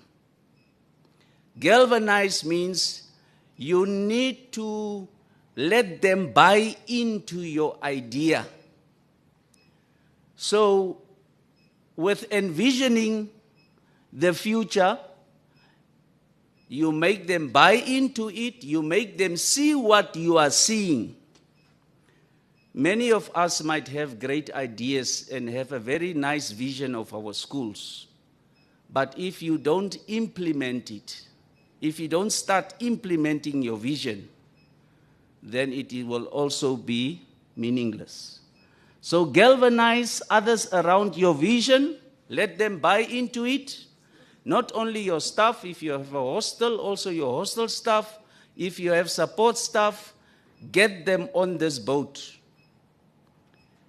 Get the learners on this boat. Let them also know what is the school's vision. In that way, they are sharing this very nice idea of yours. As the principal, you must be influential. You must become passionate about your vision. It must not just be something that you mention without any taste or what. When you talk about the vision, the staff and the support staff, the learners, the community must feel that there is someone talking here. They must see that Isaac Base is a private school in public clothing. You understand what I'm saying? Isaac Base is a private school with public clothing. The keys. So cultivate confidence around it. Through confidence, your staff will start trusting you. What you tell them, you must do. When I came to Isaac Base 2019, a lot of the boys wanted to play soccer and take part in sports activities. Our biggest problem was transport. You ask a public, this public transport, kumbis, you end up paying per trip $300, $3,000 for the whole kumbi. I said, after a year, we will be having our own minibus. I don't know why the DD did not mention that Isaac Base is also having a minibus. But you are seeing it in town. We got it. So they started trusting what I'm saying. They started cultivating confidence. As a principal, you must build confidence and hope. In some of our communities, like Leonardville, where there is so much socio-economic problems, unemployment, you name it. People has lost hope. So when you talk, you must make them hopeful that there is a light at the end of the tunnel. As a principal, as a leader, you must be a servant of the people. You don't put your needs first. You put the needs of the learners, the community, any other person's needs first. I think Ms. Karapua is also coming from the ALI program, the African Institute of Leadership. And there they are talking that you must take people from point A to point B, where B is a better place. You will hear that at that training every day. So that is just what we must do as leaders, principals. School board chairperson, you are also a leader in your own right. You must take people from point A to point B, where B is a better place. I think some of the speakers, Honorable Garisep has talked about in the beginning, in his opening speech, he talked about upliftment. Let us inspire and let us show that there is progress and development. There is our vision. We have crafted it. We have a vision. We know where we are going to. We are not visionless. We are sharing this vision every time.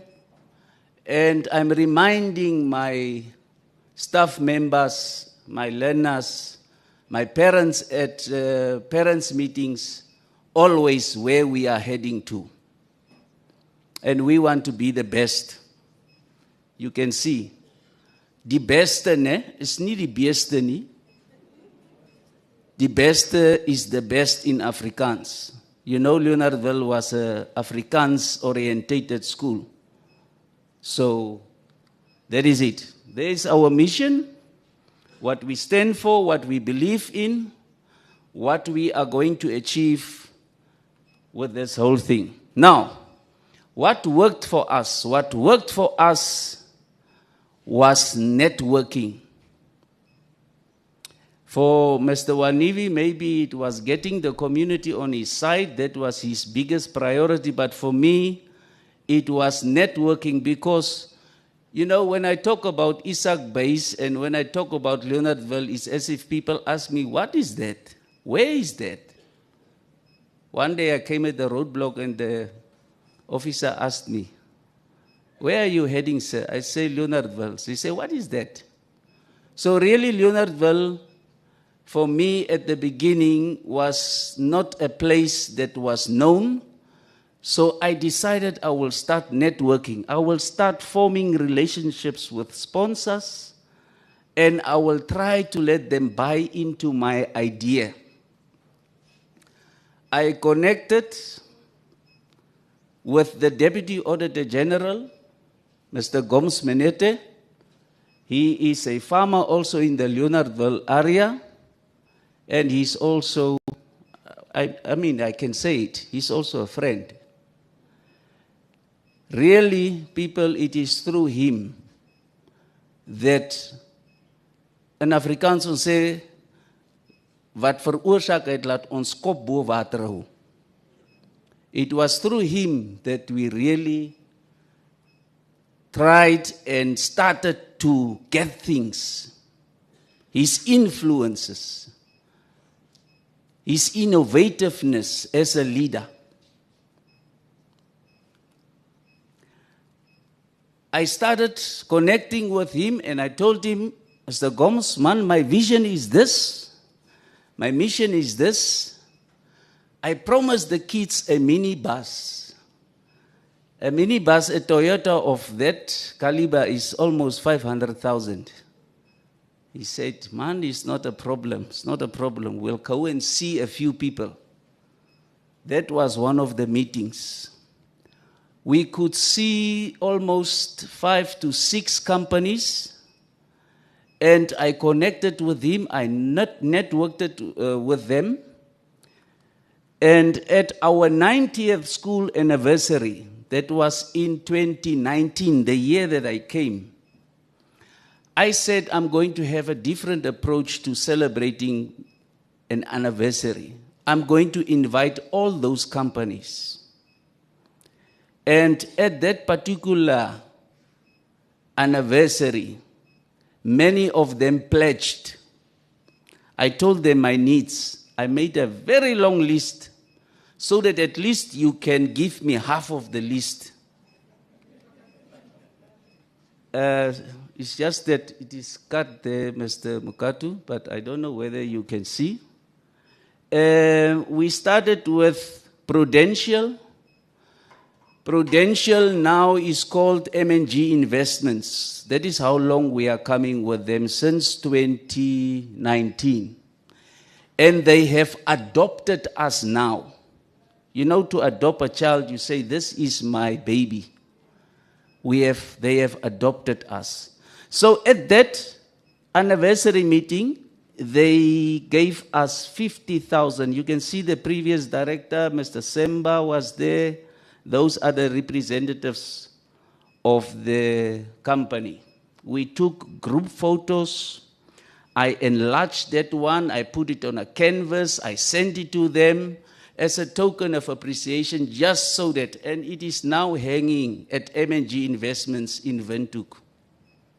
Mr. Mukadu, can you help me maybe there with the size?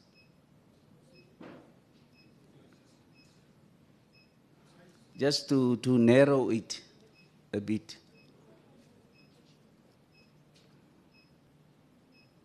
Yeah.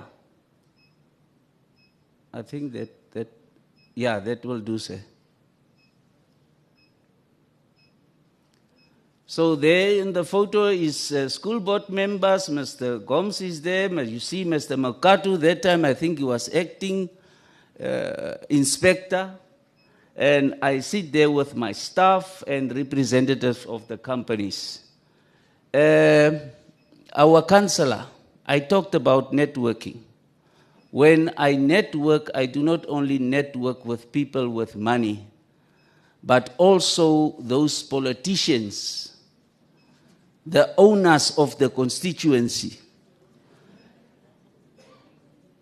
Mr. Councillor Kadongominya.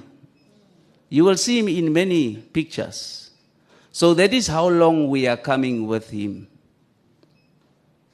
So through the regional council, they donated for the handyman. You can see grinder and what equipment. That was really nice. So that was my networking. Through our sponsor, we said, okay, we have networked, we have received a few things. Let us start to strategize now. We drew up a 3-year strategic plan. The sponsor paid with all my staff members. We went to Hoba Lodge for a weekend, and we drew up this document. I don't want to go through it now, but it is having goals and it is having objectives and principles. If you don't strategize, there is no way you will know whether you have achieved your goals or not. You can see there is just an example of one goal that we have, and that is academic success.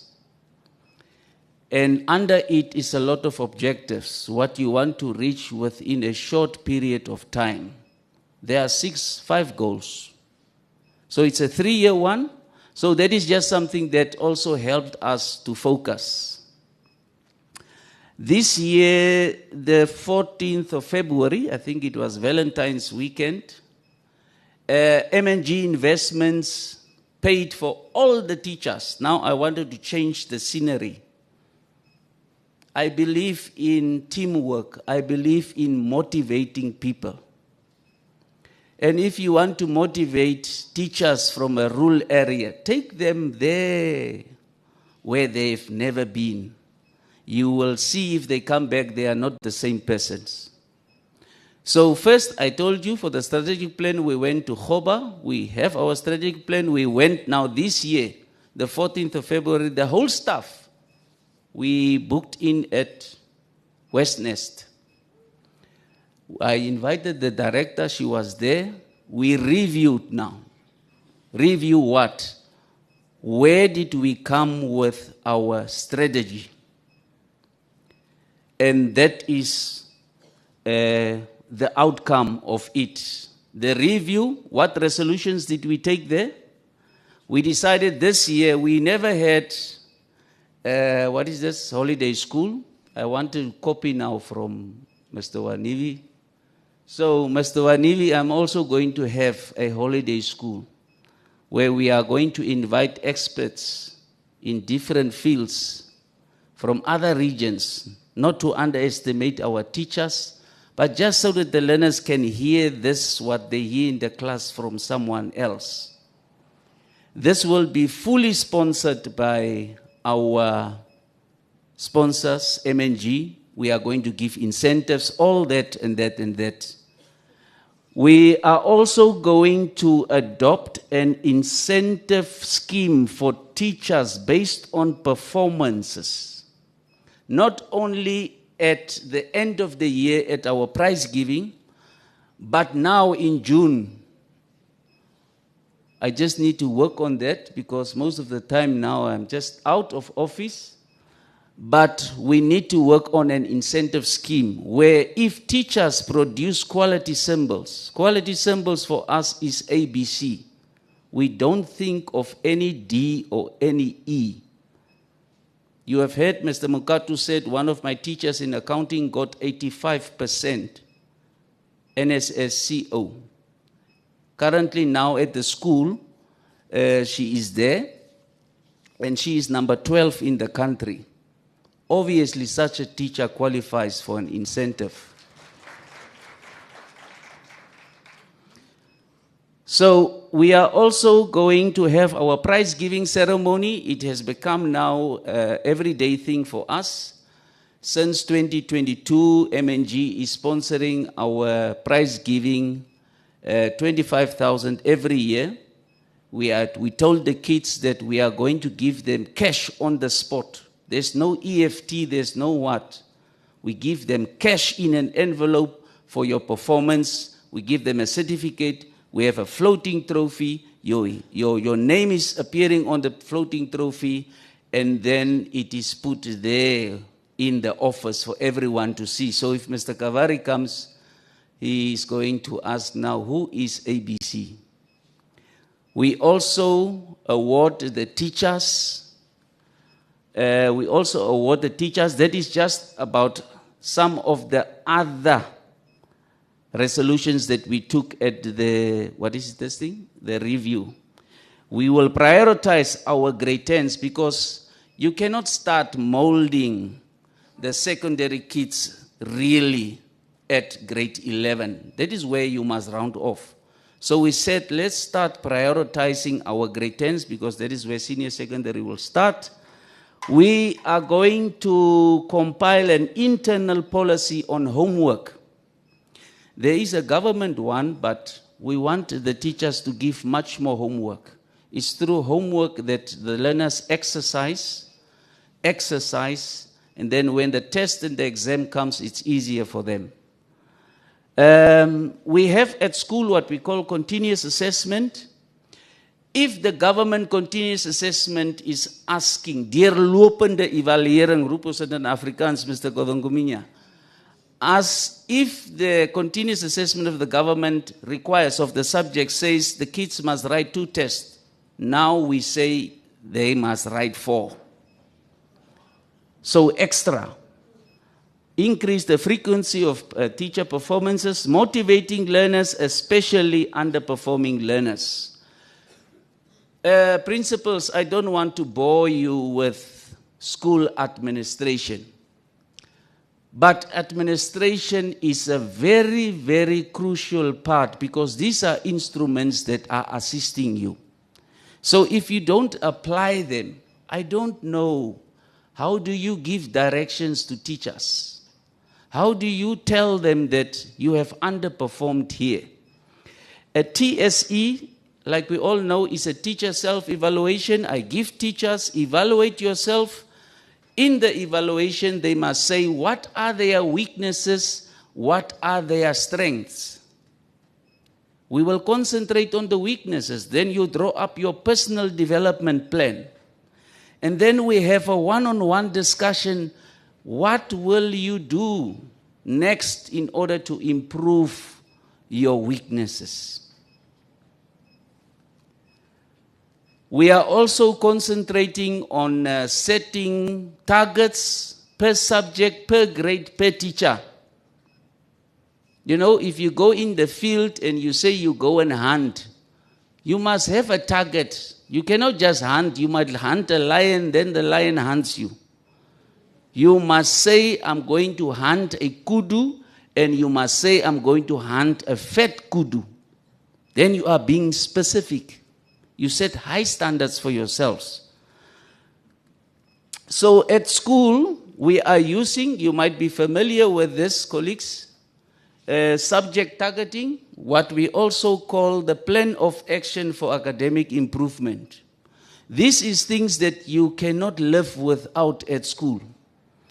You see there's the teachers' names on the right, here on the left is the subjects, then there is a target. The next column is open because that column we are going to put in what they have achieved now in June. And we are going to have a discussion if they don't reach the target. I go as far as, if you don't reach your target, that you must explain to me in writing and in person why you did not reach the target. Now in June, I'm going to place that in the teacher's personal file. So that is not, why are you there then if you don't reach your target? I'm trying to reach the school target in terms of the pass rate, but you, in your subject, I must also explain to the deputy director, which was then our inspector, as to why I did not reach the target of the passing rate. So I'm going to push down the pressure there. So those are our target plan of action for academic improvement.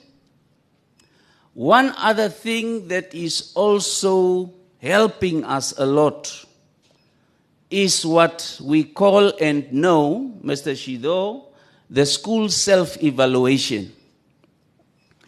Now, a school self-evaluation involves a collaborative, inclusive, and reflective process where staff assess school practices and identify areas of improvement of the pupil and of the professional teacher with the aim of ultimately enhancing educational outcomes. Now, here and there, I have heard Mr. Kadondanga, the inspector, also alluded to it, that we have 7 key areas. And this 7 key areas sets the standard for all schools. We cannot go away from it. Now, what is required from government is that we must evaluate the school annually. And that we normally do by the end of every October. Now, that is just one key area. Key area, what is that? Social unit. On the left-hand side with the blue is what management is evaluating. On the right is what is the staff is evaluating. Now, you can see that the bars is going beyond the second line, which means it is beyond 3. Which is very good in our terms. There is more strengths than weaknesses. So I just wanted to show you that we don't just do it annually. We take the school evaluation from 2019. You can see it goes up to 2024. And that is when we are getting this. And then we see, where are the bars low? The bars are low at key area 1, which is resources, key area 2, as well as key area 7. Now, sometimes it is not the school's fault that, the bars are low. So we need to do something to improve that situation.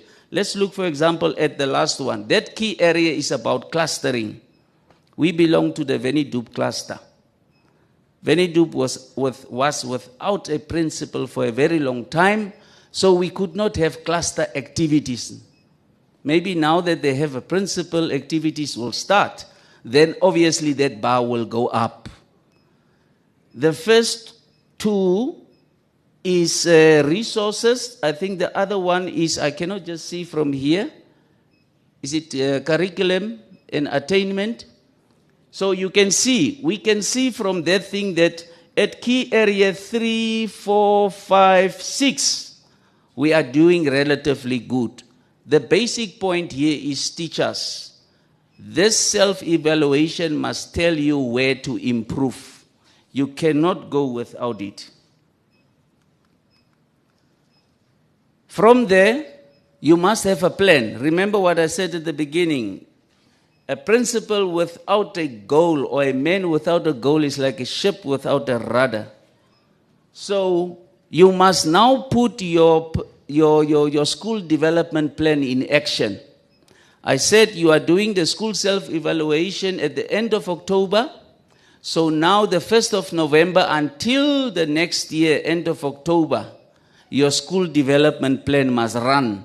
So what do I do now? I take key area 1, I take key area 2, I take key area 7, and then I set up goals as to how I can improve them. There's a lot of performance indicators, so it's not possible now to tell you exactly what. But that one, clustering, curriculum attainment, this one is physical resources. Discipline is not something that is also, that is new to our school. And you can ask some of the parents here and so on. I'm a person that is enforcing discipline at the highest level, because I believe if you are disciplined, there is no way that you cannot achieve what you want to achieve, head boy, head girl. So how do we deal with disciplinary cases? We enforce compliance to the school and hostel rules through evidence-based disciplinary system. Now you might ask me, what is that? For everything that the child did, homework not done, you signed for it. Those that was at Venidup, those years, Mr. Kavandanga, then they will know about the transgression system. So you sign, and that is evidence. We have parent engagements. Parents are coming into my office to sign every warning in the presence of the kids, in the presence of myself. I'm also there. And if I want to call in the witness, the teacher for that time. So there is continuous engagement with every warning. Obviously, it is automatic when a child is suspended that the parent must be there. Our school board is dealing with very serious offenders. Mr. Kavari knows many of those cases that the school board recommended to him. But not only do we recommend, colleagues, we also, we wrote a letter to the Ministry of Health and said, please come and have an outreach program, come to Leonardville, come and counsel. Because I must tell you, everything in Leonardville is not as it looks like. People there have socio-economic and social problems. A kid that is just standing up and stabbing another one. Just like that. Drug abuse. We found cannabis one day falling out of a bag of a child early in the morning.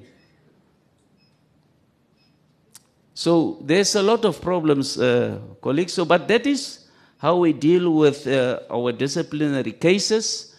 Let me move to motivation. Prize-giving ceremonies is what we are also having to motivate our teachers and our learners.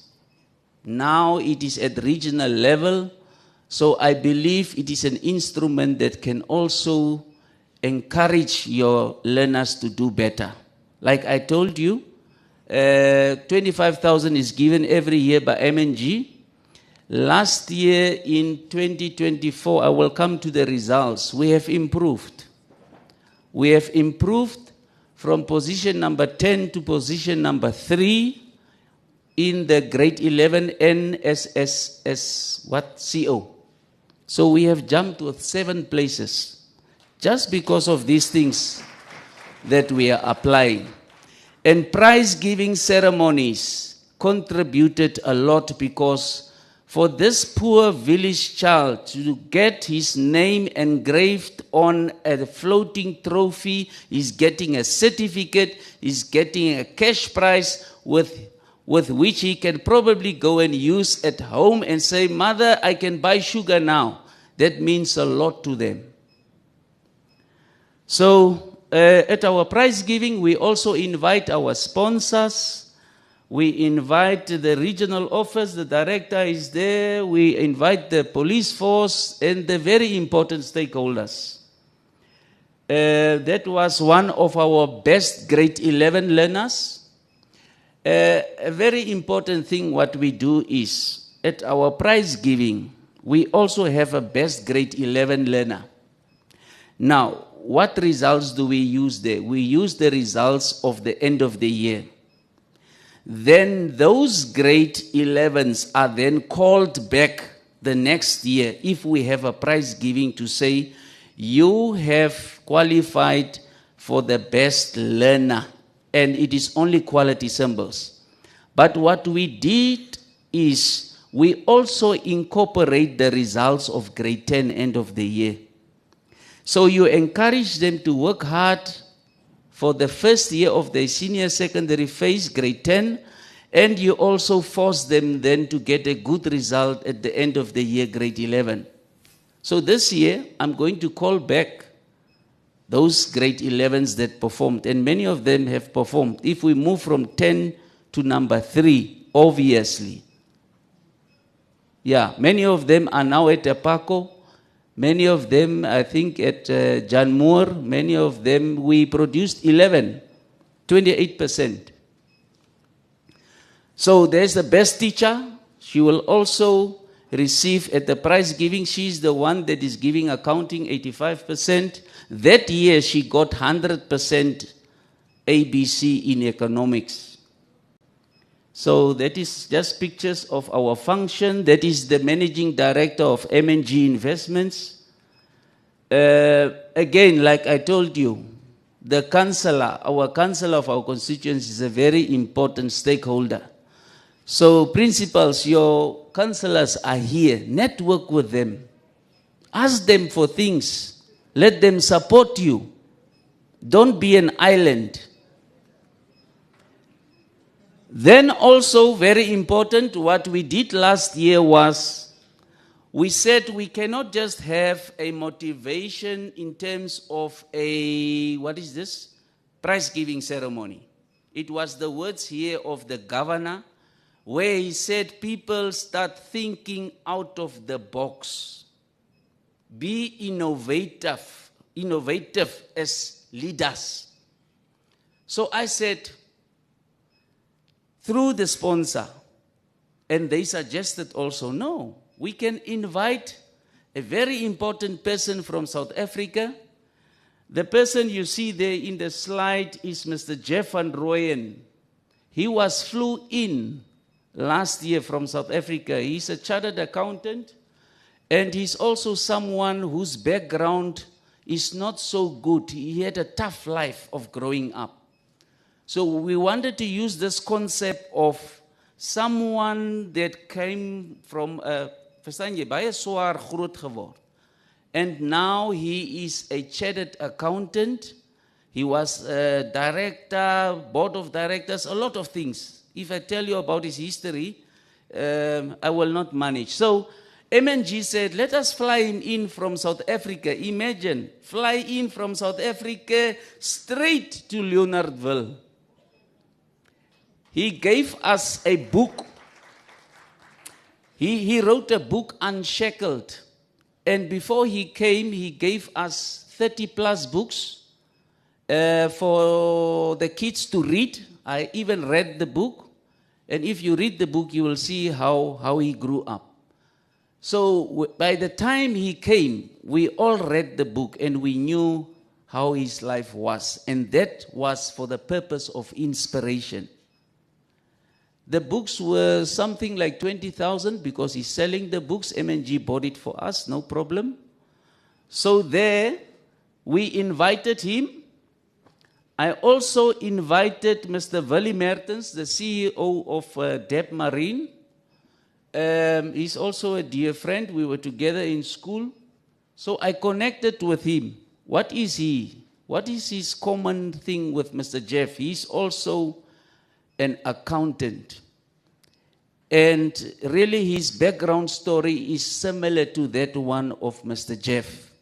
So I said these two people can come and connect so that the kids can see. Doesn't matter where you live, where you stay, how poor you are, that is where you will end up. He is now even having a farm. We were together in the hostel, sleeping in one room. Ek het nie eens 'n hoender of 'n duif nie. He's having a farm. He's having all these things. Do you see? That is how life is if you work hard. He did not just come and give us motivation. He also came with, and he surprised me, he came with a computer, and what is this thing, the box? And am I with the school board chairperson receiving. He gave prizes to, again, a motivation for the kids. He gave them prizes from Deb Marine. We also invited our director. She gave speeches there. And that is how colorful the event was. Just out of that intervention, and maybe some of the parents are here, 5 of our best performing grade 11s. At that function there, this gentleman said, there is one child that came to ask him, Mr. Jeff, why do you come so far to come and talk with us in a village? That impressed him. He asked for that child's, results, grade 11, Aisha Utsile. He gave for 5 of those learners, he paid their hostel fees. Mr. Kosho can testify. He paid for their school fees because at Epako they must have AS clothing. He paid for their hostel fees. He gave each child 2,200 just out of that intervention. Where are the other kids? You can see how colorful it was. Where are the other kids? They are seeing this. So they are telling themselves, when I'm also in grade 11, I also want to receive this. So you give them hope, you let them look forward, and you encourage them. Some of our success stories will not stop, colleagues, because I never stop. I keep on networking. You all know about the mine that is opening. So just recently they built for us a new garden. So those was just the products of that. Very colorful event. There's the owner of the mine with our village council chairperson, Ms. Witboy. We also had the honor of the Deputy Minister of Urban and Rural, Ms. Evelyn Navases Tayele. And what better thing is there? I cannot achieve everything without my staff. We are united, we are together, and that is why I want to remind you of this thing or this quotes. Failure is not the opposite of success. It is part of success. There you can see we have reached success. We have failed in grade in 2023, number 10. Now we are number 3 as a public school. We want to climb the ladder. So I can tell you with my results, I was at every corner of the results. I was number last, I was number first. I'm intending to stay at the top.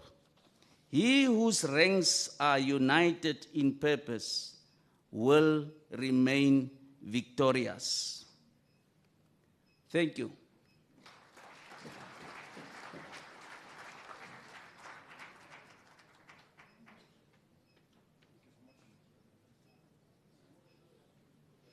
Can we please have another round of applause?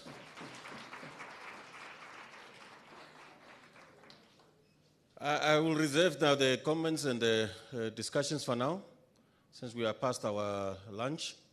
I hope you have noted what you want to ask and what you want to comment on, so we can tackle that just after lunch.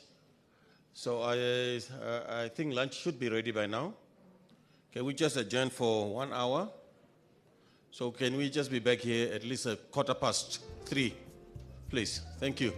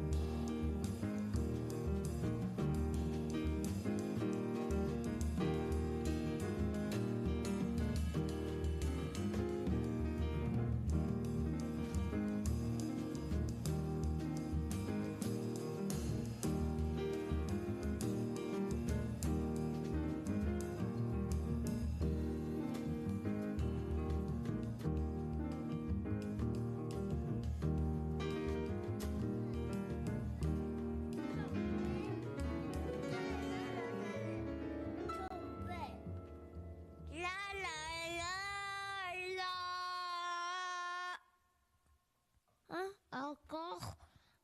La la la la la la. La la la la la. La la la.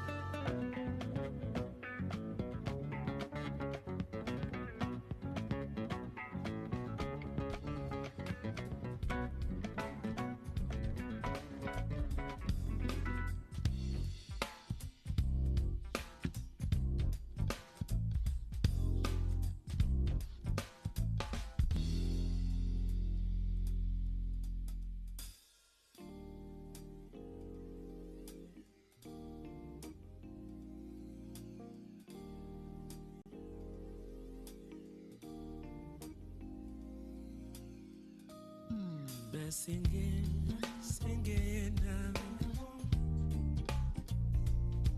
Nguma batu nyalo benga. Benga mo one. Obe one ya mo. Nyodi na wodi. De tomala be tum. Jomalambo monyende mbatumba Nyekwara mulema ya sitomba Sengena Nguma tumba Nyalo benge Afrika kwa ngangornya Dana bawonje na kumba Tibendolo na bato bese Ulunge kumbwa bwem Ibambo Sengena Nguma tumba Nyalo bane Yomali gamu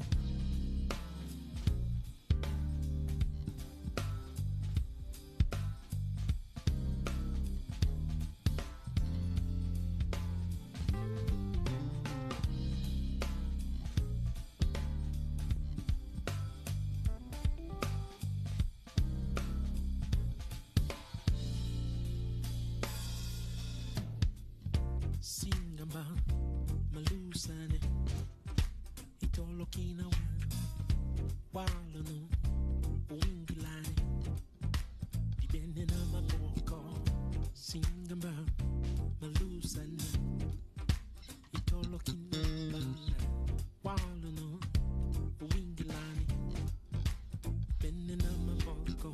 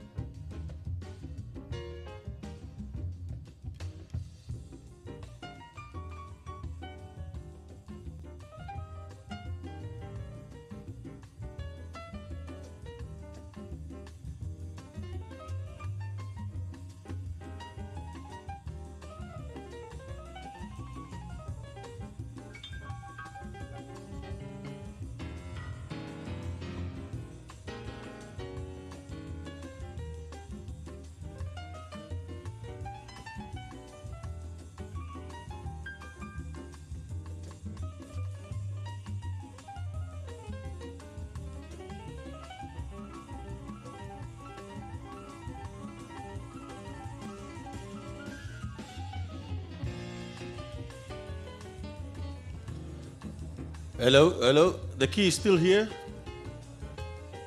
Lost key is still here. It's a house key.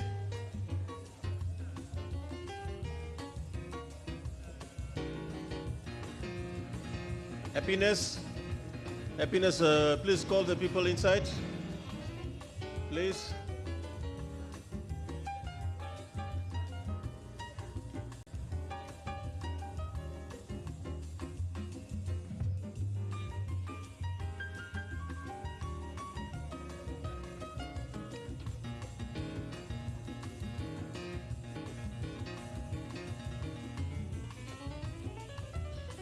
Can we please resume?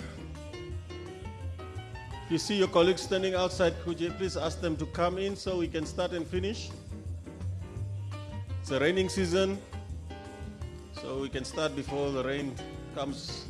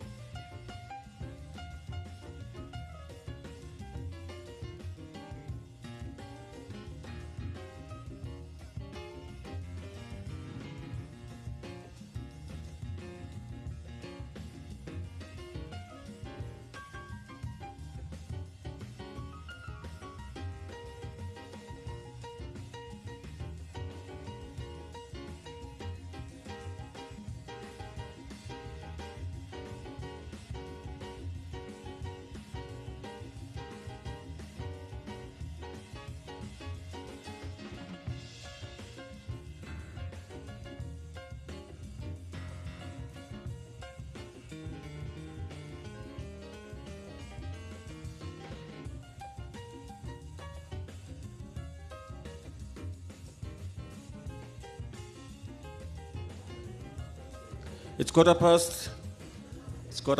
Can we please resume? Time is not on our side. I know it's after lunch. Our lunch was heavy. I can imagine. But please bear with us. And it's going to be that time of the day again. But please, let's finish where we started.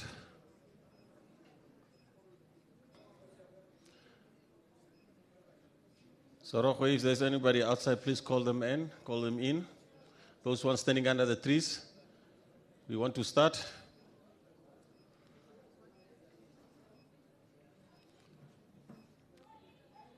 Mister, you can just have a seat now. I'll just call you now.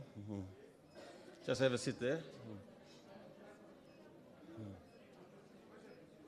Yes.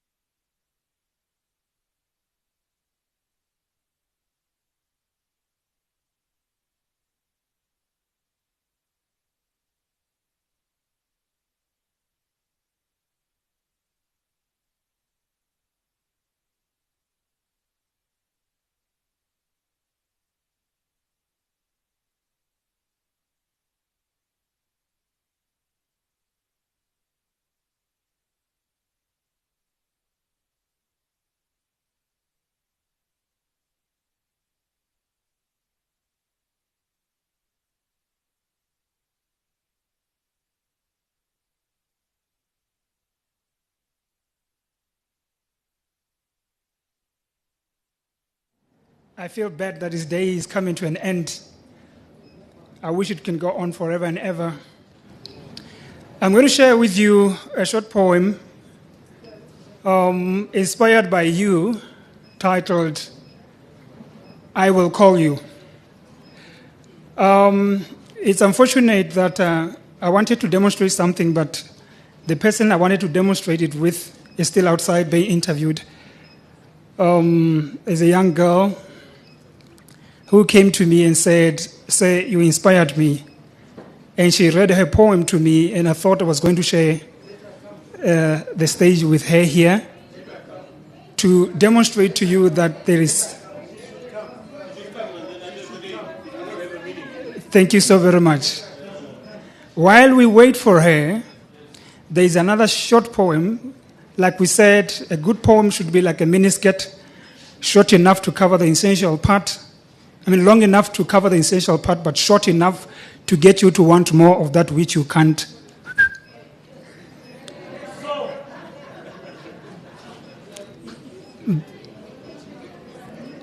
And this poem is written in my native Osherero language. It's a poem about love, somebody who is looking for their precious jewel. And the poem says, my precious jewel, please reveal yourself. And it goes,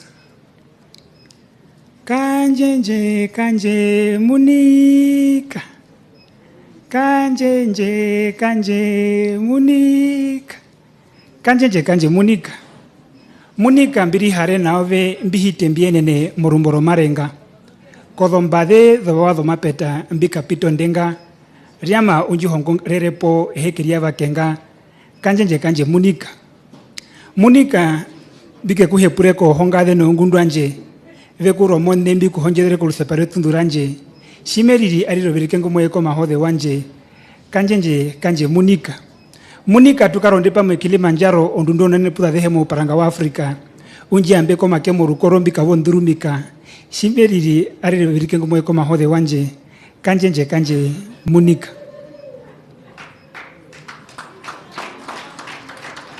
Wetwethapi, please, would you make your way to the podium? There are so many eyes here, I can't handle it, I want to run out of stage. My confidence is fading away. It's been numerous moons and suns since we shared our delicious dreams in those silky soft pillows. But at least once upon a time, I received your short SMSs in my lonely phone. Fortnight diminutive phone calls to do just to hear my tone. Enigmatic in nature, confirmations of if I'm at home, secretive investigations of if I'm alone, ethically separated but spiritually intertwined, you flipping pages of our memories just to get the drew because seasons pass by ever since our last harvest. Left behind are reminiscences of us standing majestically in the Garden of Eden, building the collections of the hot spots and the sweetest fruit will be eaten, listening to rhythmic pattern of heart beating, hallucinating of the first day we began dating. But on my side, it's been heartaches and pains, remembering the summer day you slammed all the doors and telling me it is over. I still remember my acidic tears almost corroded your smooth shoulder. Okay, our girl is here. She's going to start by introducing herself. And what inspired her poetry and her poem, and I'll present after her. Good afternoon, whole house at large. Standing before you is also an honorable Wetwethapi Hongora. I am part of the Junior National Council as well as a representative for the learners of Veni du Plessis. But today I stand here as a poet inspired by our fellow poet. Now as I stand here, my poem is titled, Oh Hear My Cry. So this one is basically inspired by the everyday quotes that we hear from our teachers of how you can become a better person and all this. So now, allow me to start. Oh hear my cry. They say be who you are, but who am I? I just never seem to fit in. Why is it they can only see me and don't even know my name? Oh hear my cry. They say be grateful for what you have, but what should I be grateful for? Why is it they can only see my smile and not my sorrow? Oh, hear my cry. They say live your life, but how when you're locked up in all its evil wonders? Where am I supposed to be for a better life? Oh, hear my cry, oh, hear my cry. They say don't get too comfortable or you can be easily replaced, but I'm not even in place. Why is it they can only see my comfortability and not my comfort? Oh, hear my cry. But I remain strong, passionate, and make my own life easier, never forgetting that every cloud has a silver lining and there's a better tomorrow for a better world with no cries. Thank you. Thank you so very much. Look at that. I would without beating my own drum, say I'm a seasoned poet. To ask someone like her to present after a guru in something that they do and they present with preciseness and confidence like she did. It's amazing. Thank you to the teachers again, the silent architects, like you said. And now my poem, before Director of Proceedings pull my leg, is titled, I Will Call You. I will call you as soon as the first raindrops begin to kiss the thirsty, barren Kalahari's and dunes, just as the loving ocean, the beautiful oceans begin to hug the lonely shores. I will call you as soon as my blackness begin to fade into gray, just as the beautiful springtime flowers in me begin to blossom. I will call you as soon as my Kilimanjaros begin to melt like wax under the scorching African sun, just as my inner streams find their way back to your oceans. I will call you as soon as my bone-dried dreams get a little wet. A little humid, just as the inner man hits me with a reminder when the edge in me towards you get a little stronger. I will call you as soon as my antenna begin to receive strong signals of you when the inner man hits me with a reminder. I will call you as soon as my calabash of pride totally runs dry, when the doors to my heart swings wide open. I will call you as soon as the tires to my aircraft of stupidity touches the runway, when the doors to my heart swings wide open. I will call you as soon as the piano man hits the last note across the steep valley next to a tall mungongomi tree. I will call you for the sake of us, me, you, and them. I will call you on my spare time, free time, leisure time, on time. This time I'll call you. I promise. Thank you. 0 into 1.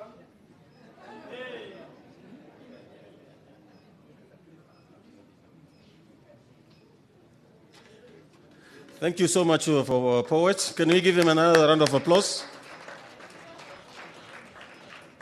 Wetethapi, I don't think the house got enough of you yet. So maybe towards the end of our program, we might call you once again just to come and give another poem.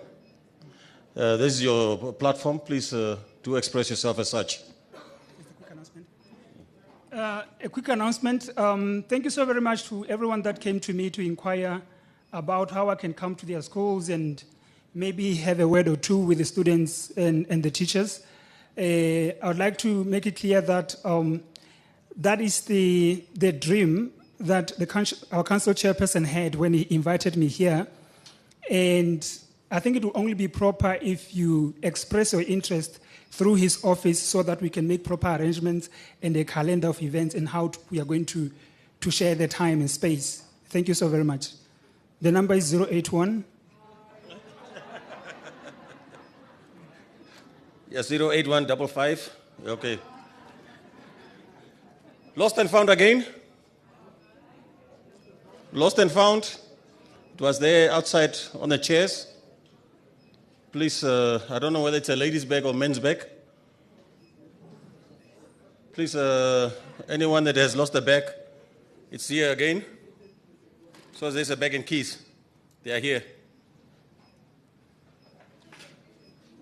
So with our last session that we had, which is also the last session of the day, that was presented by the principal of Isa Base. Night's time we are opening for questions and discussions. Principal, please join us up here, just in case if there's any inputs or questions. Yes, as we are doing, please just come up front. You can have the mic.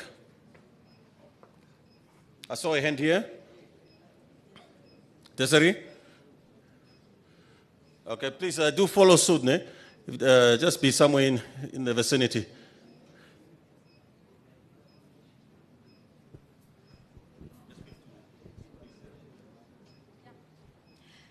No, thank you very much, Director of Proceedings, and allow me to stand on the protocol that was already established, and also my apologies for only making it to this very important summit today. I had a very, very important matter to attend to, but I was following very closely online to some of the presentations that were here. Now, for those of you who don't know me, I'm Tertiary. I'm from the Division Marginalized Communities. And our mandate, or our core mandate, is, in simple terms, to take the marginalized people out of marginalization. And we can only achieve that goal through education. Now, in Omaheke and under the Learner Support Program, we transport the highest number of learners in the whole of Namibia from the marginalized communities. However, the number of learners that we produce to tertiary institutions, to institutions of higher learning is the lowest in the whole of Namibia.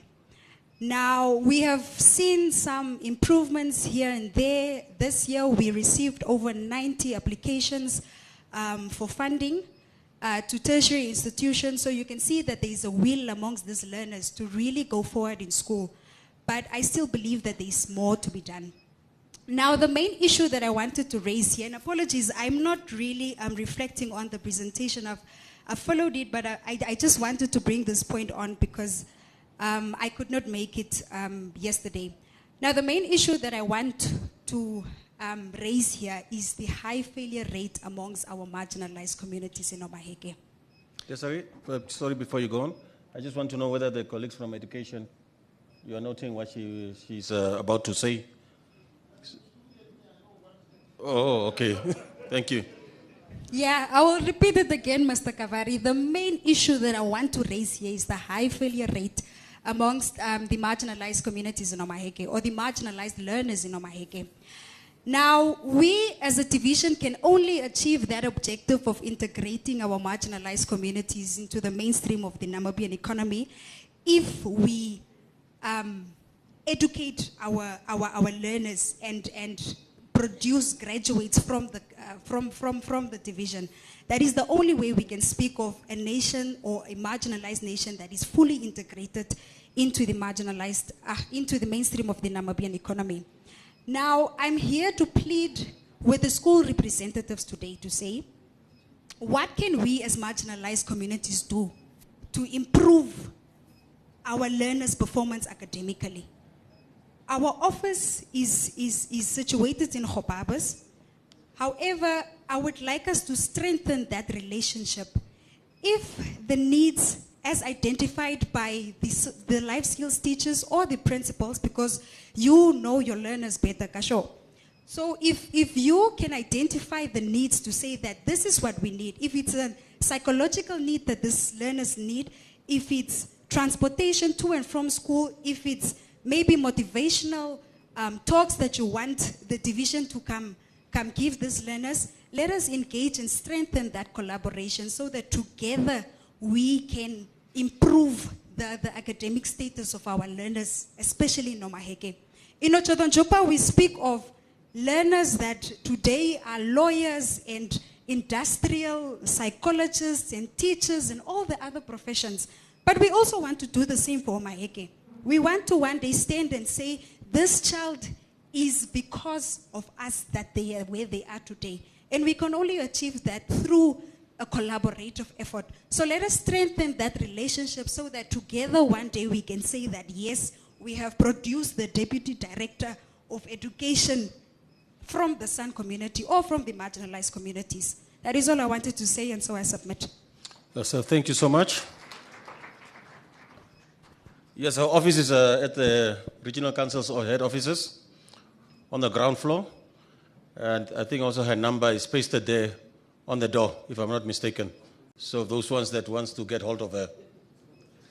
Yes, I will also fail my duty as a director of ceremonies if I don't recognize the presence of our honorable regional councillor for Okorukambe constituency, Honorable Rokongu Vava. There at the back, please, Honorable, please make your way to the front. Your seats are reserved here. Yes, he's coming. Honorable, the audience would like to see you as well. Okay, so back to our discussions. I hope it's based on the last presentation.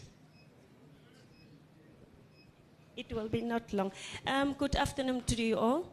My name is Valma Koses. I'm the school board chairperson of Kunihas Primary School. Currently, I'm working at Tremopsis Primary School. Desiree, before you go, I just want to tell you something. Since last year when I work started work at Remopsis Primary School, the son kids there, they are smart, they are clever. We had one boy who was the DAX learner. He was grade 3. But we lost him due to sickness. But they are clever. We should just give attention to them. That's all. Okay. Yeah. I have. It's just a suggestion. It's not a question. Maybe I should have asked it previously, but I didn't. I was a little bit shy. I want to. There are learners which we are.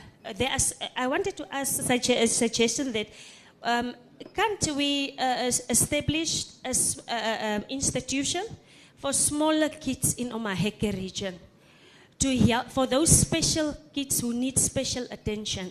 For an example, why I'm saying this is we had kids at Kunigas, 2 learners, which were struggling. This transfer, failing. So later, I asked the teacher, what is the problem? The teacher said, no, this kid is a slow learner and he will be more good in practical, handmade things. So I took them to Windhoek. One is at Mrs. Eros. She's performing now well. She's in the area of teaching now. And the other one is at Baumgartner's. He's still small. So from there, he will go to Morrison School. So this is a problem for, actually, it's affecting us, the parents here in Omaheke, to take them to Windhoek because it's a lot of expenses which we are giving, because there are people who can't afford, but the kids is also not good in school, in theory. So in practical, while they are small in those grade 4 to 6 or 5 to 6 levels, they can at least start to go into practical in the direction which they want to go one day. So I think if we start that in Omaheke, it's a small, we have a library with big which a big area where we can just maybe decide to get 2 teachers to have those kids there, just to train them there in that areas which they are good in. It's just a suggestion in the future, if it's not now. Thank you. Thank you so much. So you say a school for special needs.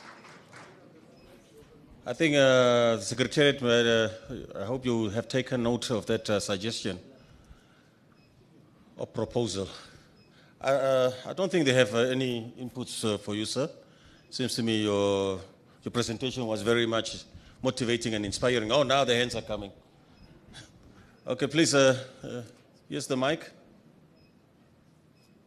I see now the ladies are coming out, not as shy as they were in the previous days and so on. Thank you. Okay. Introduce yourself, please. My name is Ms. Kadapwa.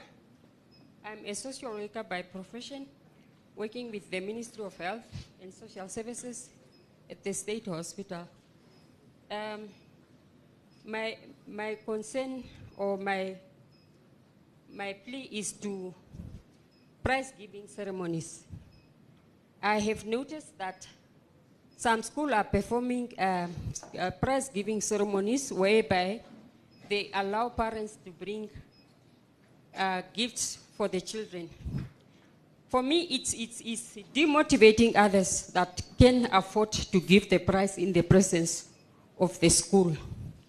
It's rather to look for donors to get everyone that have been given a prize at school to be given this equal whatever prize for the donors or whoever gave the donation. Because sometimes you see schools giving prize giving, so people are getting certificates, but the mothers, the parents are coming with special gifts that they are coming to give at that present moment. For me, I feel like it's demotivating the parents that cannot afford to buy those special presents for their children. So maybe we should have a resolution whereby we say the schools must stay away from these things.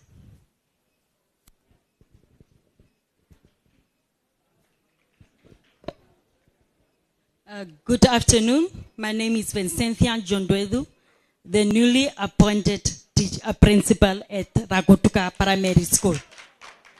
Let me stand on the protocol observe.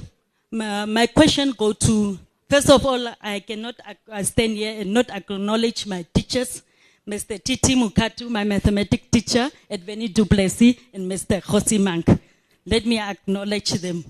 I'm standing here because of them. Mr. Khosimang, my first question is, let me just say, the presentation was wonderful and very informative, but I have just one question. As a newly appointed principal and a novice principal, to put that word like that, my question is, if I want to strengthen the networking of this adopting of, to be adopted, to make my school also to be an adopted school, what are the strategies that we should follow as principals also, so that we can follow your examples? And also to acknowledge Ms. Desiree Masheshe all the way from Tsungwe. I'm also from Tsungwe, the Mighty Chodonjupa region. I've been working with the Sun Marginalized Group.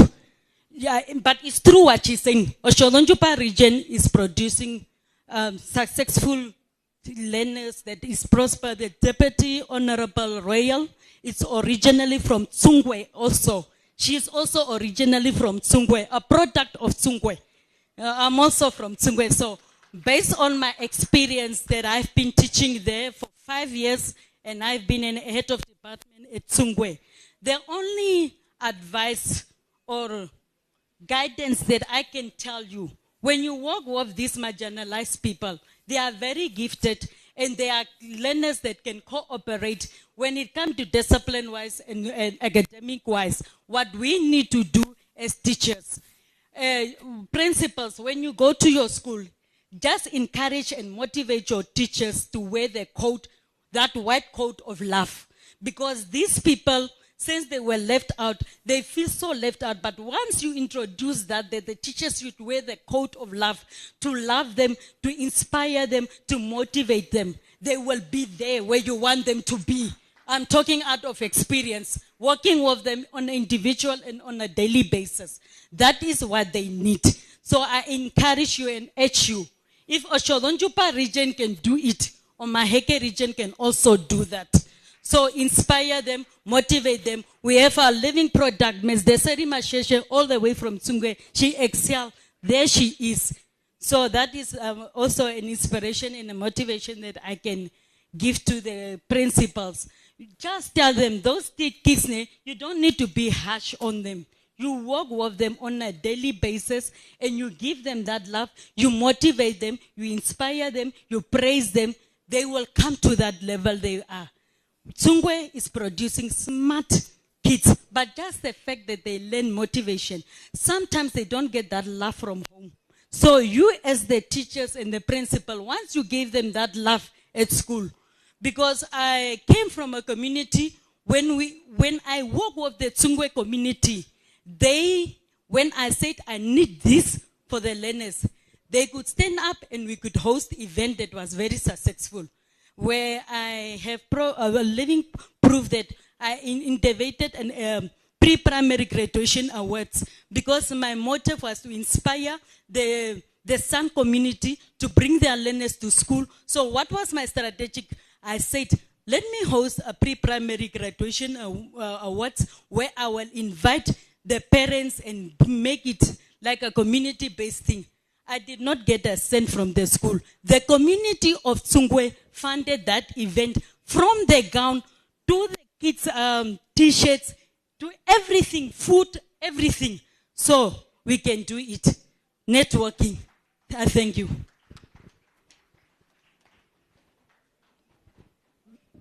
Thank you so much. I think, Desiree, you encourage the community of Tsungwe to also to come and make their presentations. Thank you so much. Anything else that you want to address to our principal from Isaac Base? I think, like I said, your presentation was very encouraging and inspiring. Maybe you can just address those issues that were just raised by the last principal in terms of networking. Yeah. I think one of my first slides was saying that transformation starts with the principal. If you want to transform your school, it must start with you. I believe many of us know people in high offices, one or another way. It's either family members or it's either friends. There where you sit, you must always be a representative of your school. Talk, narrate your needs, tell them, and make a proposal. You know, you can tell someone while you are sitting that my needs is ABC, and then ask that person, put them on the spot, man, can I write you a letter? Because you know this thing of writing letters, you see a company there, Coca-Cola, you write a letter, you email. That managing director might never see that letter. So get someone through whom you can work, someone that introduces you, and keep that working relationship. Don't break it. Invite them also to your school just to come and attend an event. And at the same time, you cry. Let me tell you something. The minibus was sponsored by Musa Capital. Musa Capital became bankrupt. The office knows, Mr. Kavari knows, I told them.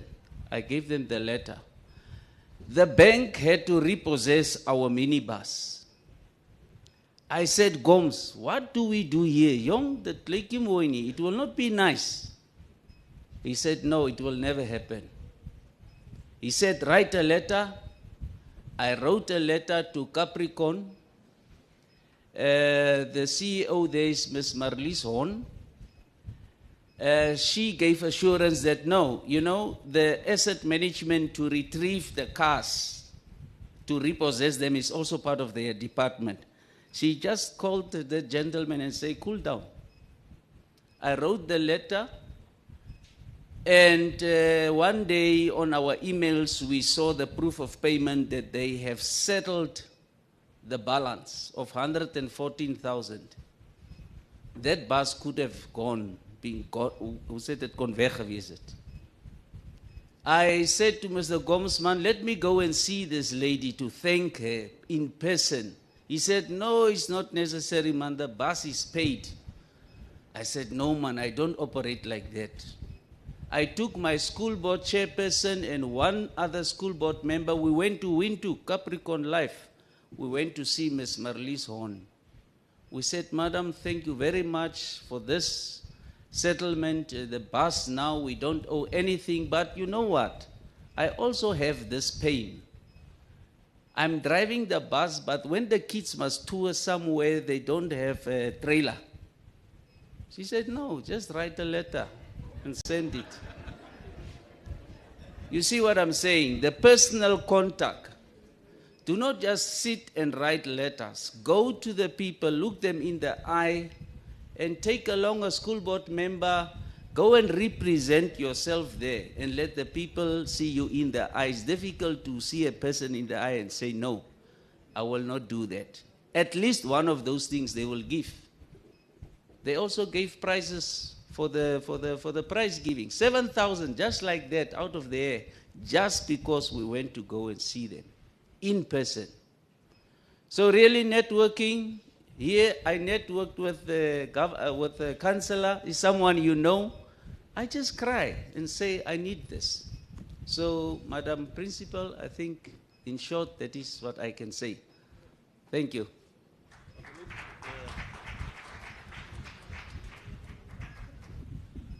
I don't know whether you, that issue that was raised by Madam Kadapwa in terms of prize giving, would you want to address that one?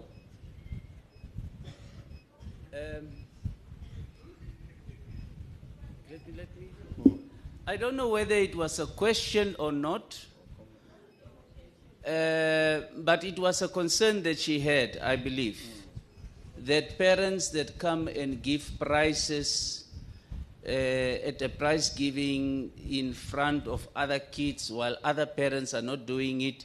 You know, it's difficult to go and tell Mr. Wanivi on his territory how to run his affairs. But that is why we as a school, we have a sponsor, we buy all the prizes, we invite the parents, they come and eat, they enjoy, but we don't really create that room. If they must give it, they give it to the school so that the school can see how we can redistribute that gift. So if other schools are doing it in that way, I cannot really go and play on the playing ground and territory of another principal. But that is what I would advise. If it is given, that it is given to the school must see how they equally redistribute this. Thank you. Thank you very much, sir. Can we give him a round of applause, please? That was the end of our discussions in terms of our sessions. That's the last session we had. So the next point on our agenda is the way forward and the closing remarks. Before we move into that, I was going to ask our young poet whether she's ready to come and give us a poet or something. I don't know whether you are ready. While I'm trying to find out from the Secretariat whether they are done with their way forward, so we can, and then we can move. Or otherwise, I can call Mr. Charles for now. No, I think she's busy writing something.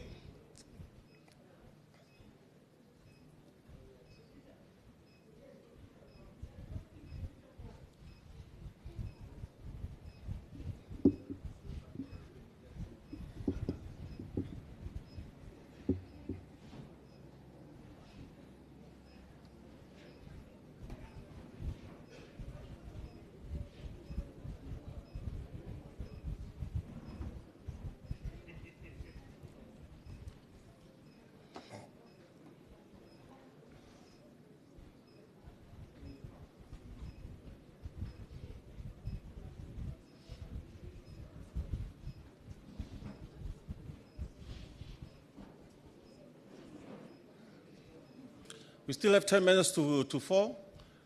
If there's any other pending issue that you are having, maybe that you felt that, no, I couldn't discuss it during that time because I wasn't ready, maybe I want to bring it forth now, you can do that as well, just for this little minutes that we have before 4. Mr. Charles, please give us some icebreaker there. Yes, no, she's coming. I think she needed inspiration from her role model. And okay, we now the youth is also coming. So we have also, please give him a round of applause as well.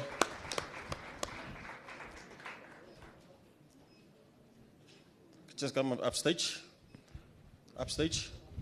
Also just introduce yourself and which school are you representing. And also what will you be doing for us. Okay? Should we start with him first?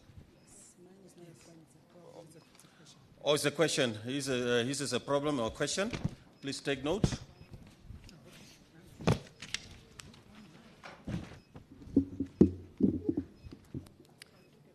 Okay, good evening. I give feedback to the name Natano Ivokoresap, and I'm the head boy from Johannesburg RC Secondary High School.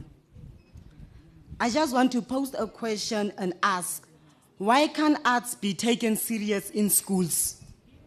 As you know, some learners are not academically inclined, and therefore they don't bring their sides in school work. But mostly they bring their sides on their interests, like they want to showcase their talents. Nowadays, what people do is, they only speak about a pen and a book. They don't consider the talents of learners. Some are good in drawing, some are good in singing, dancing, cooking, and etc.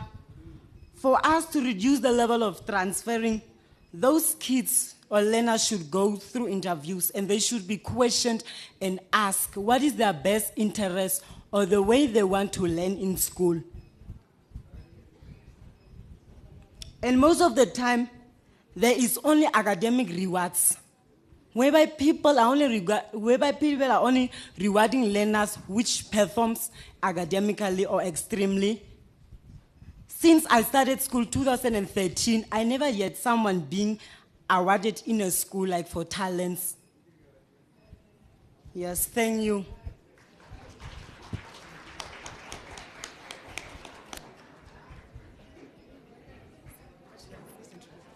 Introduce yourself and that you just wrote something up.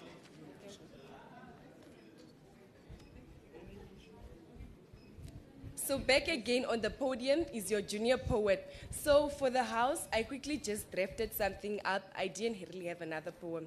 And it's titled? And the poem is titled, To My Pen. To my pen. My pen, my writing pen. Racing for a chance to hold you for a moment, to keep you firmly in my hand and to never let you slip out. With you, my thoughts flow, and with you, I craft good results. With you, I hope to race, a race to joy, freedom, happiness, and fortune. Because with you, my pen, no finish line is too far ahead. So please, my pen, do not neglect me. Because without you, I have no future. So please, help me race for a life. Yeah, ne? Mind of writers. You know, one thing I know about writers and poets, they are good with words. They can talk about my shoe, whereas they mean something else. That was beautiful writing there. So many requests were made about this poem, teacher. So we're going to do it one last time. And some people even requested that I give them the write-up of the poem. I have it here. Perhaps I'll share it with you after the event. And then also I have a Facebook page. It's Charles. You can write it down. Charles Kakome is Kakomee dash Shea. Shea is TJEJA.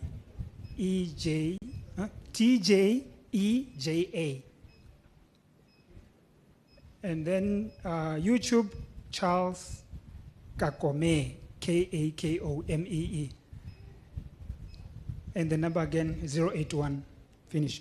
Okay, we are going to do the poem teacher again. I guess by now we all know the cue. At the raising of my hand, we all say teacher with that energy as we give credit to the teachers for the amazing job they are doing to our society. Again, just to get the house in the mood, please, can we just raise and just play a part as well? Because I know that it's after lunch. I know that we're a bit tired and everything. We're feeling sleepy. Just for that energizer, please. Thank you, Director of Proceedings. Thank you. Yeah. Again? What? I thought everyone has eaten. Okay, let's see. Again? No formula, no equation has been found yet that defines the value of A.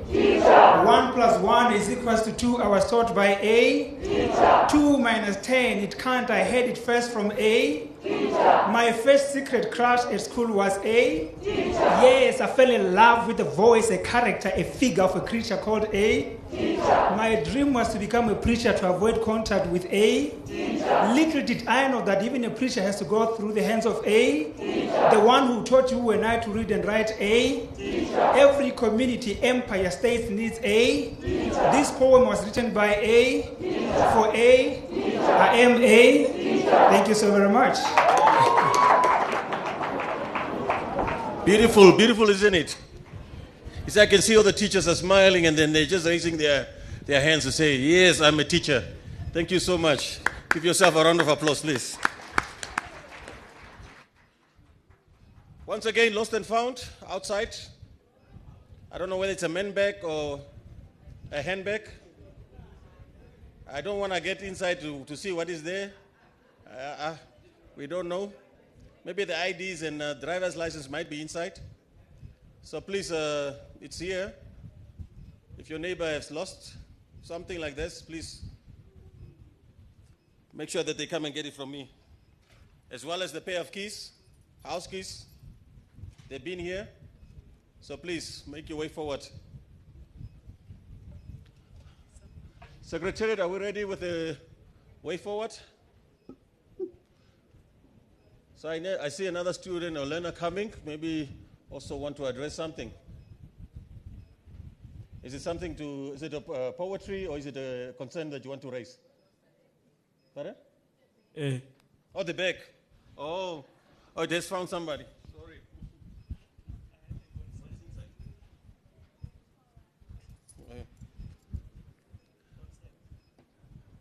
Let me find out whether there's a concern can be noted as well, because they are still busy. They are busy in crafting or finalizing their way forward.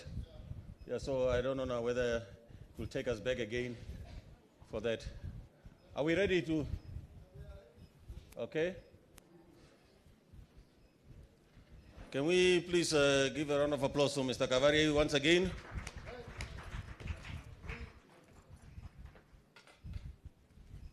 The honorable councillors are not here. Fina,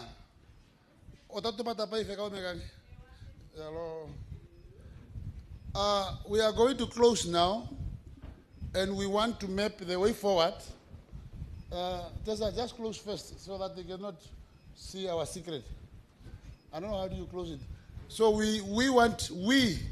when I'm saying we, it's all of us, Ms. Kumbi. We want to map the way forward with reasonable recommendation and measurable recommendation and achievable recommendation. More importantly, flexible recommendation. Because we will never know what will happen after 2 weeks. We are the Ministry of Education, Arts and Culture. Tomorrow probably we will be only told we are Ministry of Basic Education. I mean under the new president. Arts is removed to whatever. So we will never know what will happen in the coming 2 weeks. But for now, really, the boy who was here, or the student, I am very much impressed for what we have said, that we must start recognizing talents. We must start recognizing talents. I think it is a very good and a clear, legitimate request. The madam who spoke on marginalized people and then she went, where is Tertiary? She said she was not here yesterday. Now she came for that point and then she left again. Colleagues, am I on air? NBC? Am I on air or am I? So please, I want to be off record. Okay. Man, I wanted to say things, but for the house, not for the public. But it's fine. So the issue of marginalized children, the comparison which was used here, that these people are, or these students or these learners are not doing well academically in Omaheke, I will dispute that at all. I have been a school counselor for 15 years. The first cohort which went to Divundu, first school, Master Mukatu, you know first school? That boy who was staying at your place from Shaka, I think Ms. Katamelo is also here. Yeah, first school. I think he's a mechanical engineer from Sun Community, from Omaheke. There is another one who was staying with Master Wanguta. That I will dispute that one. So we have produced enough learners, son children, at a level where they can compete with others. So, but unfortunately, she is not here. If she wants the statistics, she can come to my office, I will give her. And we are the region who are doing much better than many other regions in terms of integrating marginalized people in schools. The shortfall is that people does not distinguish between Ministry of Gender and Ministry of Safety and Security and Ministry of Education. Our core function, our core duty, it is to provide access, equity, quality education. If children are on the street, that is the responsibility of Ministry of Safety and Security, number one, and Ministry of Gender. So it's why I wanted to be off air. I wanted to say many things. So now everything which goes wrong, Ministry of Education. People, they don't, sometimes our functions are overlapping. Hence, a layman person will not make a difference. But we are adhering to our mandate to provide quality education, to create access, and etc. So I wanted to respond on that one. And the last one, before we go on with the way forward, I was waiting for the honorable councillors. They are now here. Colleagues, I think by now we know, there is a new statement that the elephant is in the house. Whether, I don't know how big is that house where the elephant will fit in. But we used to say the elephant is in the corral. Now it's in the house. So when the elephant is in the house, colleagues, the best thing we must do, after all this good presentation and discussion, we must do the basics. That's all. In education, you don't need much. You need to do the basics. For the principal, you are having a school, there is a timetable, there is the monitoring tools, you are always visible, and. For the parents, you are bringing your child on time, you are providing what you can provide, and. So you do the basics. For the teacher, which is the core person, he prepared or she prepared an inclusive preparation monitored by the head of department, which is supervised by the principals. If we do the basics, we can move from number 8 to number 1 very easily. But if some people are doing the basics and some are not doing the basics, we will not go anywhere. These children will throw our graves with stones.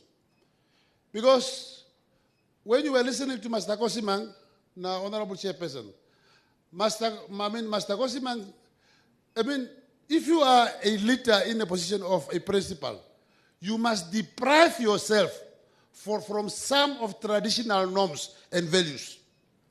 If you are a leader in a position of a principal, you must deprive yourself from some of your traditional values.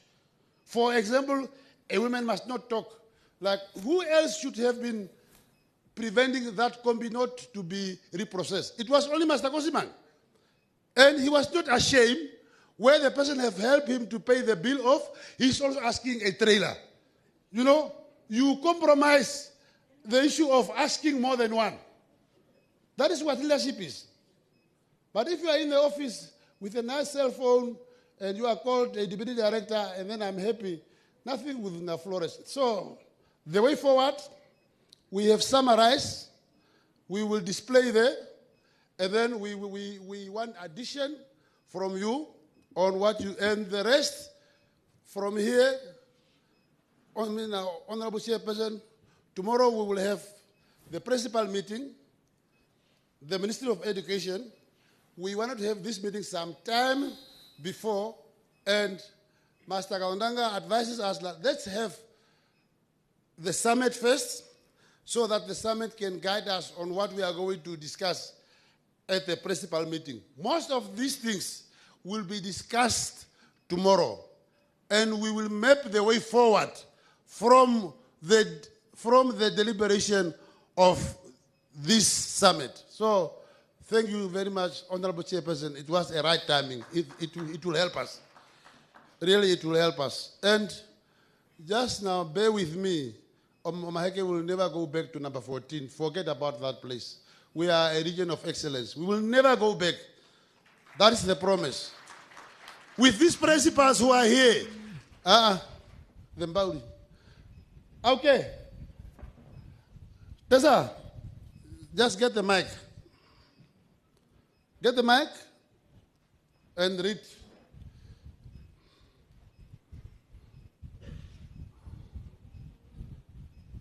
It is this one. Masajituka, Onji.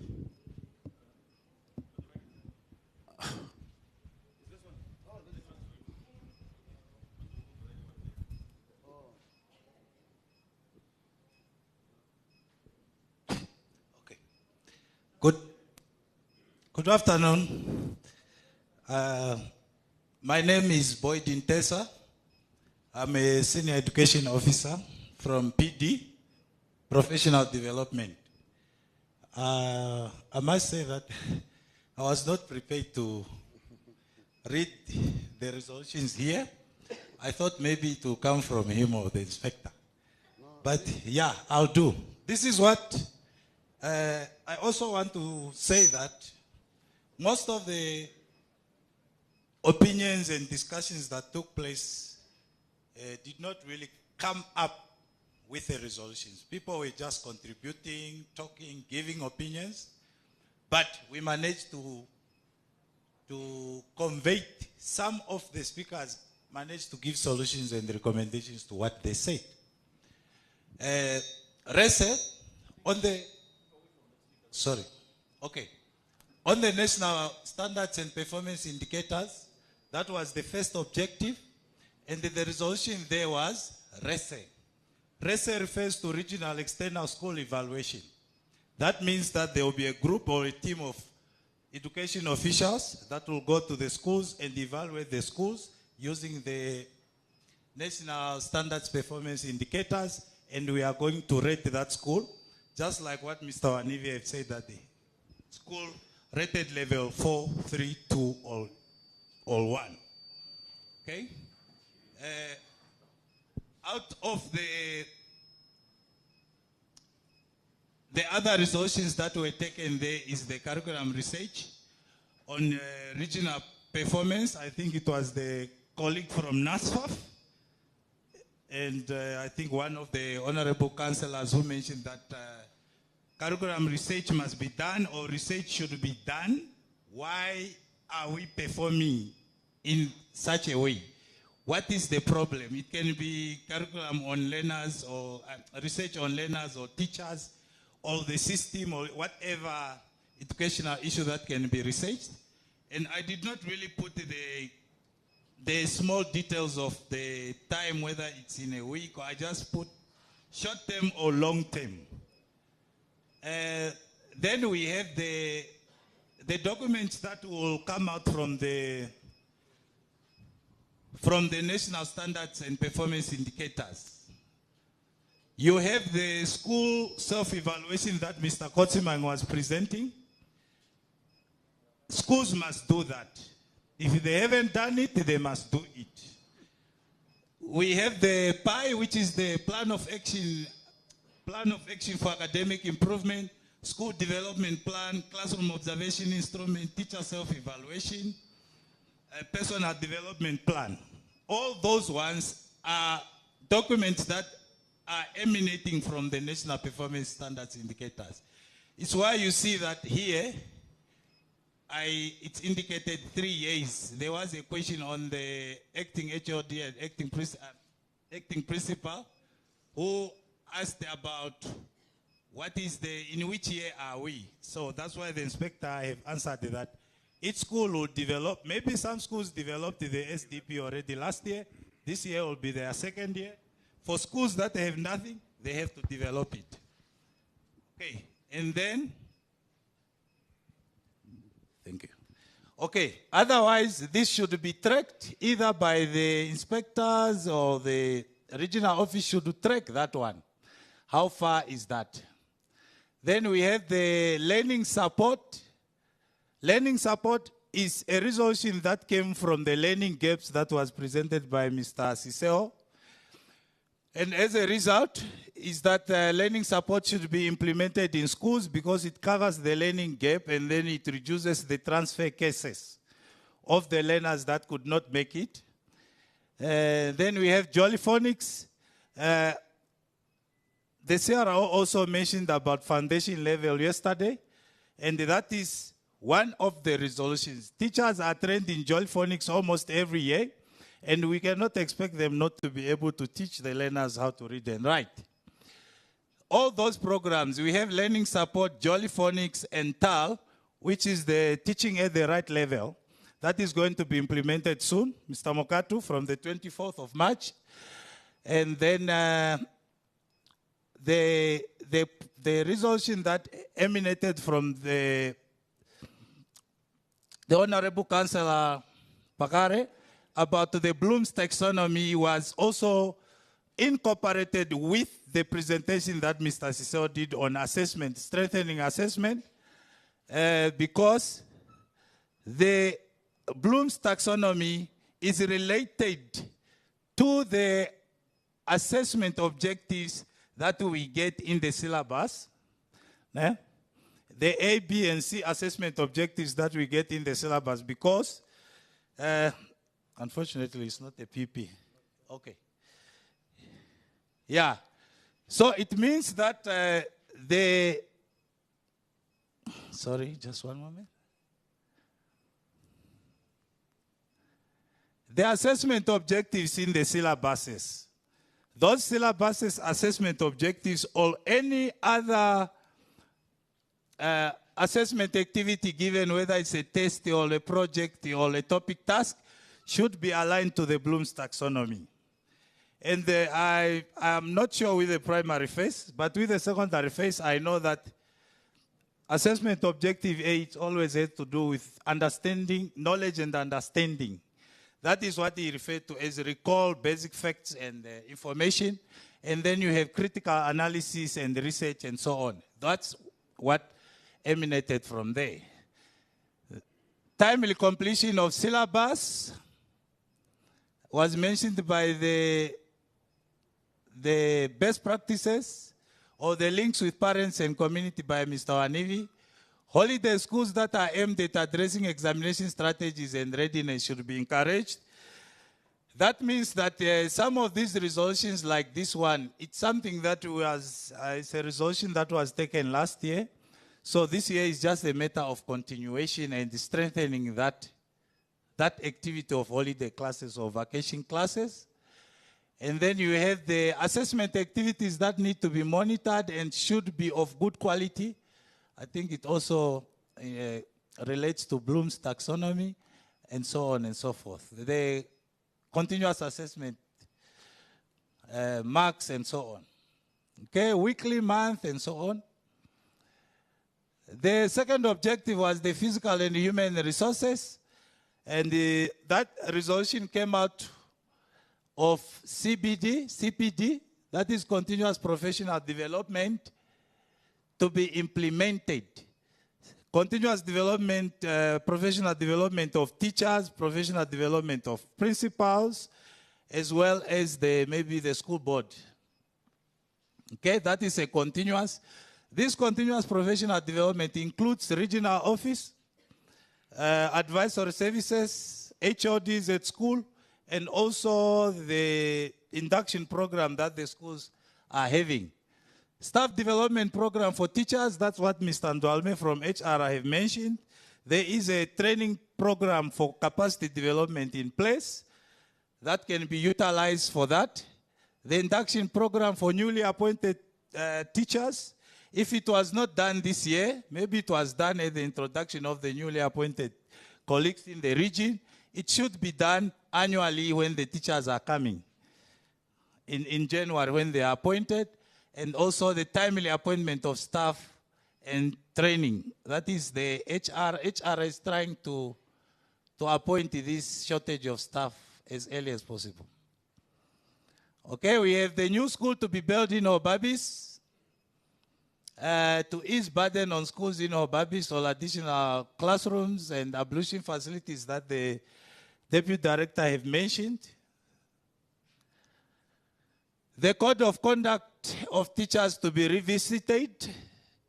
I don't know whether the principal should go back and train their staff or do information sharing or empower them on the code of conduct of teachers. We also have the professional competences. But this one, the code of conduct of teachers, I think it will be answered very well with the professional teachers bill. I don't know how far is that bill, but it's the one that is going to regulate the teachers.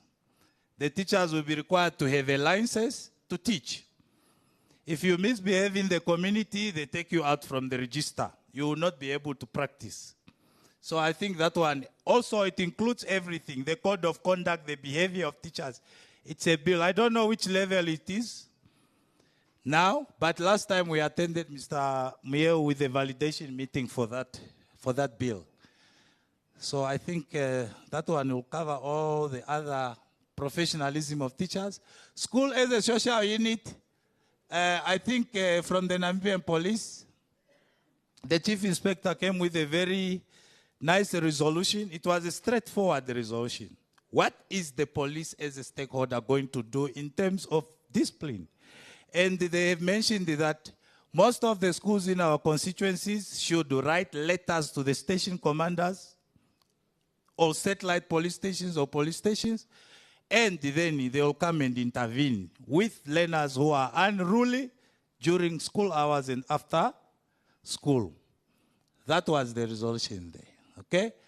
I think there was another one in terms of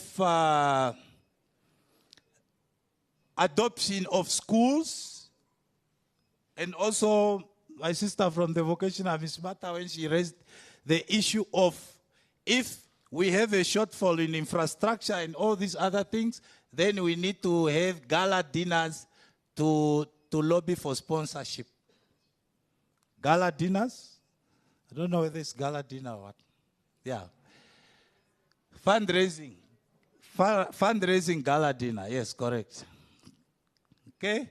And then we have the moral and selected motivational leaders and speakers to visit schools. We have seen what the best practices have happened from other schools like ISEC base. So we need to bring in these influential leaders somewhere from the companies, non-governmental organizations, state-owned, public, and so on, that they can come and motivate our learners and teachers.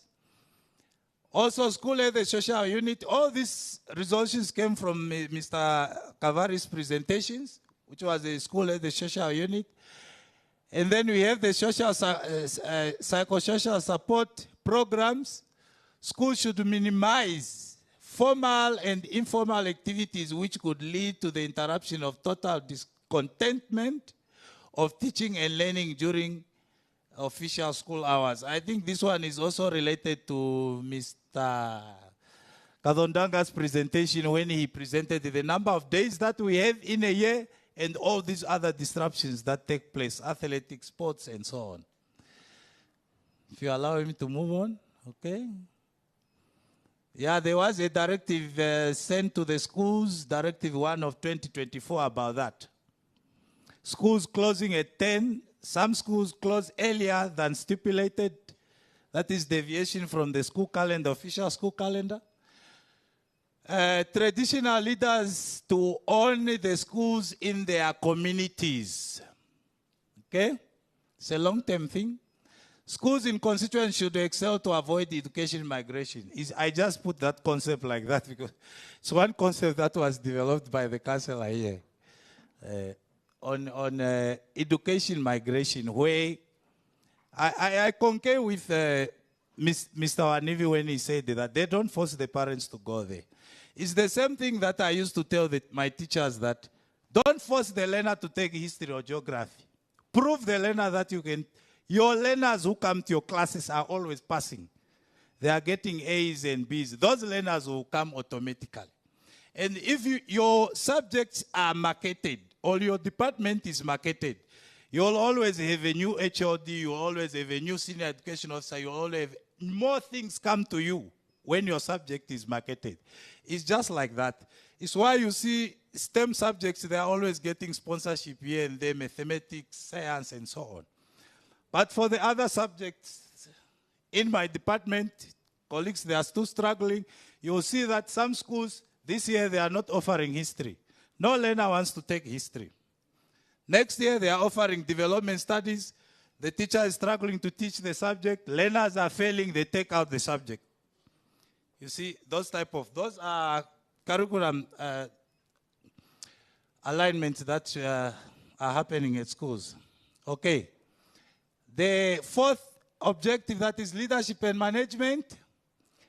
The resolution that we got from here is that our leaders at school level,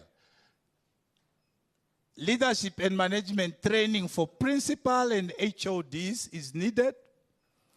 And then we have the school board election and training that is going to take place, because this is basically school governance.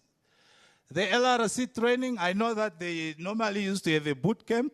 I don't know, maybe it differs from one school to another, so that they can play their part with the learners. Regional counselors, traditional leaders, all these people need to take their role in terms of leadership and management. And I'm sure that the presentations on leadership and management examples given are enormous, okay? So school leadership will be required to analyze their results and to discuss it with the teachers and the school board. This can happen termly or after an assessment or yearly. That's why I just put it that way. Every week, monthly and termly. Okay, you allow me to move on? I think this is the last objective. Okay, we are still there. Teacher absenteeism, that was brought by Commander Maradona here. That is a problem. It's a contributing factor as to why the learners are failing. So what can we do? And it was also suggested by the inspector that leave of absence, public staff rules, public service staff rules is what we need to do. We need to implement this one, Public Service Act. It works because all we want to do is to correct bad behavior. And then we also have internal policies to be developed to answer to the problems of the schools in their circumstances and in context to their constituency and to the society that they are serving, because it differs, okay? So you need to develop internal policies, of course, from the umbrella of the national ones, and accountability to school boards. I think this one also was taken from the best practices, because if the schools, they are not accountable on how they use the school financial resources, how they appoint the teachers, how learners are traveling from one place to another, then they are not going to have trust in the school board members or the community and so on, or the parents. Yeah. On the best practices, the case studies from other schools, yeah, I think those presentations will be shared. But what stood out is the networking that Mr. Kotsiman presented. That networking is very, very important. I don't know whether it's networking and collaboration and partnership. And then also the case study that stood out from Mr. Anivi's presentation is the linkages to parents and community. Since it's the best practices, I think it's just good that the schools can share or can get it from Secretariat. Then they can try to copy and paste or implement what they have seen there. All right, thank you. Others? Is any other business that maybe came out or that will come out now? Because there is a space here for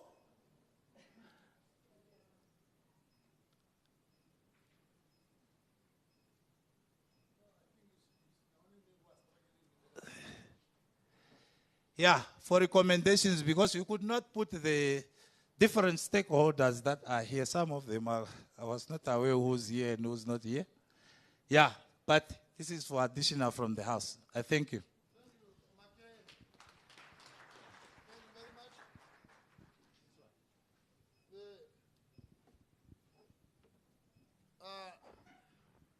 it reflects on the quality of, it's on. It reflects on the quality of education officers we are having. Tessa was not directed to do that. He was just taking his own notes, summarizing, and then ambush him. And he said, that note of yours will become the way forward. And he was not told that he's going to present. He was just ambushed here, present. Because he's supposed to have that quality to fight any war, any battle. So we are going to close off. I will give back to, Chairperson. Sorry, Madam Jituka, you want to say something? Oh, okay. But I wanted to say that we are going to close off, but that is the type of the resolution. I want addition, if you want to add something, or if you want to rephrase, or if you want to put muscles or fat on that presentation. Chairperson?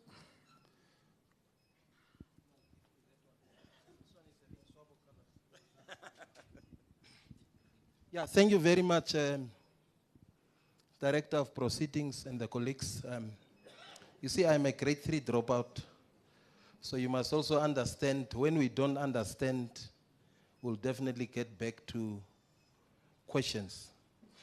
But then earlier, when I requested, or probably submitted, I said, I want to see the audit as part of the recommendations. Didi, please, can we add that one? Because we are talking about the subjects and then the specialization, I think. Maybe if we can add that one as a part of the recommendations, because I want to see the audit in that regard. That's one. Number two, with regard to the infrastructure, I had the privilege to listen to you, Didi, when you announced the infrastructural development or the capital projects that are underway, starting as of next week. And I thought maybe it's appropriate to mention that. And I don't know in the case of the rest of the other councillors, but in the case of Kalahari, for us to see whether we cannot bring in Ver Genoeg because of the tents that they are currently using. That's one. Number two, the hostel at Trimiopsis Primary. I know that hostel is apparently on the agenda of whoever and whoever, but just to show that seriousness, that hostel must come as part of the recommendations. The other one that I also want to add is the food, feeding program. There was an explanation that that thing is where in that, why, where, what, and so on. But as a region, even if it is somewhere in the tables of the others or on the tables of the others, we add it just to demonstrate the seriousness of what we want. Poviabo. And then the last one is, honorable members, I want these resolutions, or maybe this summit, to agree that these resolutions, once they are done today and tomorrow, they must be submitted to the regional council for endorsement. For endorsement, once endorsed, it becomes legal document of this region. And we are going to monitor the implementation by way of monthly updates from your directorate. This document must be shared with the principals and the people on the ground. But the sharing of the document, I don't want the principals to do that. I want the regional office to go down and share and explain this document and the implementation strategies. If there is anything that needs to be communicated, for example, to the minister, since it will be an endorsed document by council, then we can do so. So I think those are the strategies I want us to use so that we can have a faster implementation of this document. Thank you.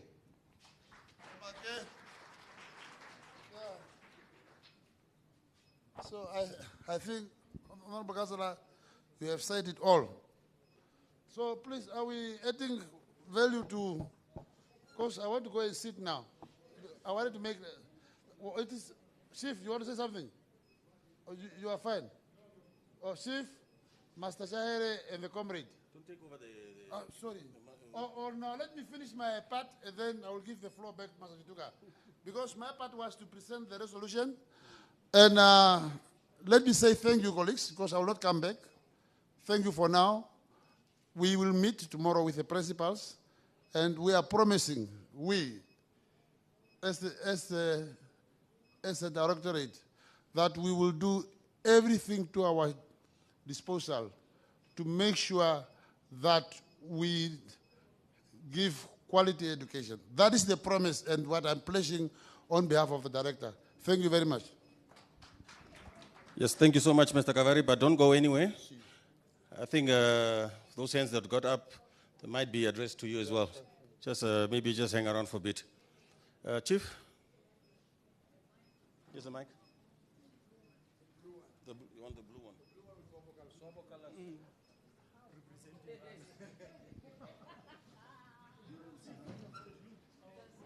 Yeah,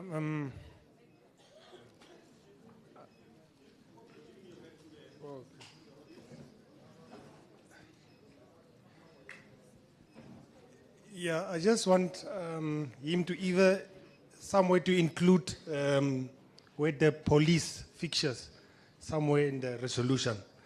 If us as traditional leaders writes to the regional commander to say that this week and this week it is silent because of the kids are in examinations. We want the leadership of police to communicate this to the Shebun owners. We are just the ones who are giving the land, but they have to abide the rules. But we want also to become a resolution and a norm and a culture that when we communicate to the regional council that this is a request from the land board, from the school or the school board to say that they want silent between this week. From all the communal areas, because we have to, as traditional leaders, we have to do our part in the communal area. And then that these jukebox that they are using, they must just refrain from that week. It is most part of them calling their customers or so on. But for that week, that those books should be prohibited from playing because it's causing the noise. So I just want him to include it somewhere there so that we have that relationship and understanding. Thank you.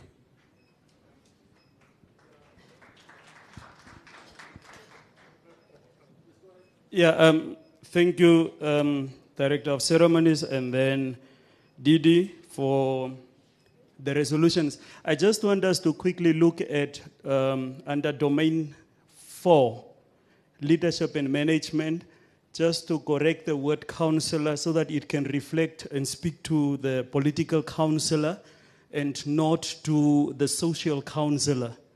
It's just that word that is there. Yeah, I am doing the social counseling, so that word regional counselor refers to the counselor taking care of counseling. Other than that, I am obviously going back from this summit having a problem with the theme that did not give opportunity to the tertiary institutions. We are having 2 vocational training centers in Omaheke, namely COSTEC and then Khobabes VDC, and then we also have got other tertiary institutions, but then the summit did not touch on anything that has to do with how does the tertiary education in the region feature or else continue to uphold the best performance of the region. And if we could really look into that, I'm happy that the director has said that she is looking at a career fair, but I think that is not the only platform, but we can probably also make use of that platform to further present statistics in terms that is similar to what was presented for the primary and secondary education in the region. I am also fully aware that the tertiary institutions do not fall under Ministry of Education, Arts and Culture, but still we are taking care and further coaching and mentoring and making sure that these individuals in the region have technical vocational education qualifications. Thank you.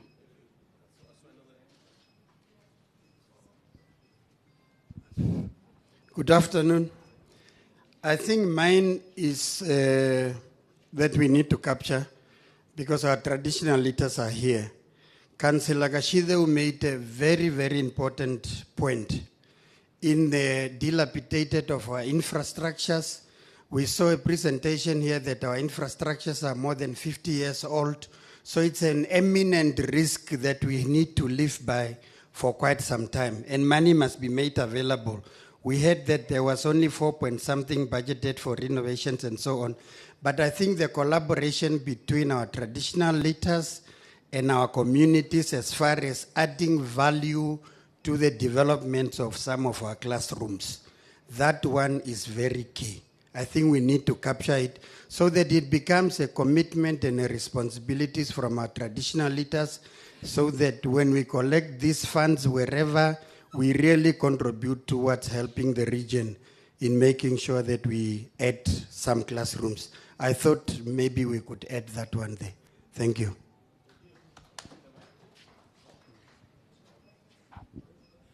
Yes, thank you so much for all those contributions. Secretariat, you have noted them. Maybe we need to make that platform as well, as Mr. Lucas has mentioned, in terms of the tertiary institutions. Maybe to be also part of the next discussions and so on, especially during the seminars, during the career fairs and so on. Well, yeah. It's almost 5, sir. And I see you're only coming out now when I'm about to call our next speaker. Oh, I didn't see you on that. But it's no problem, we'll give you the mic.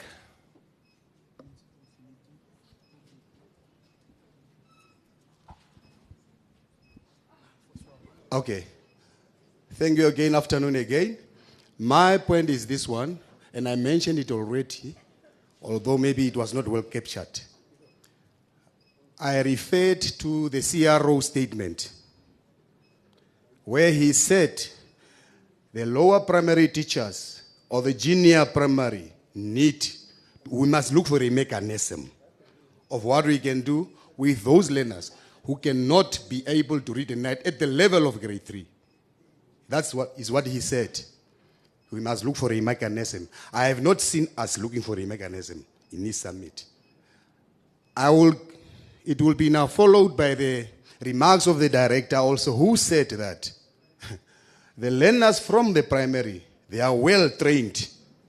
But when they come at grade 4, that is where that part is not proceeding, so that we can have learners that cannot read and write in our schools, which is now also came to be supported by my deputy director, who said that nationally, it is proven that our children cannot read and write. And that is a problem we have. That's why we have a low-performing area or constituency or region.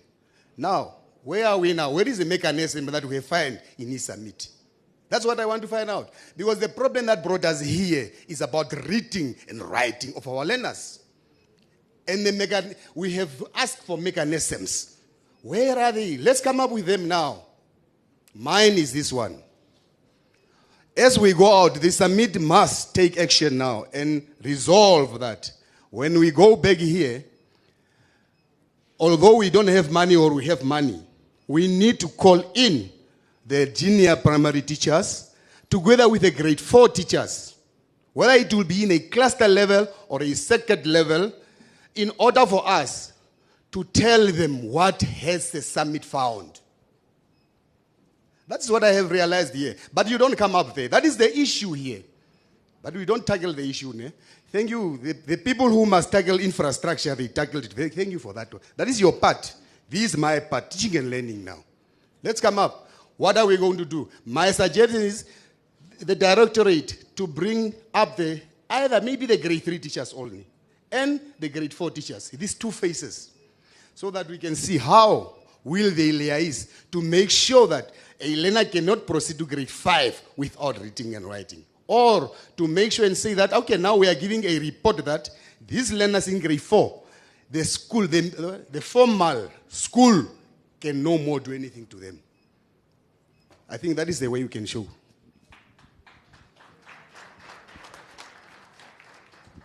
Thank you very much, sir. That was a very valid contribution as well. And I hope we were really taking note of such. Yes, few announcements before I give over for the closing. Principals meeting is tomorrow, 8 o'clock at the regional library. 8 o'clock, not 8:30, not 9:30. 8 o'clock, please, at the regional library tomorrow, Thursday the 13th. Friday, the prize giving is again at 8 o'clock at the Ben van der Walt School Hall. Prize giving, Friday the 14th at Ben van der Walt Primary School Hall, 8 o'clock.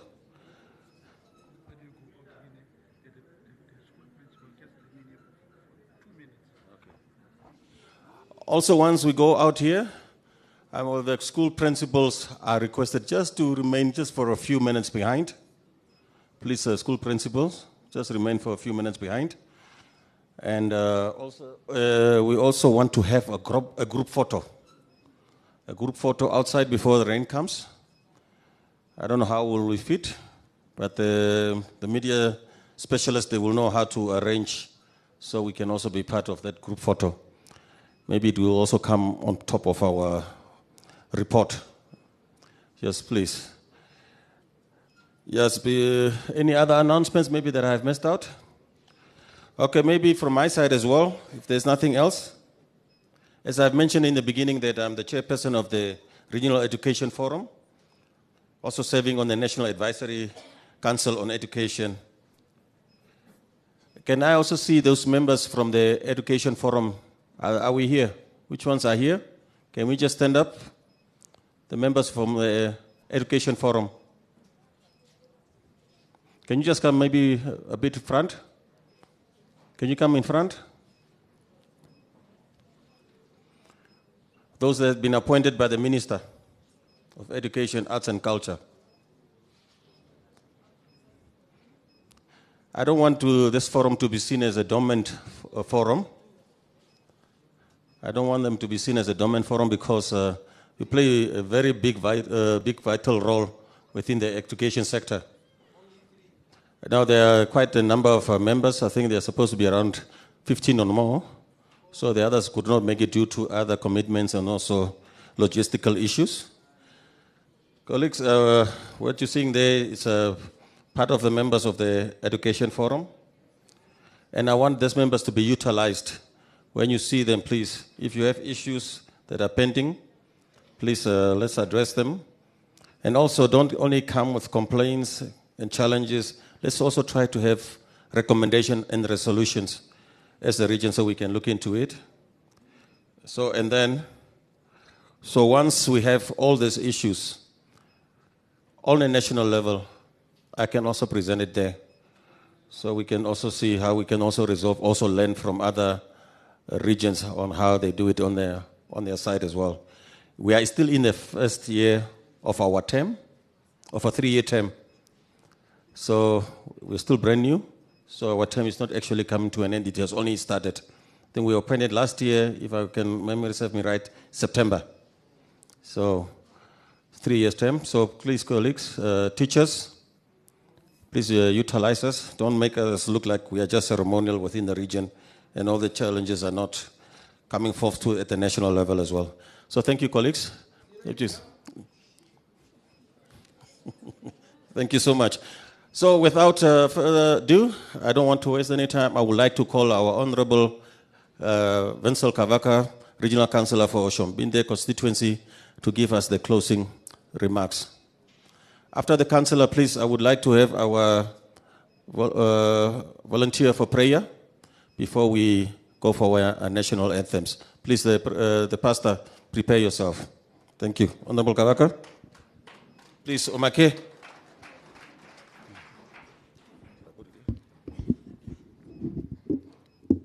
Thank you very much. It's few minutes to 5. I can see that you are very tired. I have to be very short and brief to the point. Thank you very much, Honorable Chairperson of the Regional Council, Honorable Regional Councillors,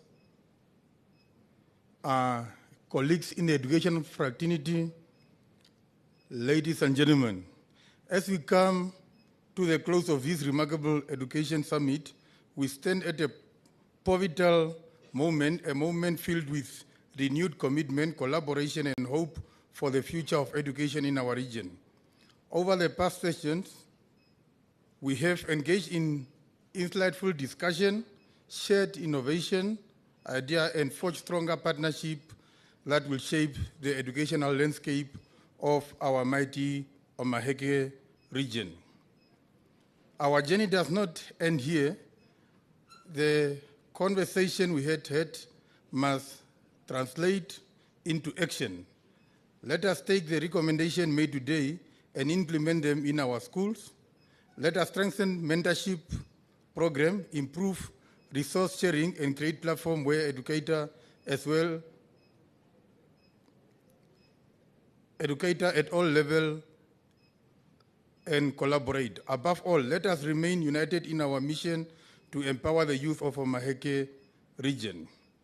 On behalf of the organizing committee, I extend our deepest gratitude to all those who made this summit a success. Thank you all for your participation, your commitment, and our unwavering belief in the power of education. Let us go forth and build a brighter future for the Omaheke region. Travel safe, and we may meet again with even greater progress. Next time when we are meeting next year, we should celebrate. We should not be stagnated that each and every year we have to have an interpa, a summit or whatsoever. So next year, it should be the year of celebration. Thank you very much.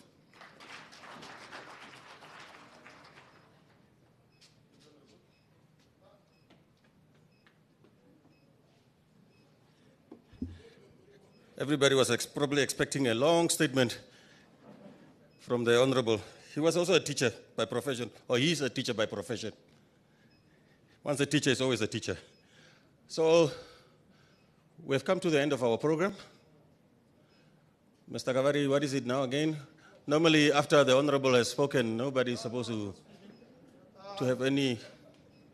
Sorry, I'm not saying bad things, I'm saying good things. The issue of the SND, Mr. Kamedu, yours is paid, ne? Now, I have authorized it now. So we have loaded all the SNDs. Please don't go to the regional office. When we have authorized them, if they are not if you are not at bank window, it will reflect tomorrow. But everybody who deserves money, we have paid. Don't come to the regional office. We have paid you. Master Kamevu, your money is in. I check your name. It's all. Mr. Kavari, please, protocol. We are live on TV. So now you're letting the people know that the teachers are paid. Mr. Kavari. Yeah, with that said, can I have the volunteer for the prayer so we can close off our session?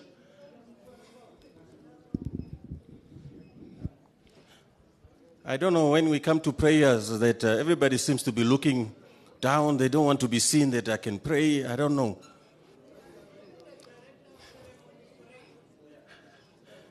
I think by now I have lost a bit of my voice. So, Pastor, thank you. So after the prayer, just we should just rise, and then we can sing the national anthems. After the prayer, maybe he has a scripture. Thank you very much. I don't know how he knows that I have a scripture, but I have a scripture, a very short one in that matter. Yeah. And the scripture that I'm having is taken out of the book of Psalm 34, verse 18. And it reads as follows. The Lord is close to the brokenhearted and saves those who are crushed in spirit. So that is the word of encouragement for everybody today that was part and parcel of this summit. We must know that today we might seem heartbroken because of certain things that make us not to succeed or to reach the goal that we want to reach. But the Lord is close to us. Surely we are going to get there. Let's bow our head in prayer. Dear mighty Heavenly Father, we honor you, we thank you, we glorify you for who you are this afternoon. With great pleasure, we are standing here before you, my Father, acknowledging your presence throughout this whole summit. As we are about to depart now, my Father, my God, as everyone is aiming to go back to their destinations, my Father, we pray for those angels that are over them, protecting them, guide them, and be with them. Lord, those angels that are taking all the burdens of their ways, my Father, my God, that are in their vehicles, protecting all over. Let the same angels protect everybody and guide them safe to their destinations. In the name of the Father, the Son, and the Holy Spirit, we pray. Amen. Thank you so much. Pastor, I thought you were going to be remaining here for the national and for EU and national anthem. But it's fine. Thank you so much.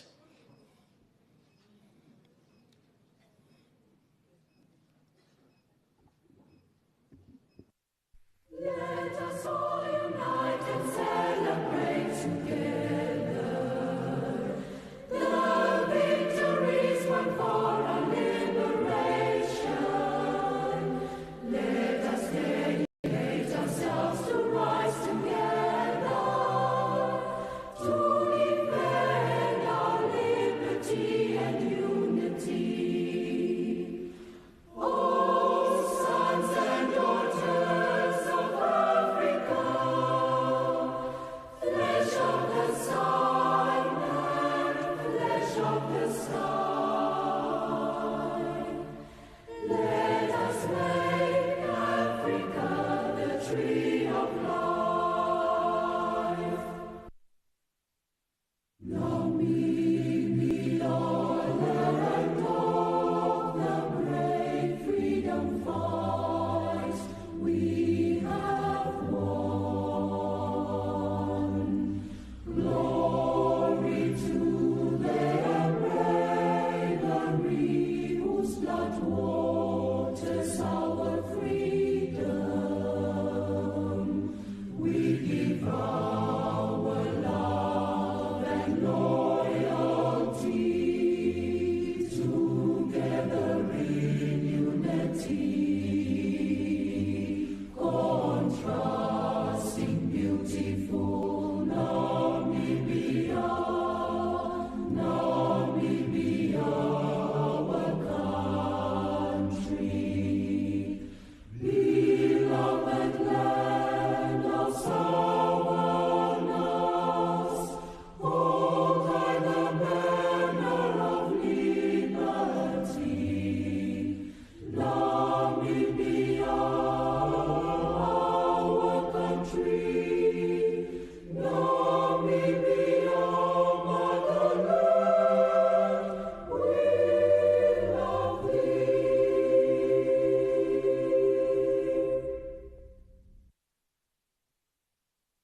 Thank you so much. Thank you for being such a good audience. I hope I'm wishing you a very beautiful, productive day ahead.